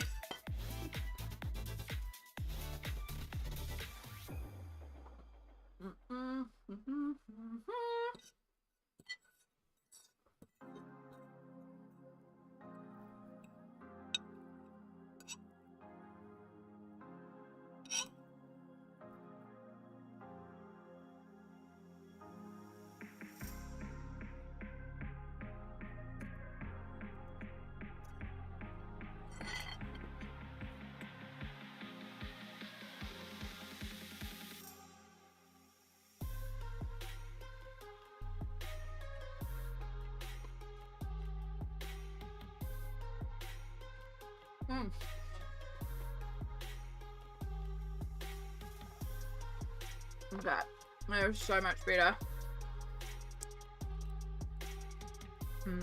I said to Mum last night when I made this dish as well, I bet it's going to taste even better tomorrow. I don't know what it is about lasagna, but it just tastes better the next day. Like something about it sitting there with all the flavours. Always so much better the next day.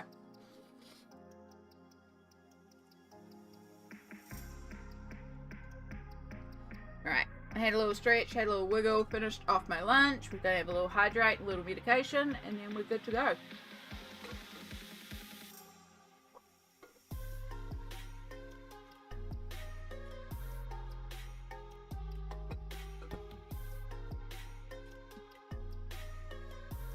Okay, that feels better.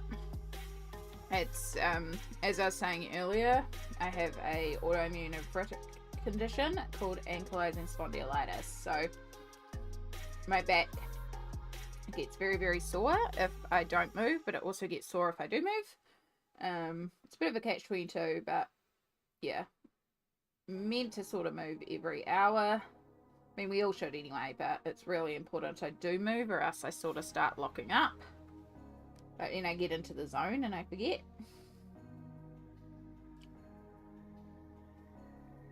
So the only thing I do kind of miss from affiliate is the enforced hourly 3-minute break, which I should get better at doing. I was using a timer for a while, but I forget. Okay. Feels weird painting the teeth with green, but because it's so light it reads as white, so it works.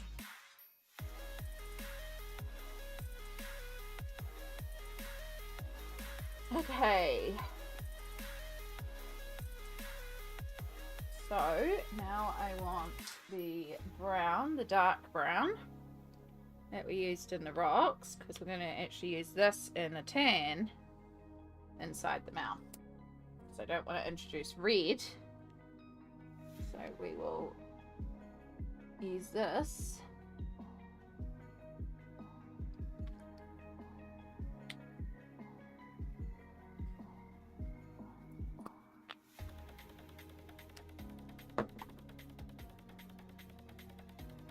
Our dark grey to do inside our mouth.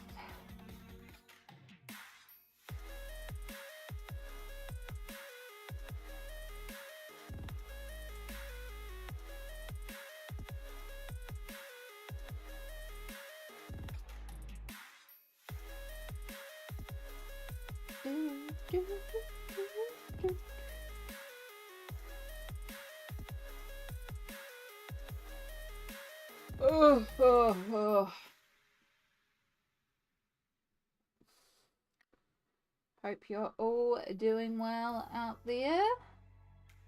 I hope your projects are going well, whatever we're working on.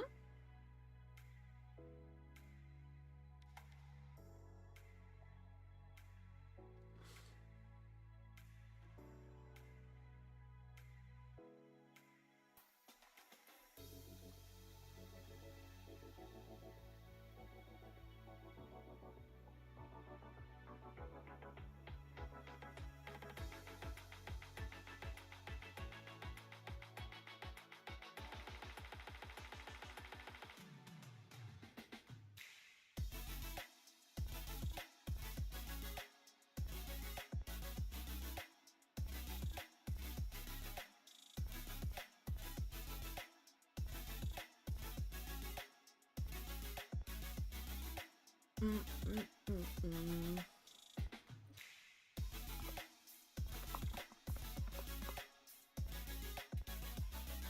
still bring you in just a little bit.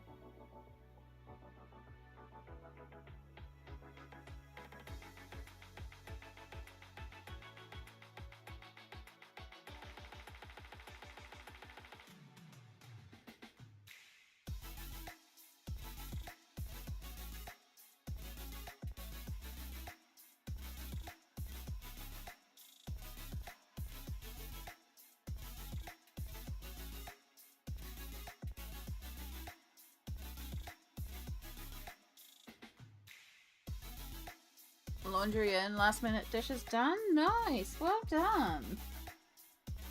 Look at you getting the things done.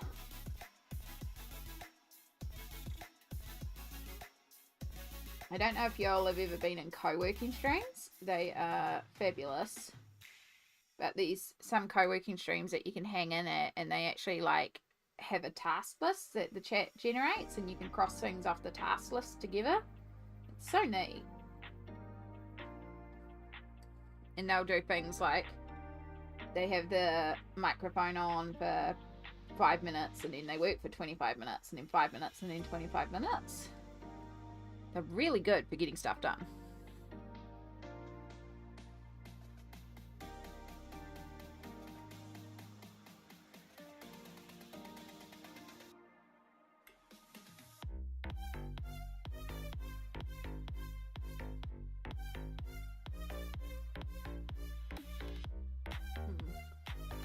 I like those streams too, especially if they calm music on. Yeah, there's something about them. They get your stuff done, and it's why, like, we have the co-working vibes, but not particularly because I keep talking all the time. But sometimes I'm like, I should do that, and then have the 25 and 5, you know?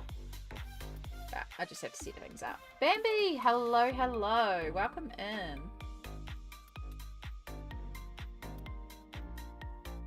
So detailed. Yeah, Kerby. Good old Kerby. We are painting a manticore. How are you going today, Bambi?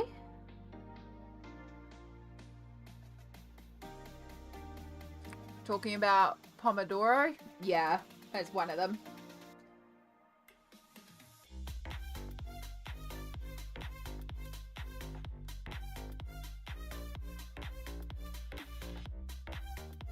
Yeah, very, very handy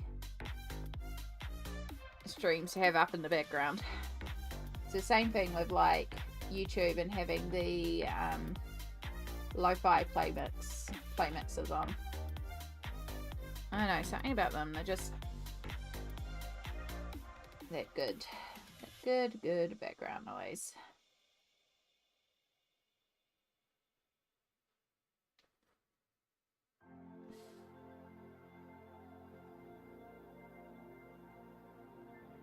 I hope you've been doing well with what you need to get done, Vi. Imagine, like usual, you've got 101 things you're trying to do.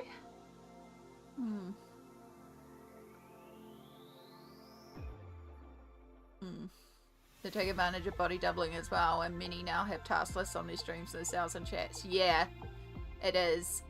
It is a excellent concept.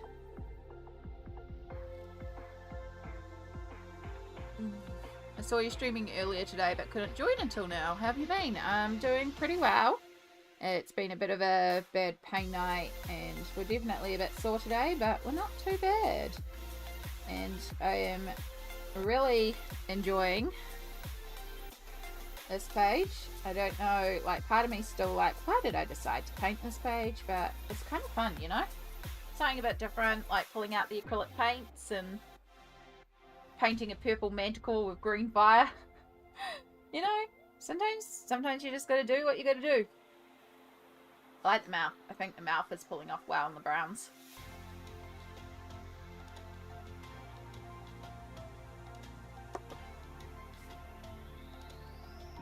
I got groceries and was unpacking clothes too. Just sat down for a moment. Well done.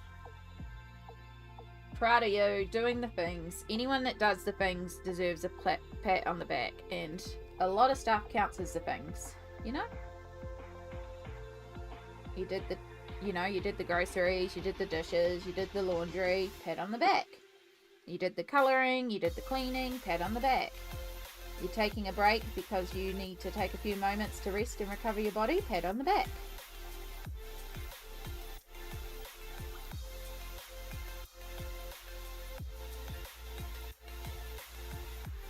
Alright.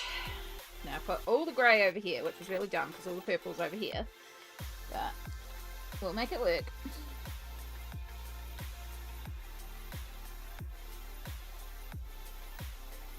So, nice dark nose, and then we're going to jump straight to the light.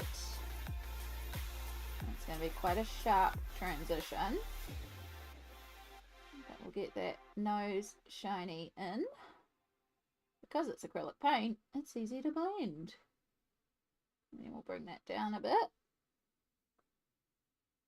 Bring it around at the sides. We'll re-go in with our dark grey that we're using as our black. Redefine those nostrils.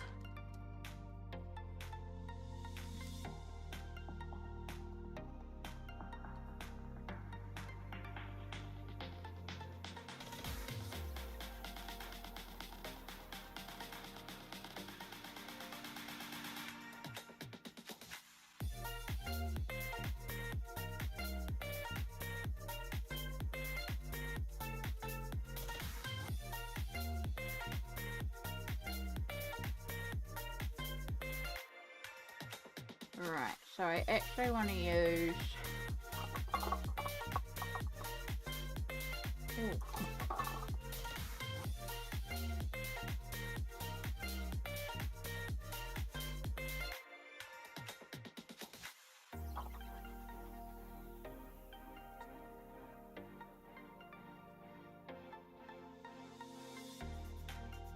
we'll use this purple because this is the slightly transparent purple.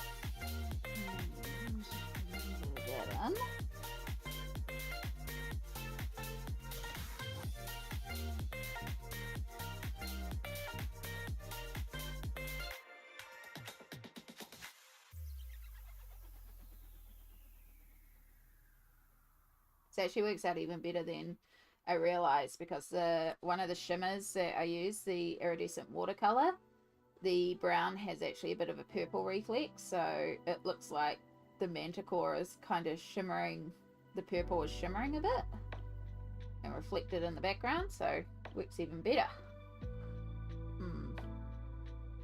I also realized the other day they actually have enough room in this new room to have an L-shaped desk. Nice.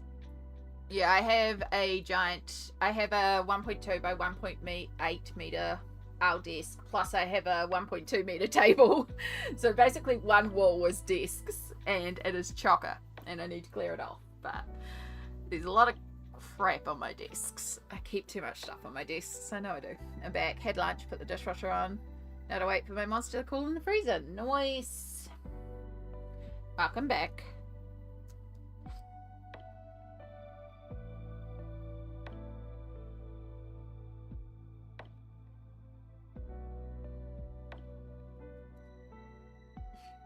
We're working on a nose. So exciting.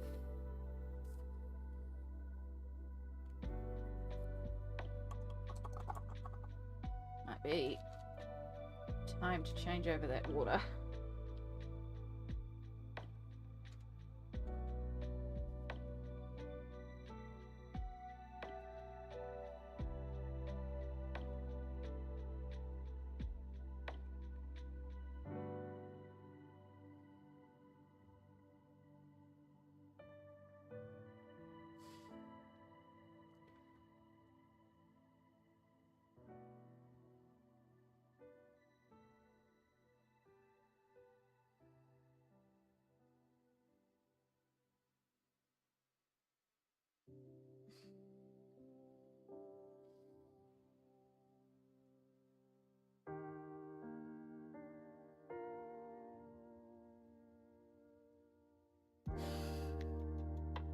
A long-suffering nightstand keeps getting things dumped on it too, despite the big lamp living there now too. Yeah, it's real easy to have, like, this table beside me is my supplies I'm currently working with dump space, which, like, that's the reason it's there. So it's understandable right now it's covered in paints. Like, understandable. But it is meant to be pretty much clear except for the very end where it's meant to have my coffee stand and my microwave. But because it's pretty much consistently loaded up with art supplies, I can't access the microwave 99% of the time, so I do need to reassess this area. Because the point of having this big long desk was so that if the nibblings come and the older one wants to come and colour with me, I could actually bring the nibbling down here and we would have a creative space to work in. And right now it's completely inaccessible because there's just supplies everywhere. So I just need to do a clean. I did clear off quite a bit of the desk. At the end of the month, I usually do a big desk clear off, but I didn't properly clear it this month, which is part of the problem.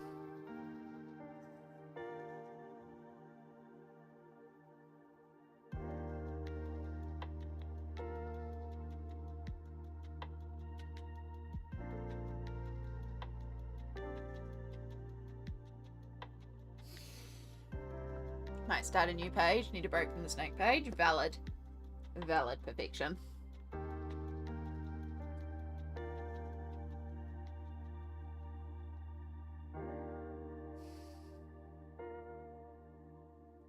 Ooh.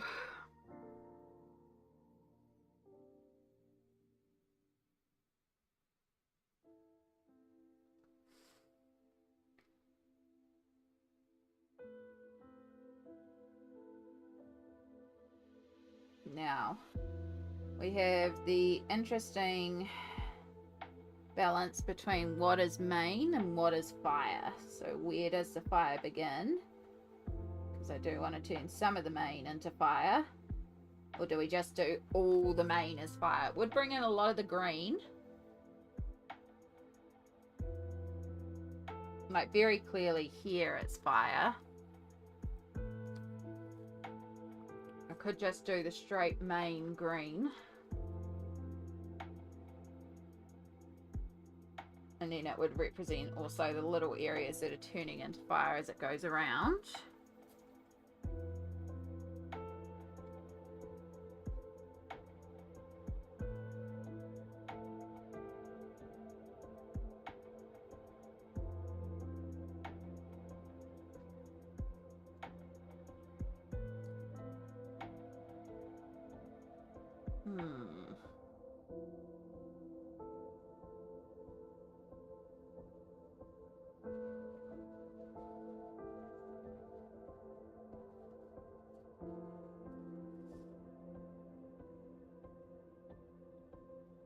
That's about as far as I want to extend it till I decide.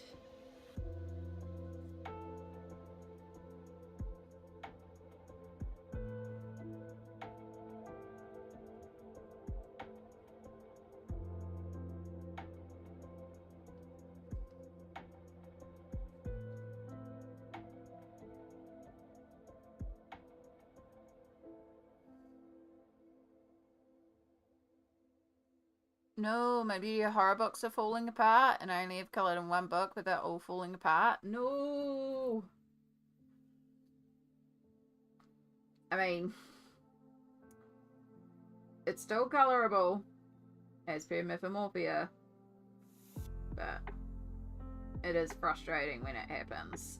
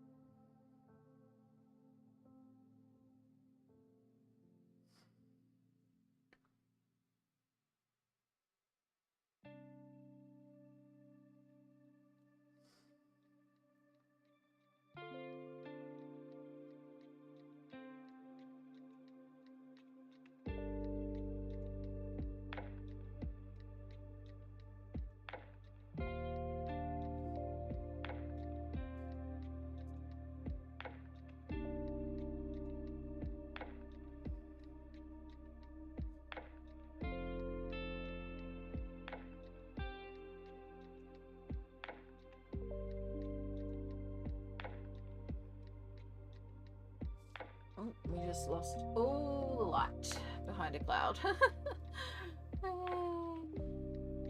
Gotta go now and go with a friend to buy some new plants for my room because it's looking sad without some greenery, so we'll drop a lurk and love. All good, I love that. Lurk and love is gorgeous. Drop some herbal tea behind for anyone else here who wants some, or very kind of you, Chai. You have a wonderful plant shopping. May you find all the greenery. Thank you so much for being here, lovely.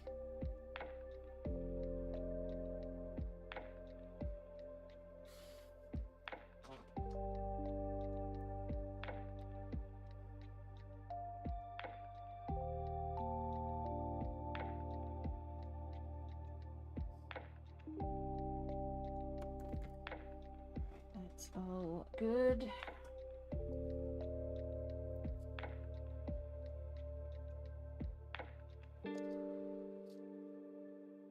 I've once again done the traditional Amy thing of painting and pulling out too much paint. But hey, rather have too much. No, I'd rather have too little because I can always pull out some more. Especially because I'm just using the colours straight from the containers. I'm not mixing. I'm mixing between the colours, but the main colours are directly from the containers. And that's on purpose, so that, because I knew I would not finish this today. So there's no custom mixes.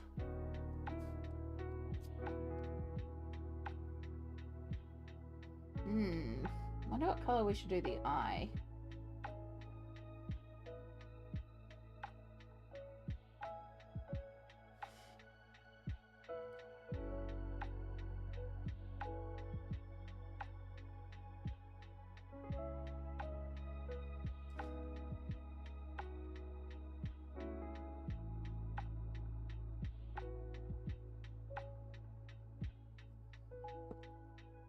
I want to have a little dot of water on here, just so I can reactivate brush because everything is drying out just a little bit because it's hot and humid and sticky. The paints have been out for a few hours now.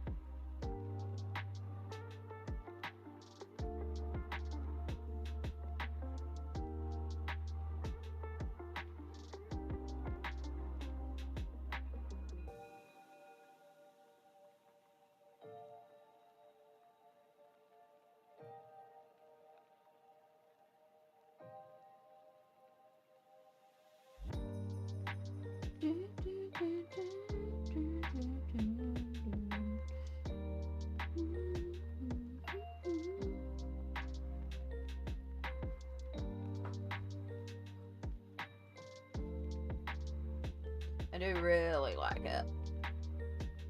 I think it's going to look cool when it's done. It's just going to be one of those. It's going to take a while. Processes. Especially around here.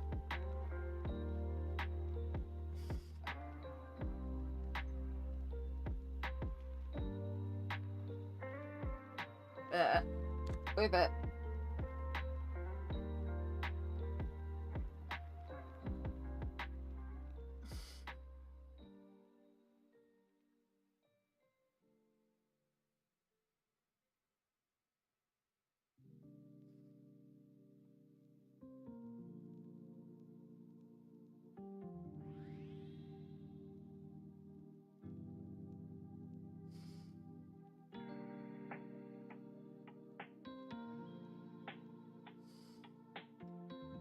Hope you're all doing well out there. How are we going?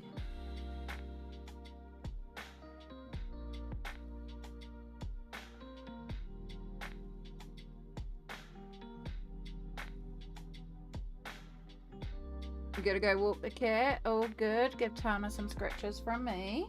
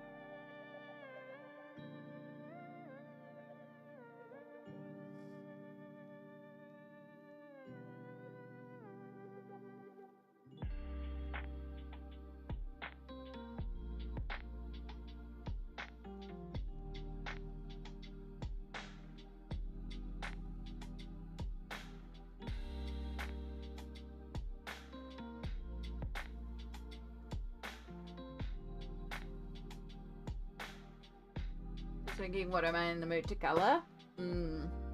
Always a difficult thing to narrow down on. Unless you know you're in the mood to colour a specific item, or if you're in the mood to colour with a specific tool or something, and then it kind of starts narrowing it down. We were talking before, I think Yana mentioned just like randomly choosing a page in a book. Or randomly choosing a book, which isn't a bad idea sometimes.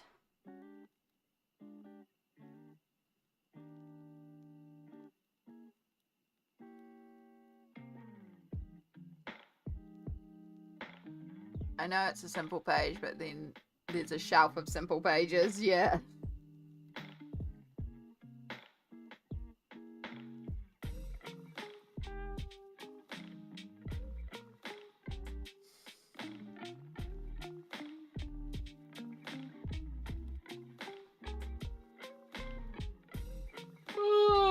Oh, excuse me.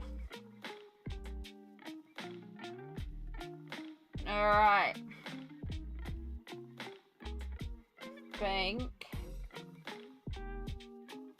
think I'm getting there with the head.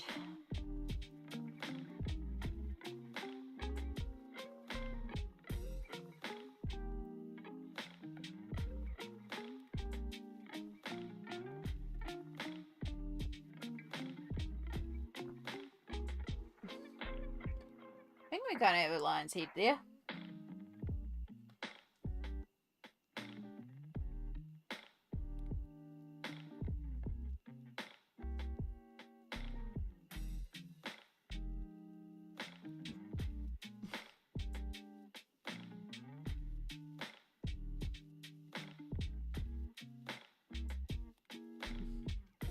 Shelf. Wow, I can't spell today. You're a good perfection. I can't word today, so.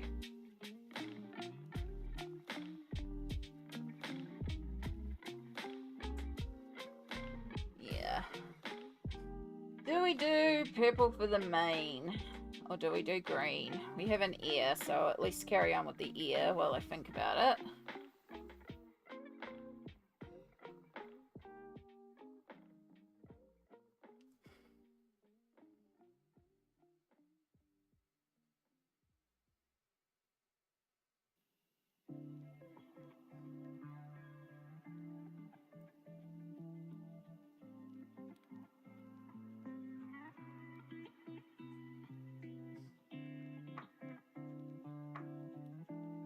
It's basically because, like, the mane is going to turn into fire, so there will definitely be some green in the mane. It's just, do we do the entire mane as fire, or do we just do the tips of it as fire, is what I'm trying to settle on.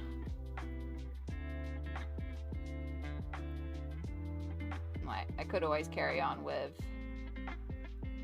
the paws or another section. It's like, I don't have to carry on with the mane. And decide as I move my way across if we need to bring in more green.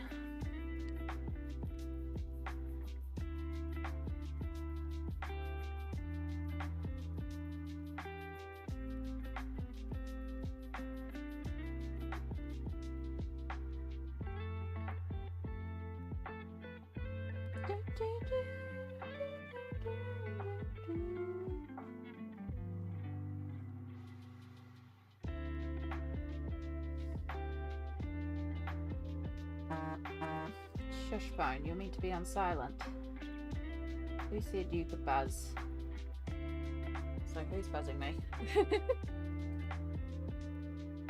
Not 100% sure, but isn't this in another Kerby's book? It wouldn't surprise me. I'm colouring it in Mythomorphia. I wouldn't be surprised if it's in Mythical Beast, for example.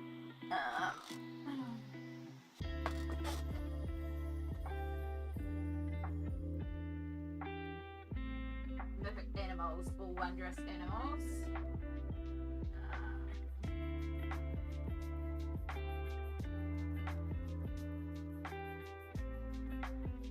Any of those two as well.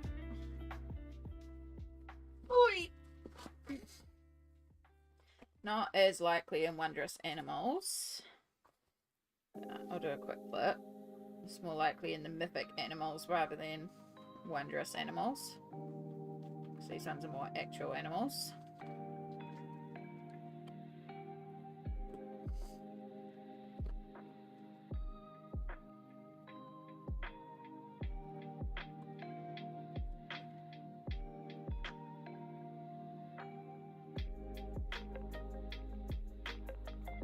Yeah. Mythic animals. Here's this page as well. Which is cool, because if I need to look at the original line work, I can look at it in there.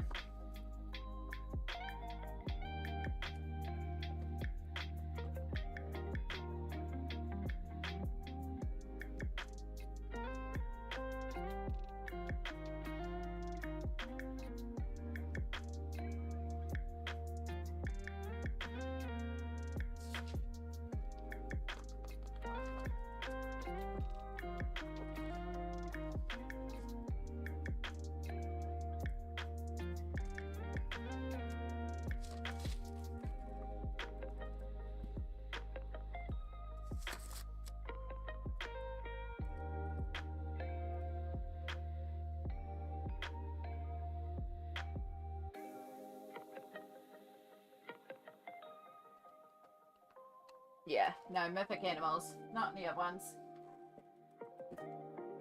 Whee!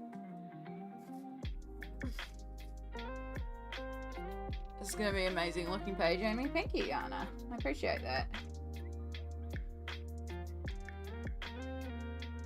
Yeah, I just don't know what's best. Like, I'm not sure if doing the entire mane is fire or doing a gradient and having it end in fire is better. I'm in two minds. But if in doubt, like, the rule is just, if in doubt, glitter it out is the actual rule. But also, like, I'll just carry on and keep working on other areas, because maybe, like, once I've got a bit more of the body done in purple, I'll be like, no, we need more green. And I'll want to do the entire main green. But it might get to the point of like, oh no, I actually want to keep that purple going, you know? Like, it may become obvious, so. Right, so I need to take you, pick up you, pick up a good scoop of you.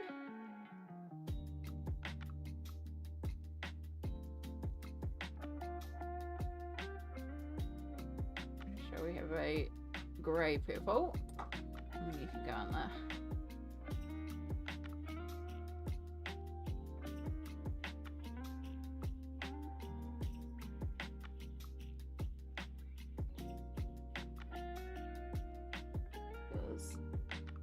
Back here is practically all in shadow, so we're just going to do this dark grey purple.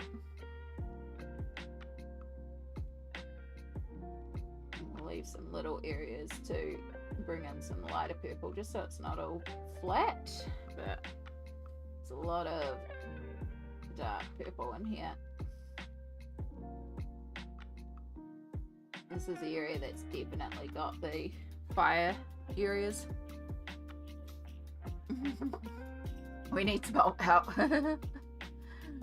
Yeah, I'm in favour of green mane. What Smolk says. Amy does. Yeah, pretty much. And if it's too green for you, you're working acrylics, you can just make it purple. Exactly. You can paint over it.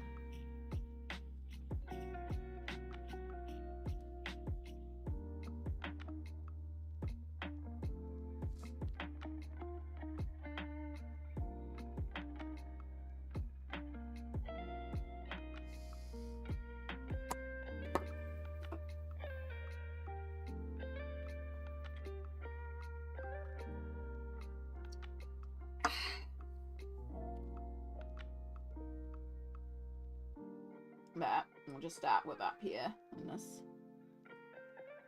darker purple section.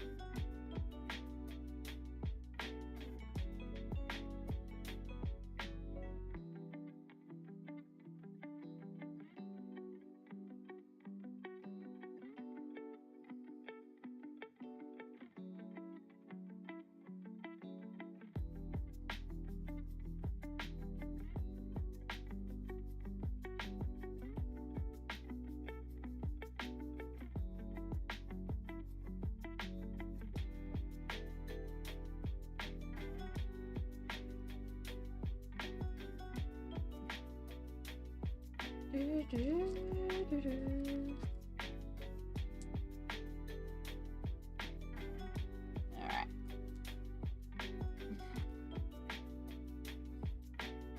And in here, which is pretty straightforward because it's just all dark.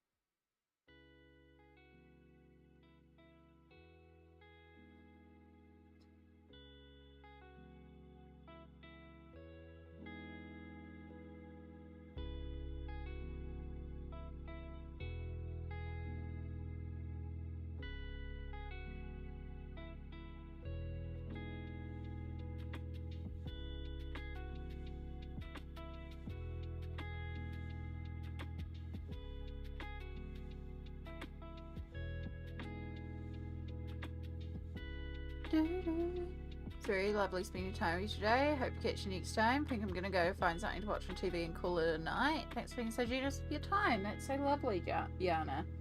That is quite alright. You have a most wonderful rest of your evening. I'm glad you managed to be here, and it was lovely having you here. And yes, hopefully we'll catch you next time.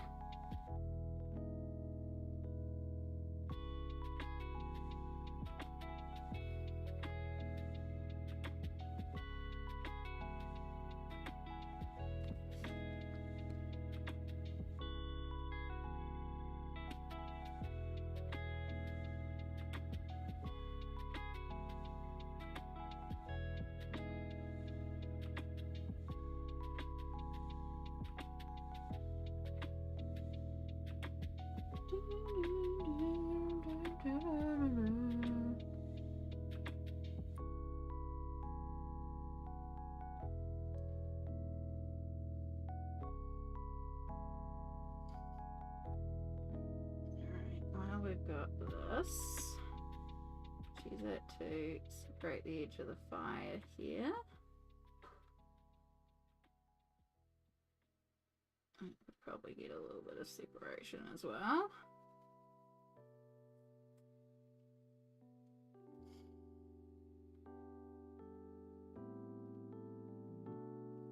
We should probably start down with the pour. That would be a little bit more obvious, and work our way across, because also when we get to this edge we're going to have to work the two halves at once to make sure we're keeping consistent across the two halves. That pulls in a fun extra challenge as well.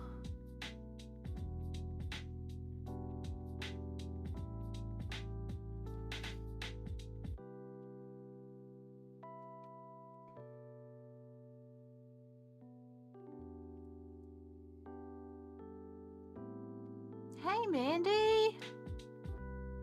How are you going today, huh? Welcome in. Just gonna take some water.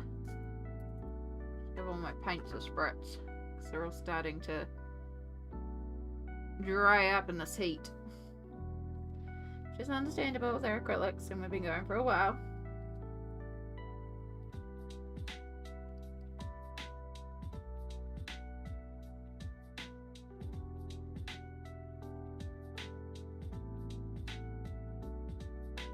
How are you today, Mandy? How's your day going? Your time zone? Your night, your morning, your lunch, your overnight? I'm good. I'm colouring in the Secret Garden cover. Nice. I'm always really impressed by people who like colour the cover and how good it looks. I still haven't coloured a cover though, but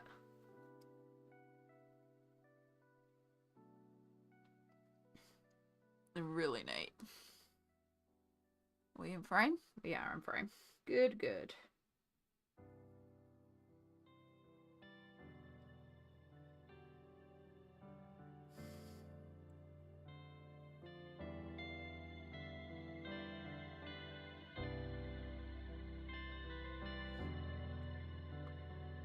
that starts to move into fire there.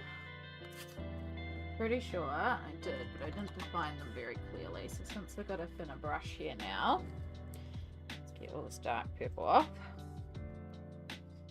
It's 9:19 p.m. I'm just getting done the dishes. Hubby helped clean the stove. Nice. So good on hubby also helping, as they should. It is, what are we? Oh my god, it's 3:20. I swear I just looked at the time and it was 2 o'clock and I was like, how's it 2 o'clock? It is 3 o'clock in the afternoon here. And we are, for some reason, acrylic painting. I got inspired to start acrylic painting this manticore. And I like how it's going.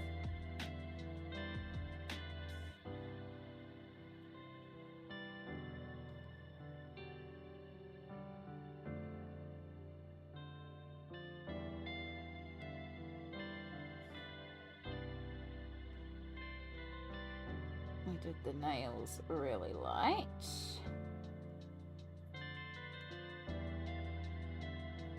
It is Sunday afternoon here.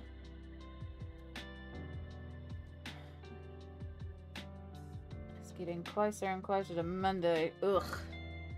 I don't want it to be Monday. Just because tomorrow I know I've got a lot to do. It's like, ugh. I want it to be the weekend. And I say that knowing this week is a short week, because we have a public holiday in the middle of the week. But also, there's a lot going on with work and stuff this week. So, and appointments and whatnot. And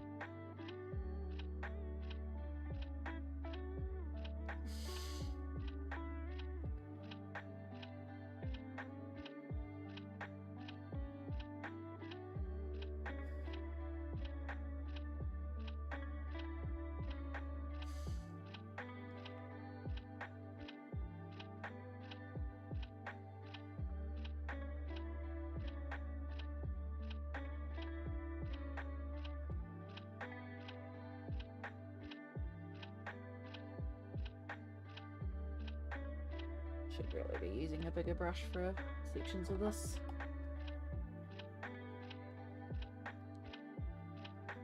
I want it to be Monday because I get to see my parents helping them remodel the house. Oh, nice. It's definitely something to look forward to. I mostly just don't want it to be Monday because I've got a bunch of appointments and I know it's going to be a go, go, go day.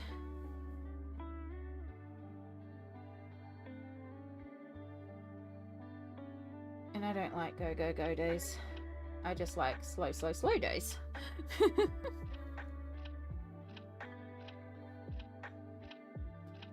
that's okay. You know, sometimes it happens and you just gotta have a busy day, as long as you can recover afterwards.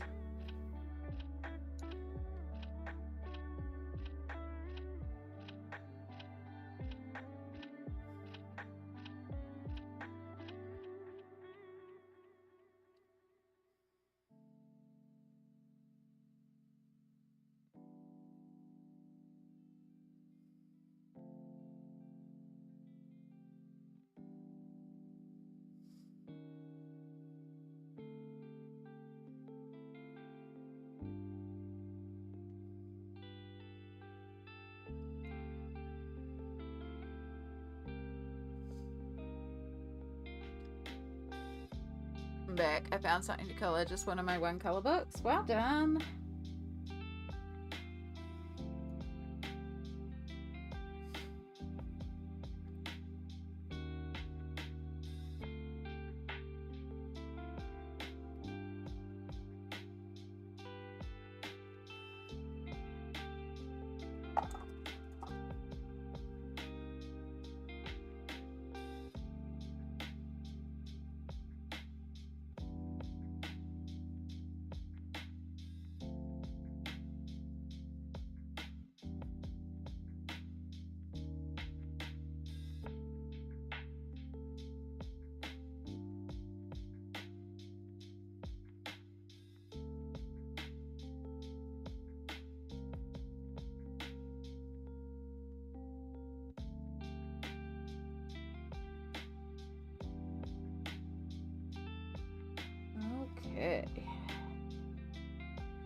Oy.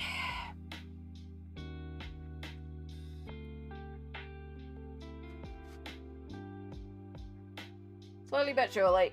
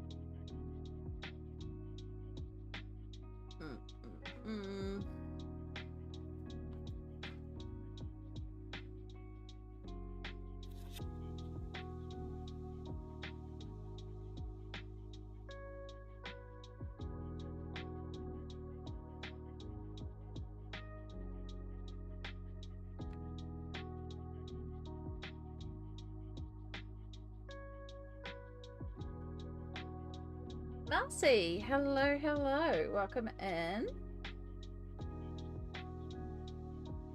How are you going today?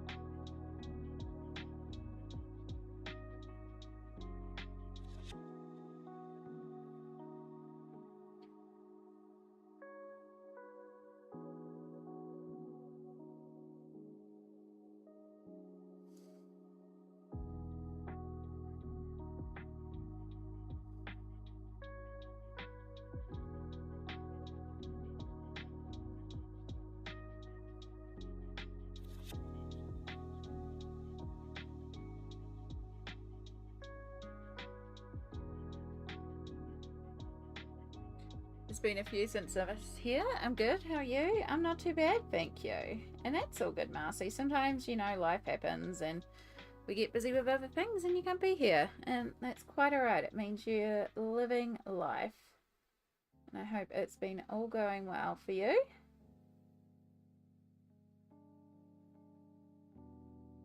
I'm glad you're here now.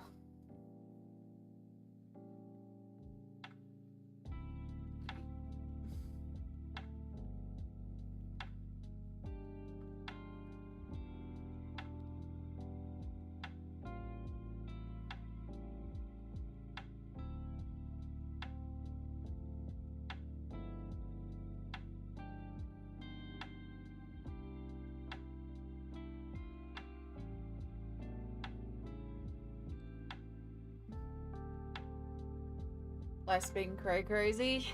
It happens. It really does happen. Hopefully you can just take a few minutes to breathe and relax and just enjoy. We are colouring a page from Mythomorphia, the Manticore, and I, for some reason, decided to paint it. And I'm enjoying it. Don't get me wrong, I'm enjoying painting it with the acrylic paints, but it's gonna take a while, as you can see. But, I mean, in 5.5 hours, we have based with 2 coats of gesso, watercoloured and done the entire background, painted all the rocks, and made quite a bit of progress on the Manticore itself. So, like, for 5.5 hours, we've done quite a bit of work.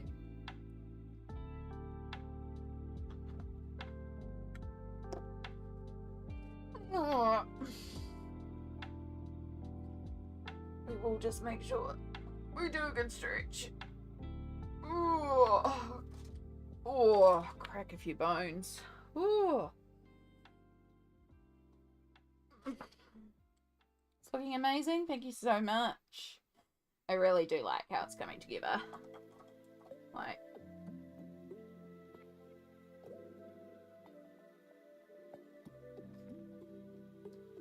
it's odd, but I like it.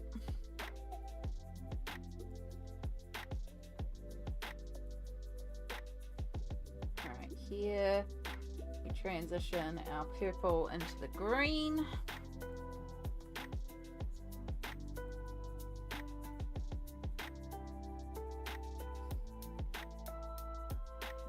That's the start of the fire.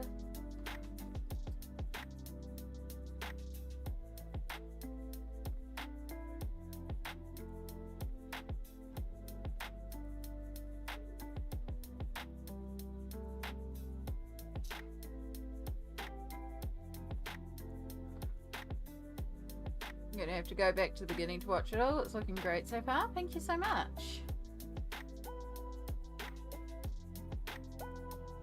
You'll see the bit where Shadow decided to try and help me out and jumped up. I managed to not get him to jump on the desk, but he still got his tail in all the paint. Dumb cat.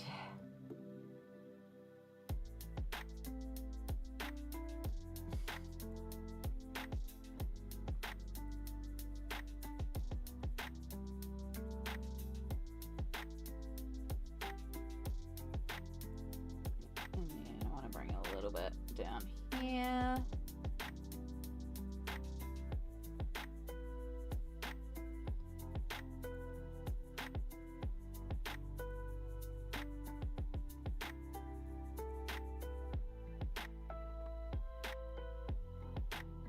I think most of my greens have dried up. Makes sense, it's been a while since I've used the greens. See what we can get out of them.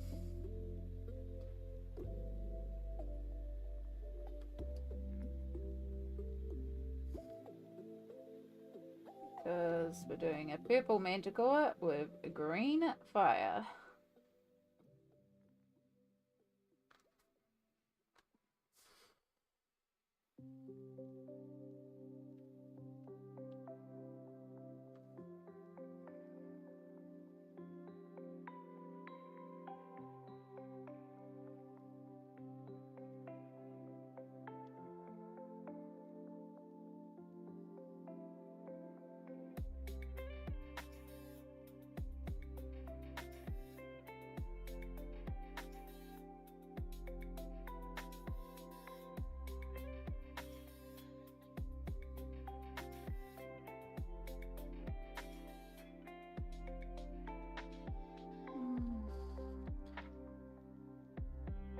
Fun, aren't they? Yeah.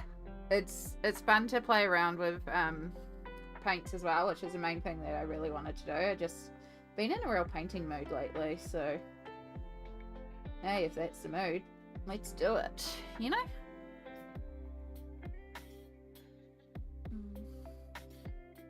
So I just wanted to help. He wanted to help himself to the desk, but still, help is help. Yeah. He just wanted to paint, you know? Just wanted to paint.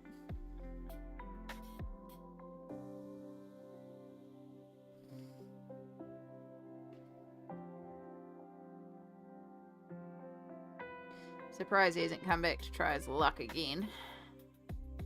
Okay, yeah, this is gonna be the last of the bright green. This is all dried out, so we need to do any more green. I have to pull out all the paints again.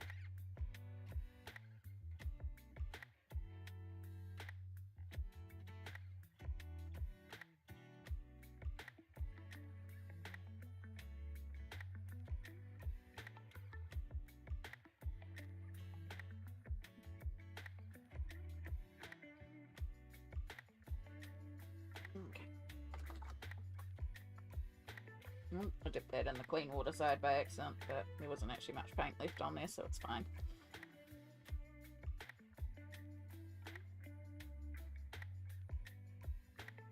Well, one bonus is that the paints do dry really quickly when it's this warm.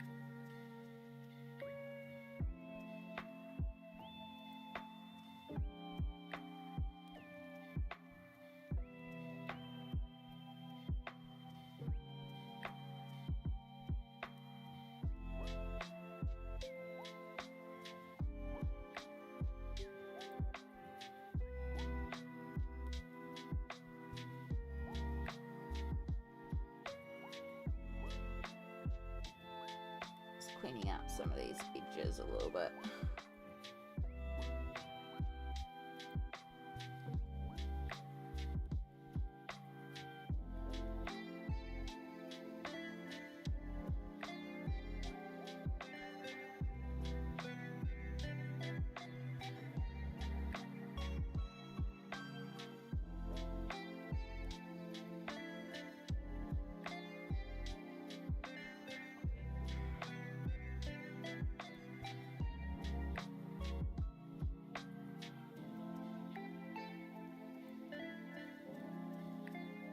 Looking a little cleaner there.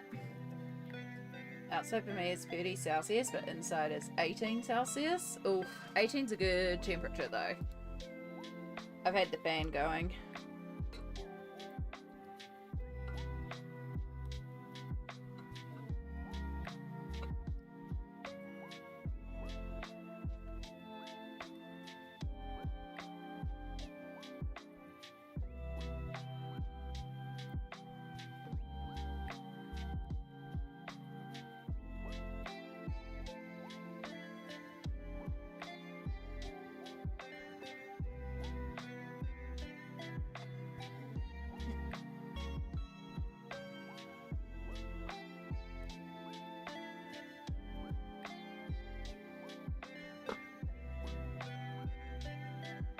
Yeah, 26 Celsius here.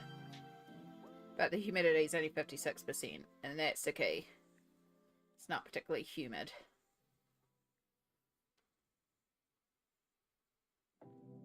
£38 outside, but our rental is old and only has AC in 2 of the 4 bedrooms. The main living room is currently 35°. Oof. Too hot. Too hot.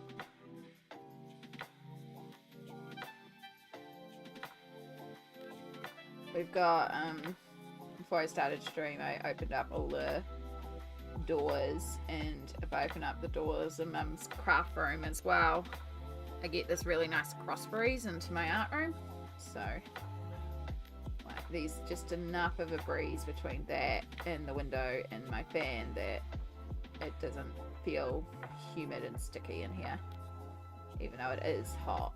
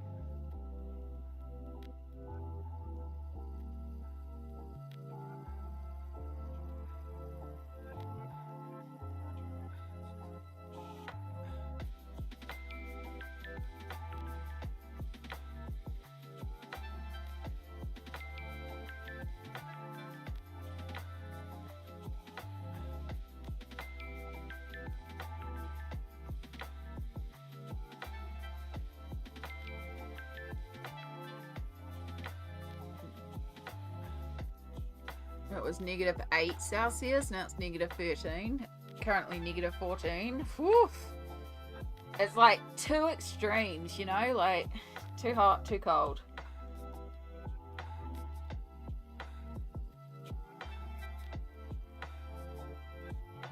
It's such a dry heat at the moment that we have had the house shut up, or it gets worse. We should be able to air out the house in the evening. Usually get a nice breeze around 8 p.m. Yeah. Yeah. Like, as long as it's a dry heat, I don't mind the heat too much. It's when it gets, like, really humid and sticky, and it's just like, oh, no. No, no, no.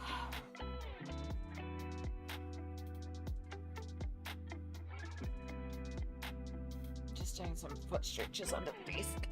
Ugh.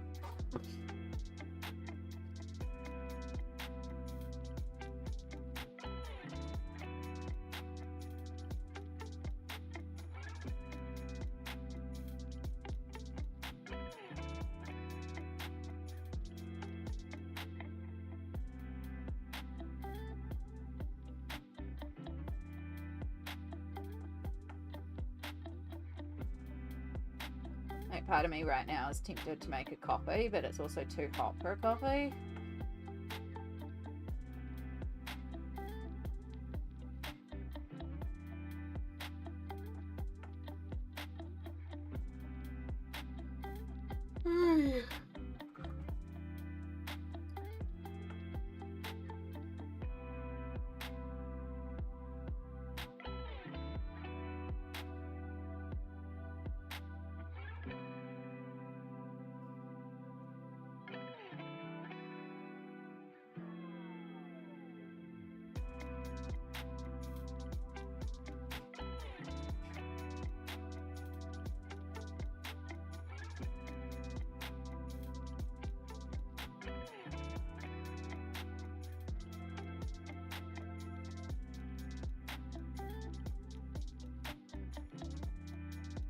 That's really moving fully into fire by there, so we don't worry about any of that.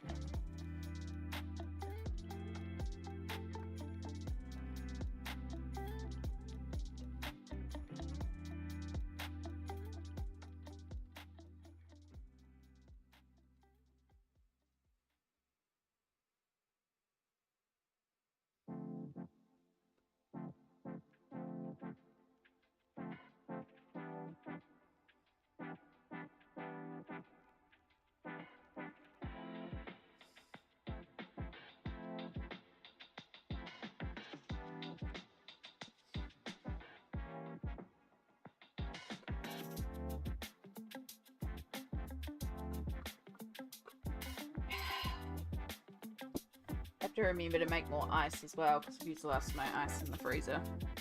So I need to refill all my ice trays. Future Amy will be very, very upset when she goes to put ice in her drink.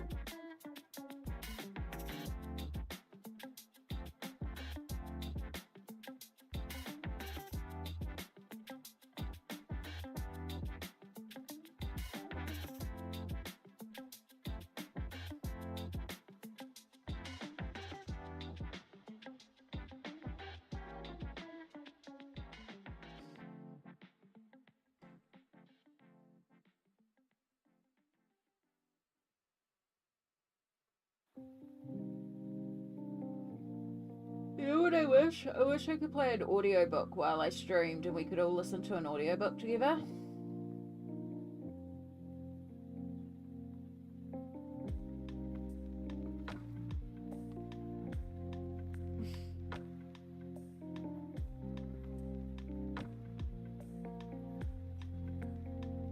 It would be fun.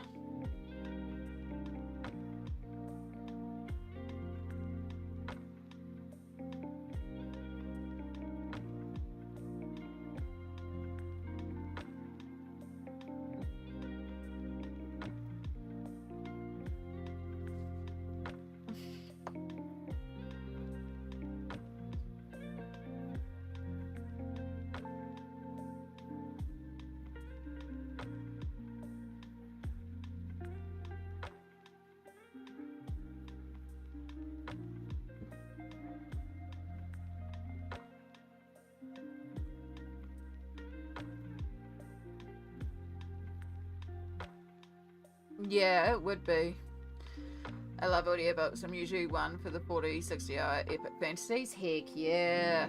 I love a good audiobook. It's unusually warm this time of year, Georgia. Getting in the high 70s for high this Monday. Nice.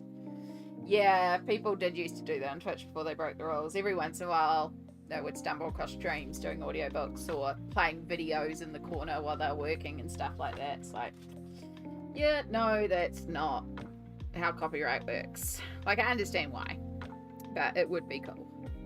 And like Audible, Twitch, and Amazon are all owned under like Amazon, so like, you know, you could like create a widget where you're streaming and you could play approved audiobooks. Like, they could, just saying, but it would only work on Twitch, it wouldn't work on YouTube.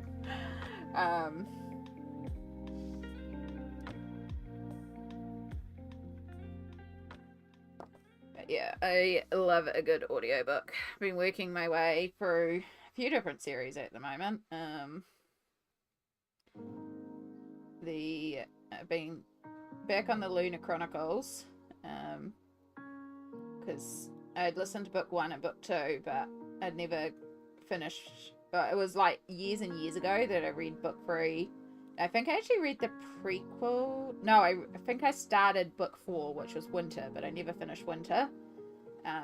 But there's also the prequel, and these are short stories book as well. So I was like, I might as well do the series again. So I've been redoing the Lunar Chronicles, which is fantastic. I love the Lunar Chronicles. I've got a Throne of Glass audiobook I've been listening to, but I'm getting to the end of book 3, I think it is, and I only have book 4, and I don't have the rest of the series, and I can't find the rest of the series, so I'm like, poop. I mean, I could get the physical book, but I like audiobooks. And then I've got a couple of others as well at the moment, plus I've got the entire Discworld series, because I kind of want to, I've read like quite a few Terry Pratchett's, but I kind of want to do the whole Discworld series and do it in like one of the suggested orders.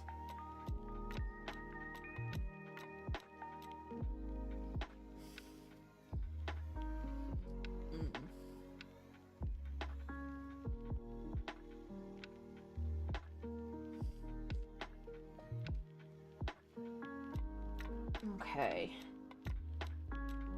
So you're gonna be fire. You can be leg to there.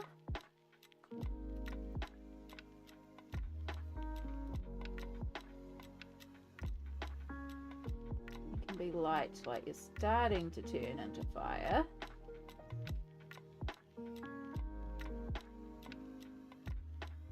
So you go there. Put more of you in here.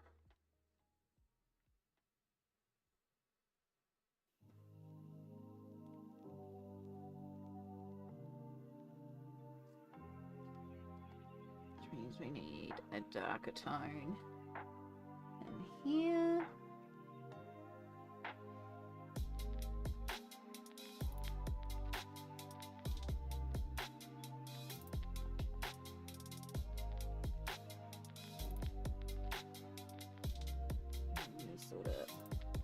to blend around into there.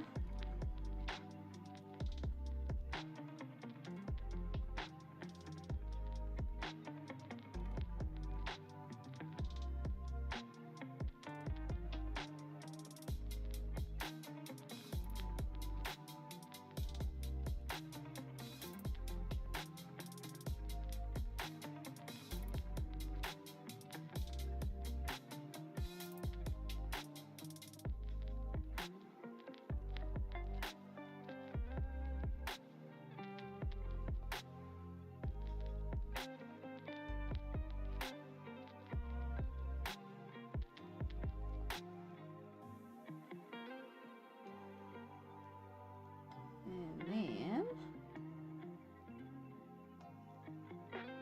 I'll use a little bit of you.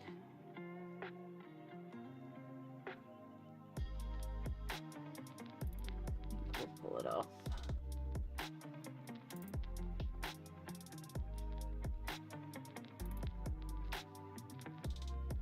I've only read Strata, but I loved it. And the Gnome series, that was cute. So cute.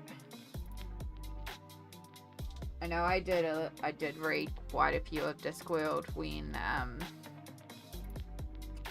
I was like not doing well mentally.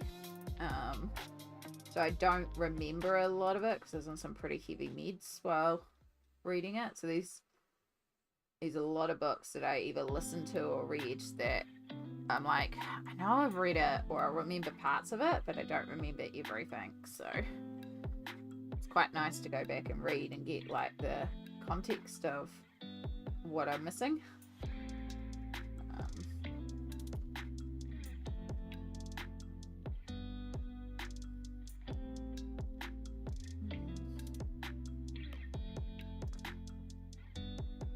I'm watching and listening to a lot of Colour With Me videos that the sound of their markers and music in the background. Yeah, there's quite a few of them that are doing that for like cozy simple pages too,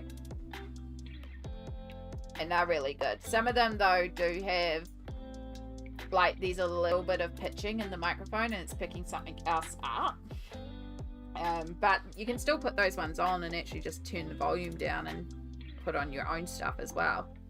Like, it's the same thing with my stream. Like, literally, you don't have to listen to me. You could just mute me entirely, have me up as a background video, and play your own music.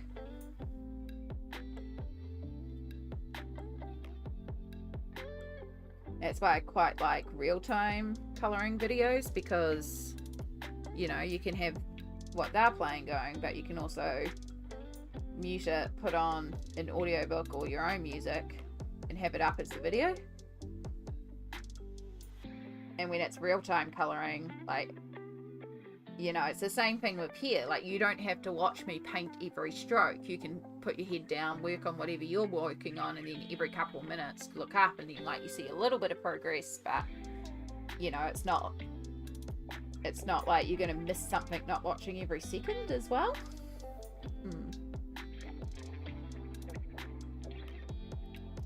I'm taking a break from the Wandering Inn series and shamefully... Oh, don't be shameful about listening to Twilight. We all have those comfort series, you know? And, like, Twilight is... Like, I get it being a comfort series because it is written in such a way that you can self-insert yourself very easily into the story. But also, you know, when you've got those books that you've listened to 101 times, but... You know, it's comfort. It's like, you know where the story is going.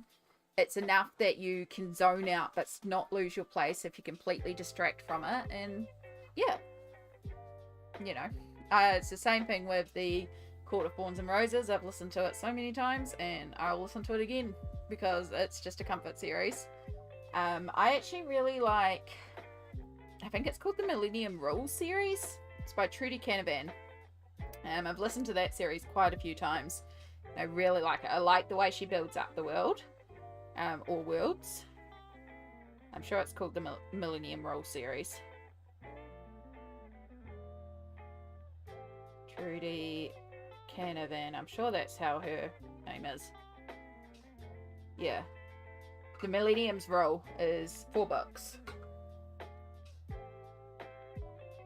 by Trudy Canavan. It's definitely one you want to listen to on audiobook because there's a lot of names. But yeah, like that series, I've listened to it a number of times, but I enjoy it because it's that comfort. And I enjoy, like, the story's kind of a little, I wouldn't say a little bit predictable. It's tropes that I've seen before, but it's written well and there's really good world building, which is what I really enjoy about it. Hello, I'm back. Had to eat and stuff. All good. Proud of you for doing the self-cares and looking after you and your body and getting foods and stuff like that. But welcome back, Stardust. We are slowly making progress. Slowly but surely. We're talking audiobooks at the moment. So if you got any suggestions, I have at the moment, like I said, I've got the Throne of Glass series that I've still been listening to. That one's on my computer. That's kind of become my, like, during work audiobook. And then, as I said, I've been re-listening to the Lunar Chronicles again, so that I can finish off the books that I never quite finished. And then when my library app activates, because I don't buy audiobooks, I get them through my local library, Pukeoke, which is technically on BorrowBox. But yeah, there's an app called BorrowBox, and at a lot of libraries, you can use your library card to use BorrowBox, and then you can get audiobooks for free. So check with your local library. Check because I can also there's a couple of apps I can use to get free audiobooks through my library. And it's great. You don't have to buy audiobooks. You just borrow them.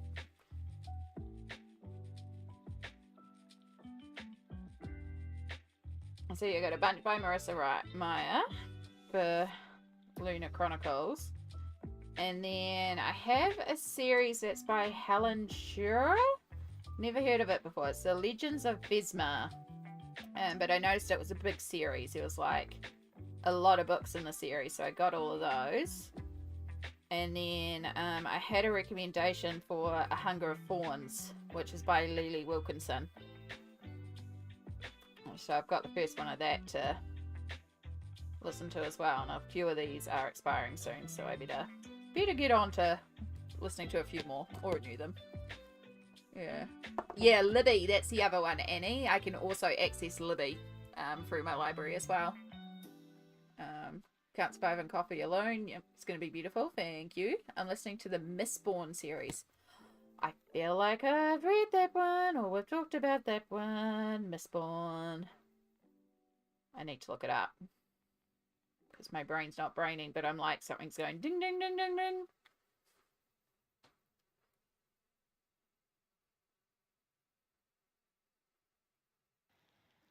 Yes, Brandon Sanderson.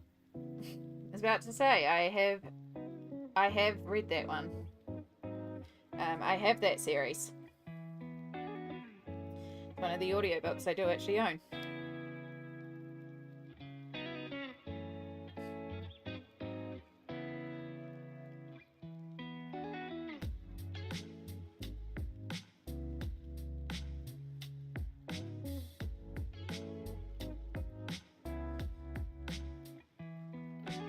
Yeah,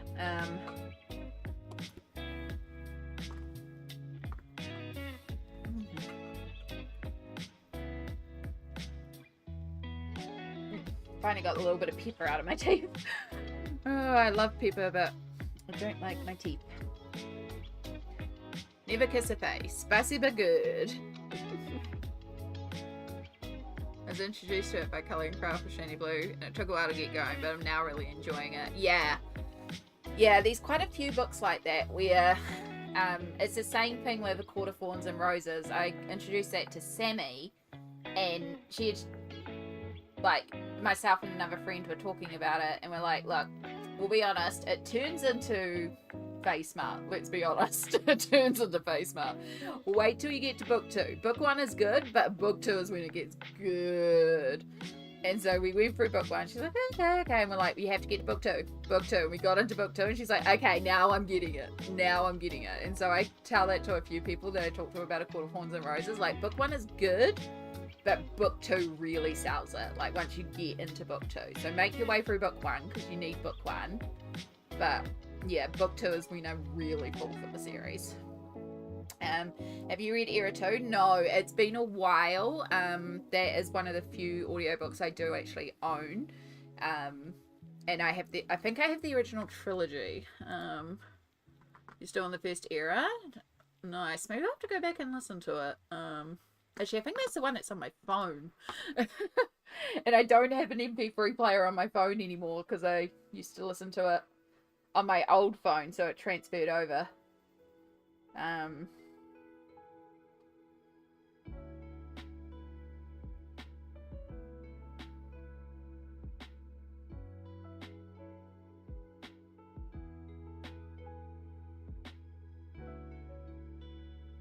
I'll have to find it again. It's buried somewhere on my phone. But yeah, no, it's one of the ones I know I definitely listened to it during the very heavily medicated time, so I can like remember names and remember like little elements, but if you got me to talk about it, I'd be like, I don't remember a damn thing. So I probably need to re-listen to it, to be perfectly honest. And again, it's on my phone, so it's like it's not hard for me to re-listen to it. In fact, I might put it on the list for the next lot. No guaranteeing when I'll get to it, but yeah, it's probably about time it's due for a re-listen.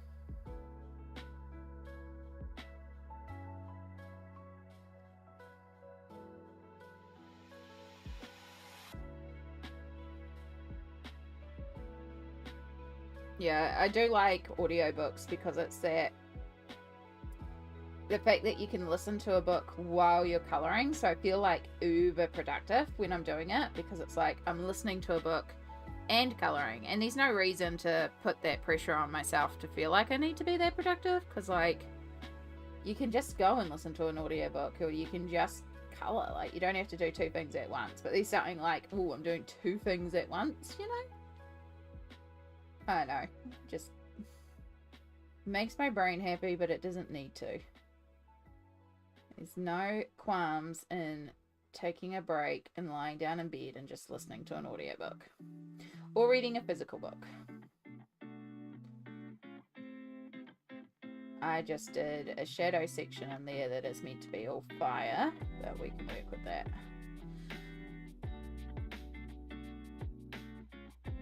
We'll just kind of do this and just have it wave out a bit.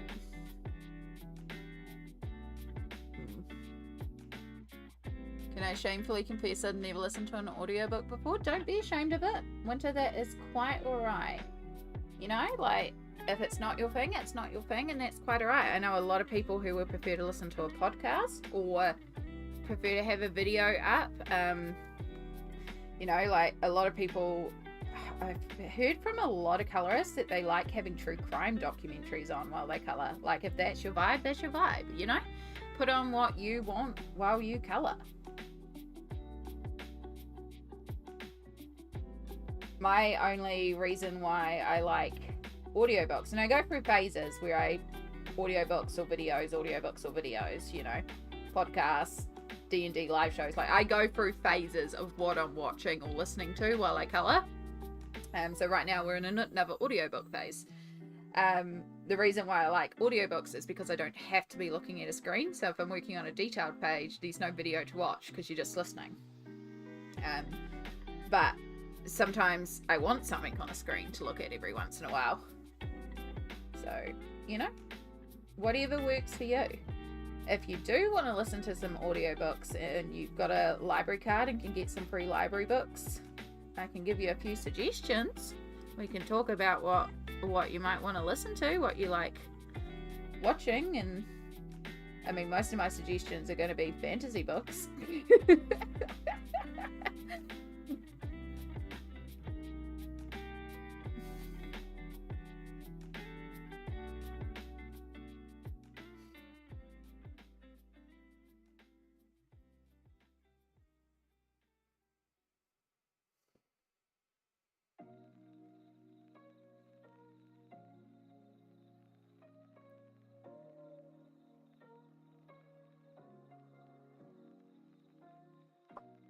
I don't know if it's my thing. I should really try it out. I got a couple of free Audible credits, and I brought a couple of books recommended by counsellors and such, but they're dry and educational and whatnot. So I've listened to bits and pieces, but I've never tried a fiction audiobook. Yeah. Yeah, it's... I haven't read an actual book in a few years either. I used to be a ferocious reader, but the sicker I got, the less I read. Yeah. And yeah, I've talked about before how when I was in a lot of mental health distress and I used to not sleep at night, one of my things was going to the op shop, fill a bag for $1 books, and because I could read 2 books in a night, because I am a speed reader when it comes to books. I used to demolish books and then just return them to the op shop and then spend another $2 and get 30 books, read them over the next couple of weeks, return them to the op shop and get the next lot. Like, yeah. Easy enough to do. But now I don't sit down and read physical books anymore. So yeah, we're trying.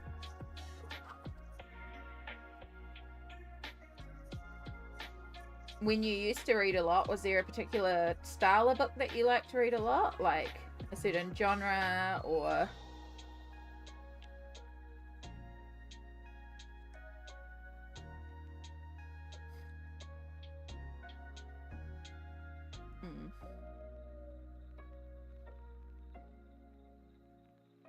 Throne of Thorn and Roses. There is a Crown of Thorns and Roses. Sarah J. Maas. I think that's what we're referring to. Yeah. I guess horror or fantasy. Yeah. I think Audible also has like some free audiobooks too, doesn't it? I feel like... No, I think I'm thinking Kindle, and there's some free books on Kindle is what I've heard. Happy Catastrophe say.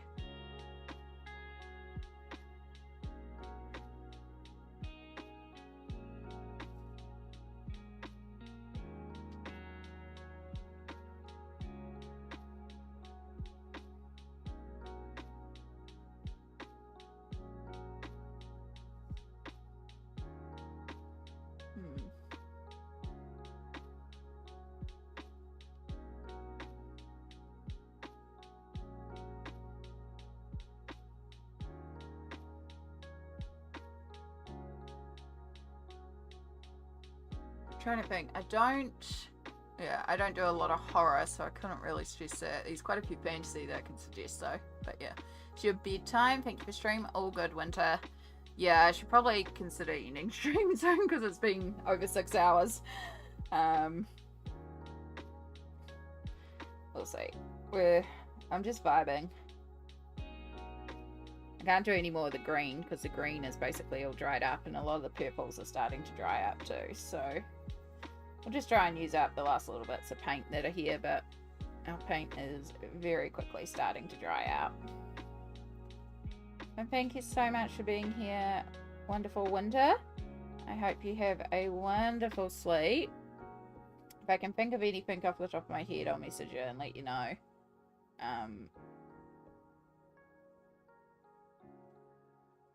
But yeah, get plenty of rest, and I look forward to seeing you in your own stream, or watching your videos, or just chatting to you.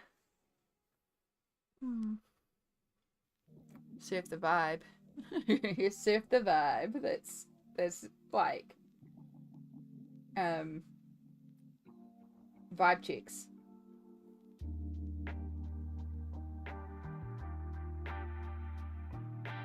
Vibe checks a thing in one of my games.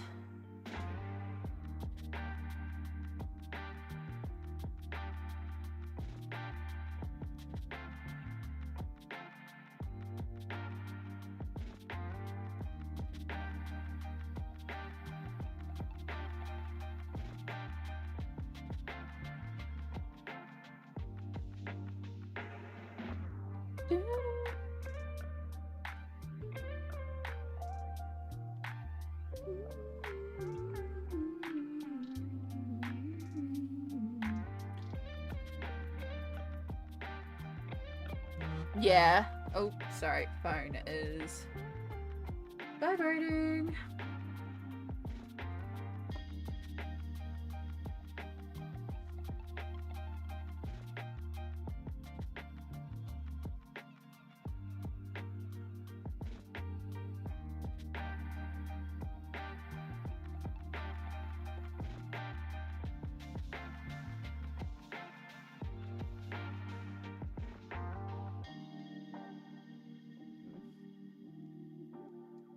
It's a twist on regular fairy tales, more horror twist. Only horror thing I have. Oh, okay.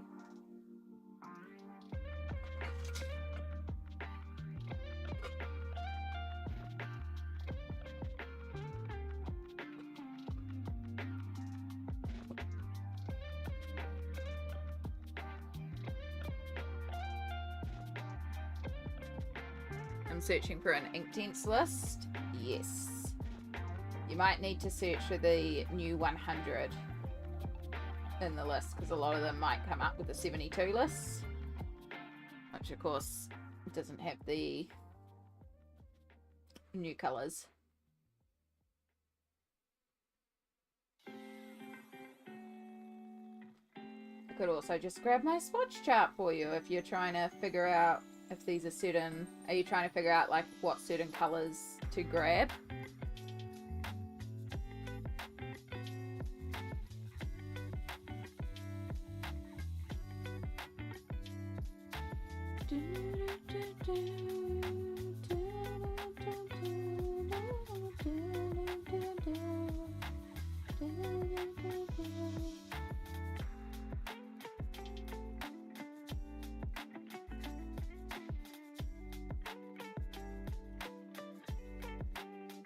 Yeah, to see which I have and whatnot. Did you get like a, you know, pre-made kit, like a 24 kit or something? Or did you just pick out a few colours individually?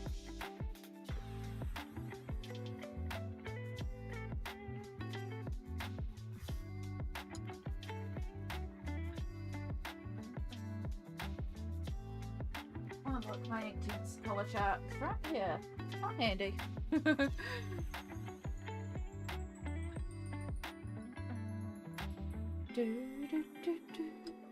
You got the 36 set? Okay.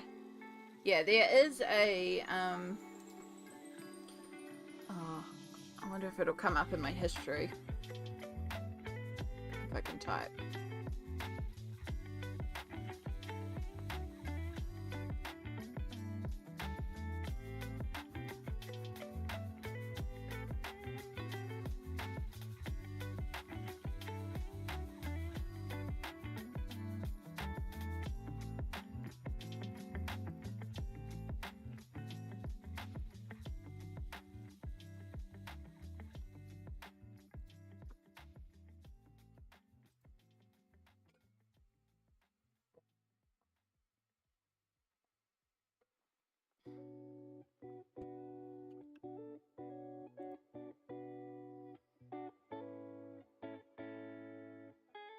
Yeah, I think that was the one I used there.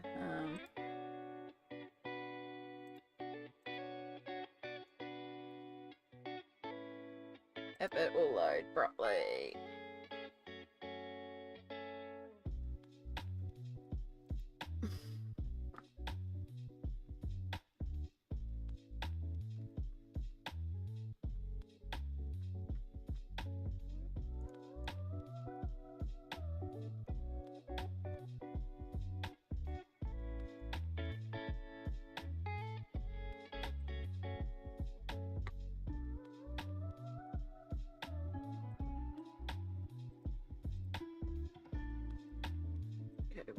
Yes. Alright, this is what you want here, Stardust.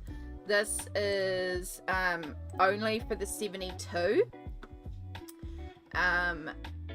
But it breaks down per colour what's in what group. So you can see the colour dots. The yellow represents in the tin of 12, green is tin of 24, purple is the tin of 36. So this will give you, you know, if there's no purple dot, it's not in your 36 set. So it is in regards to the original 72. And then obviously there's the new 28 on top of it as well.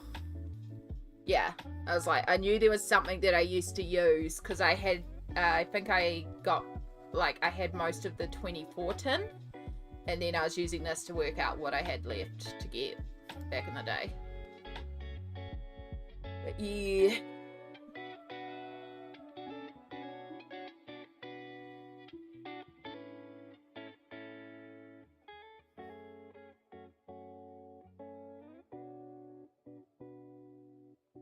Oh, so pretty. Anyway.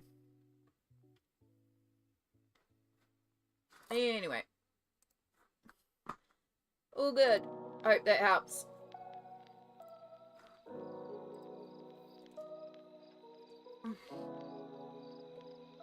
Yeah, I'm sure Derwent have one somewhere on their website too, but I was like, I knew I looked at that. Yeah. Yeah, and some of the colours you can get away with and not need straight away. And then some colours are like very, very different. Like,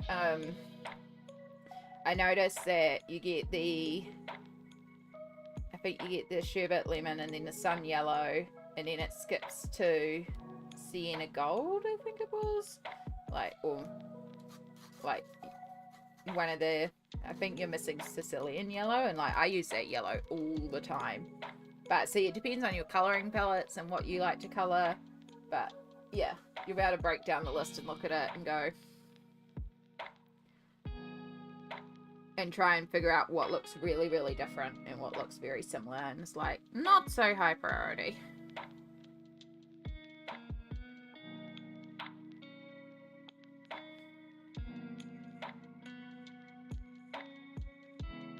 So yeah, some of the colours are definitely very similar, and you don't have to rush to get those ones straight away.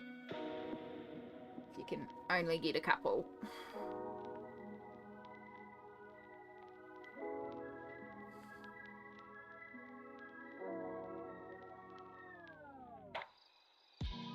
I love greens, blues, purples. Yes.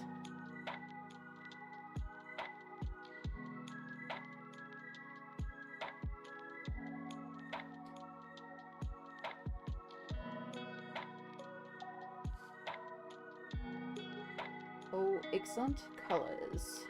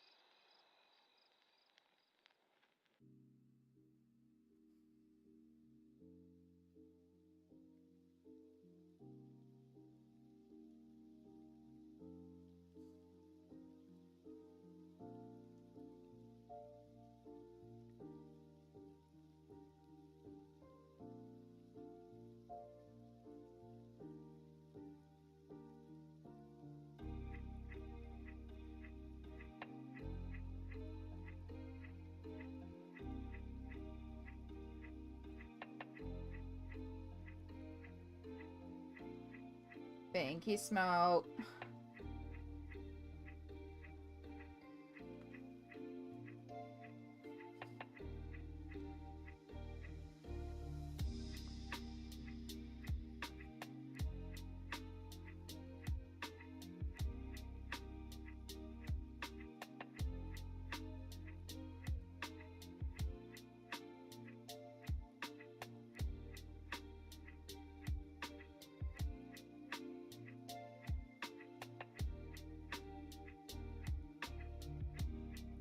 What would we do without the smalt?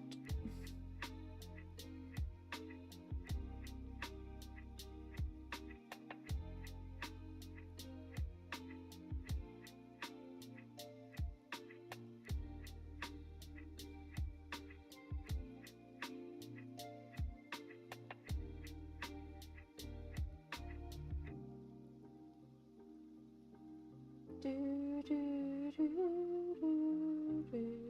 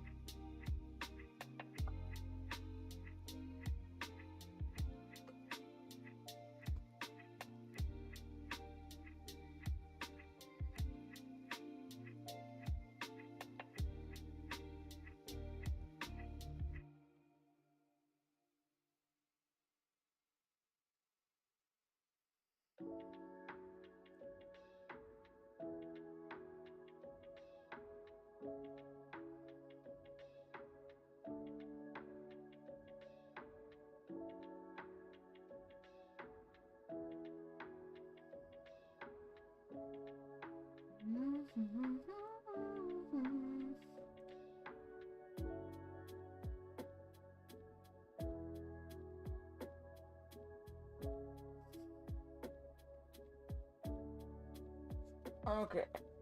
Ooh. Need some very intense work around here because things are not lying down. I think it's because the paint is getting to that point where it's not really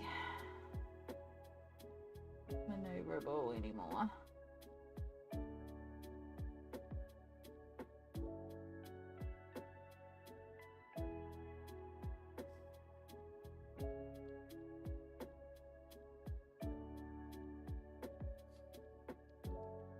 Yeah, no harm in using the website to look at the colour chart, because if it's got the good colour chart, use it to figure out the colour chart and then figure out where you can buy them for cheaper.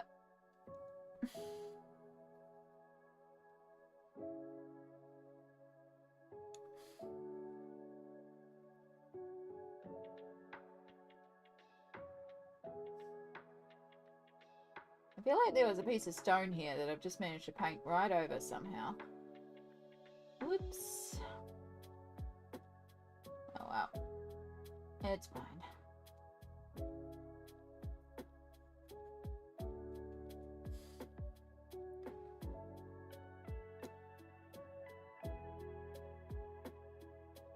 I thought because they have a 100 they have the updated chart. Don't you know? It's the same chart Amy leaked to. Damn.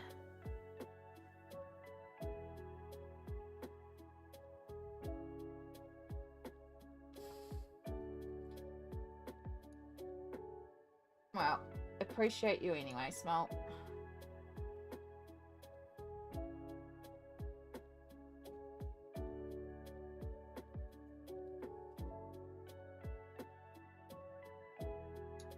Yeah, I think it was just you can use that first chart that I linked to just sort of figure out like what is in your set and what colours aren't in your set, and then you just know that the new 28 obviously aren't in your set. But yeah, if we look at, let me bring it back up.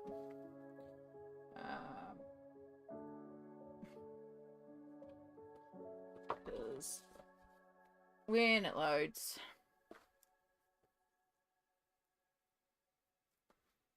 so if we're looking at the 36 set, so you've got sherbet lemon and then sun yellow. So like, so you've got sherbet lemon and sun yellow. Lemon is one of the new 28, and it is so similar to sherbet lemon, like it's not one that I would recommend as high priority. In fact, I did a whole video about the new 28 and what I would recommend if you like only can get in a couple of the new colors. But but yeah, I was pretty sure lemon. I was just like, this is basically sherbet lemon, so you don't need to worry about getting in lemon. But yeah, it goes from sun yellow to sienna gold is your next one.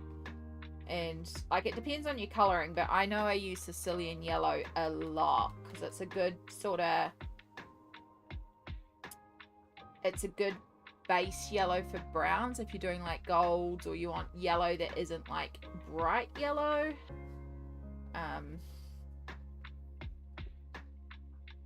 And then you go from sienna gold to tangerine. And so like the burnt orange I barely ever use, which is in the original 72. I can tell you from the new sets, like the orange sorbet and the mango are so good. Yeah. Yeah. So it'd just be like going through and figuring out like what's different and what's missing. You don't get dusky purple. Oh my gosh, dusky purple is one I use a lot. It's this one here. It's like a muted grey. I used to use that all the time for shadows. Dusky purple and the new dark mink are really good for shadow colours. Like dusky purple's your darker, and then your dark mink is your lighter. I like using them for shadows.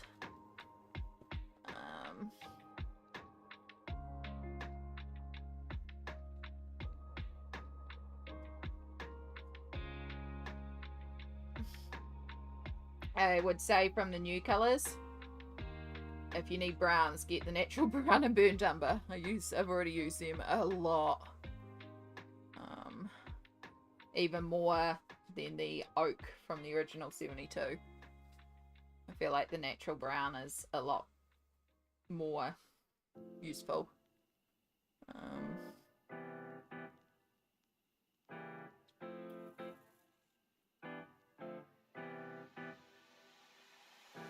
It's quite fun to look at. Anyway. Sorry, getting distracted. Distractions. You make me want to buy the 72 set. Sorry, perfection.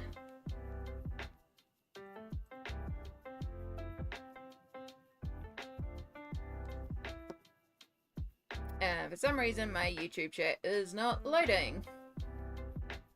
Go top chat. And then we'll go live chat. Yeah. Wow, that purple. I'm going to bed. It's, yeah. It's very helpful. Thank you, Amy. No worries. I'm actually thinking of wrapping up for the day, to be perfectly honest. I'm getting a bit short. Like, we're done 6.5 hours, which is pretty reasonably long for me lately, because I have been doing a lot of shorter streams. But also, all my paints have dried out, and I don't want to get out a bunch of new paints to stop in like 20 minutes or half an hour or so. So I think it's probably a good opportunity to sort of stop at this point. But yeah, most of my paints are at the point where they're like really, really dry, so we're not going to be able to work any more of those ones. But yeah, I like how far we got. Let's look at it without all the newsprint in the background, eh? Don't know why I'm still holding the mouse.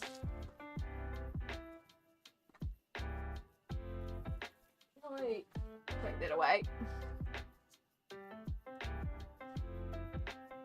And then you can get a non-distracted background. Bring down a little bit. But yeah, we've made quite a bit of progress. Like, we got all the background done. We got all the rocks painted. And we made quite a bit of a start here. So I'm pretty pleased with the progress. Like, there's still a lot to go, but it's pretty good. But yeah, thank you so much for being here. Nope, not gonna let me look. We'll try.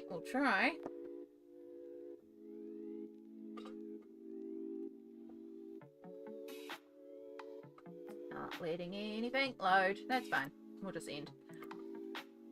So yeah, keep an eye out. We may or may not be back Tuesday, depending on how Monday goes. I may need a self-care day. If I'm not back Tuesday, we should be back Friday. It is also a public holiday on Thursday, so I may or may not stream on Thursday. We'll see how we go. This whole week's up in the air, so keep an eye out because I will post across all social media to let everyone know when I'm going live. If not, I hope I will catch you in one of the future streams at some point. But yeah, make sure you look after yourself, take care, keep hydrating, keep warm or keep chilled depending on where you're based. Thank you so much for being here, and I'll catch you all in the next stream. I might want to be on a thing so I can press a button. Bye everyone.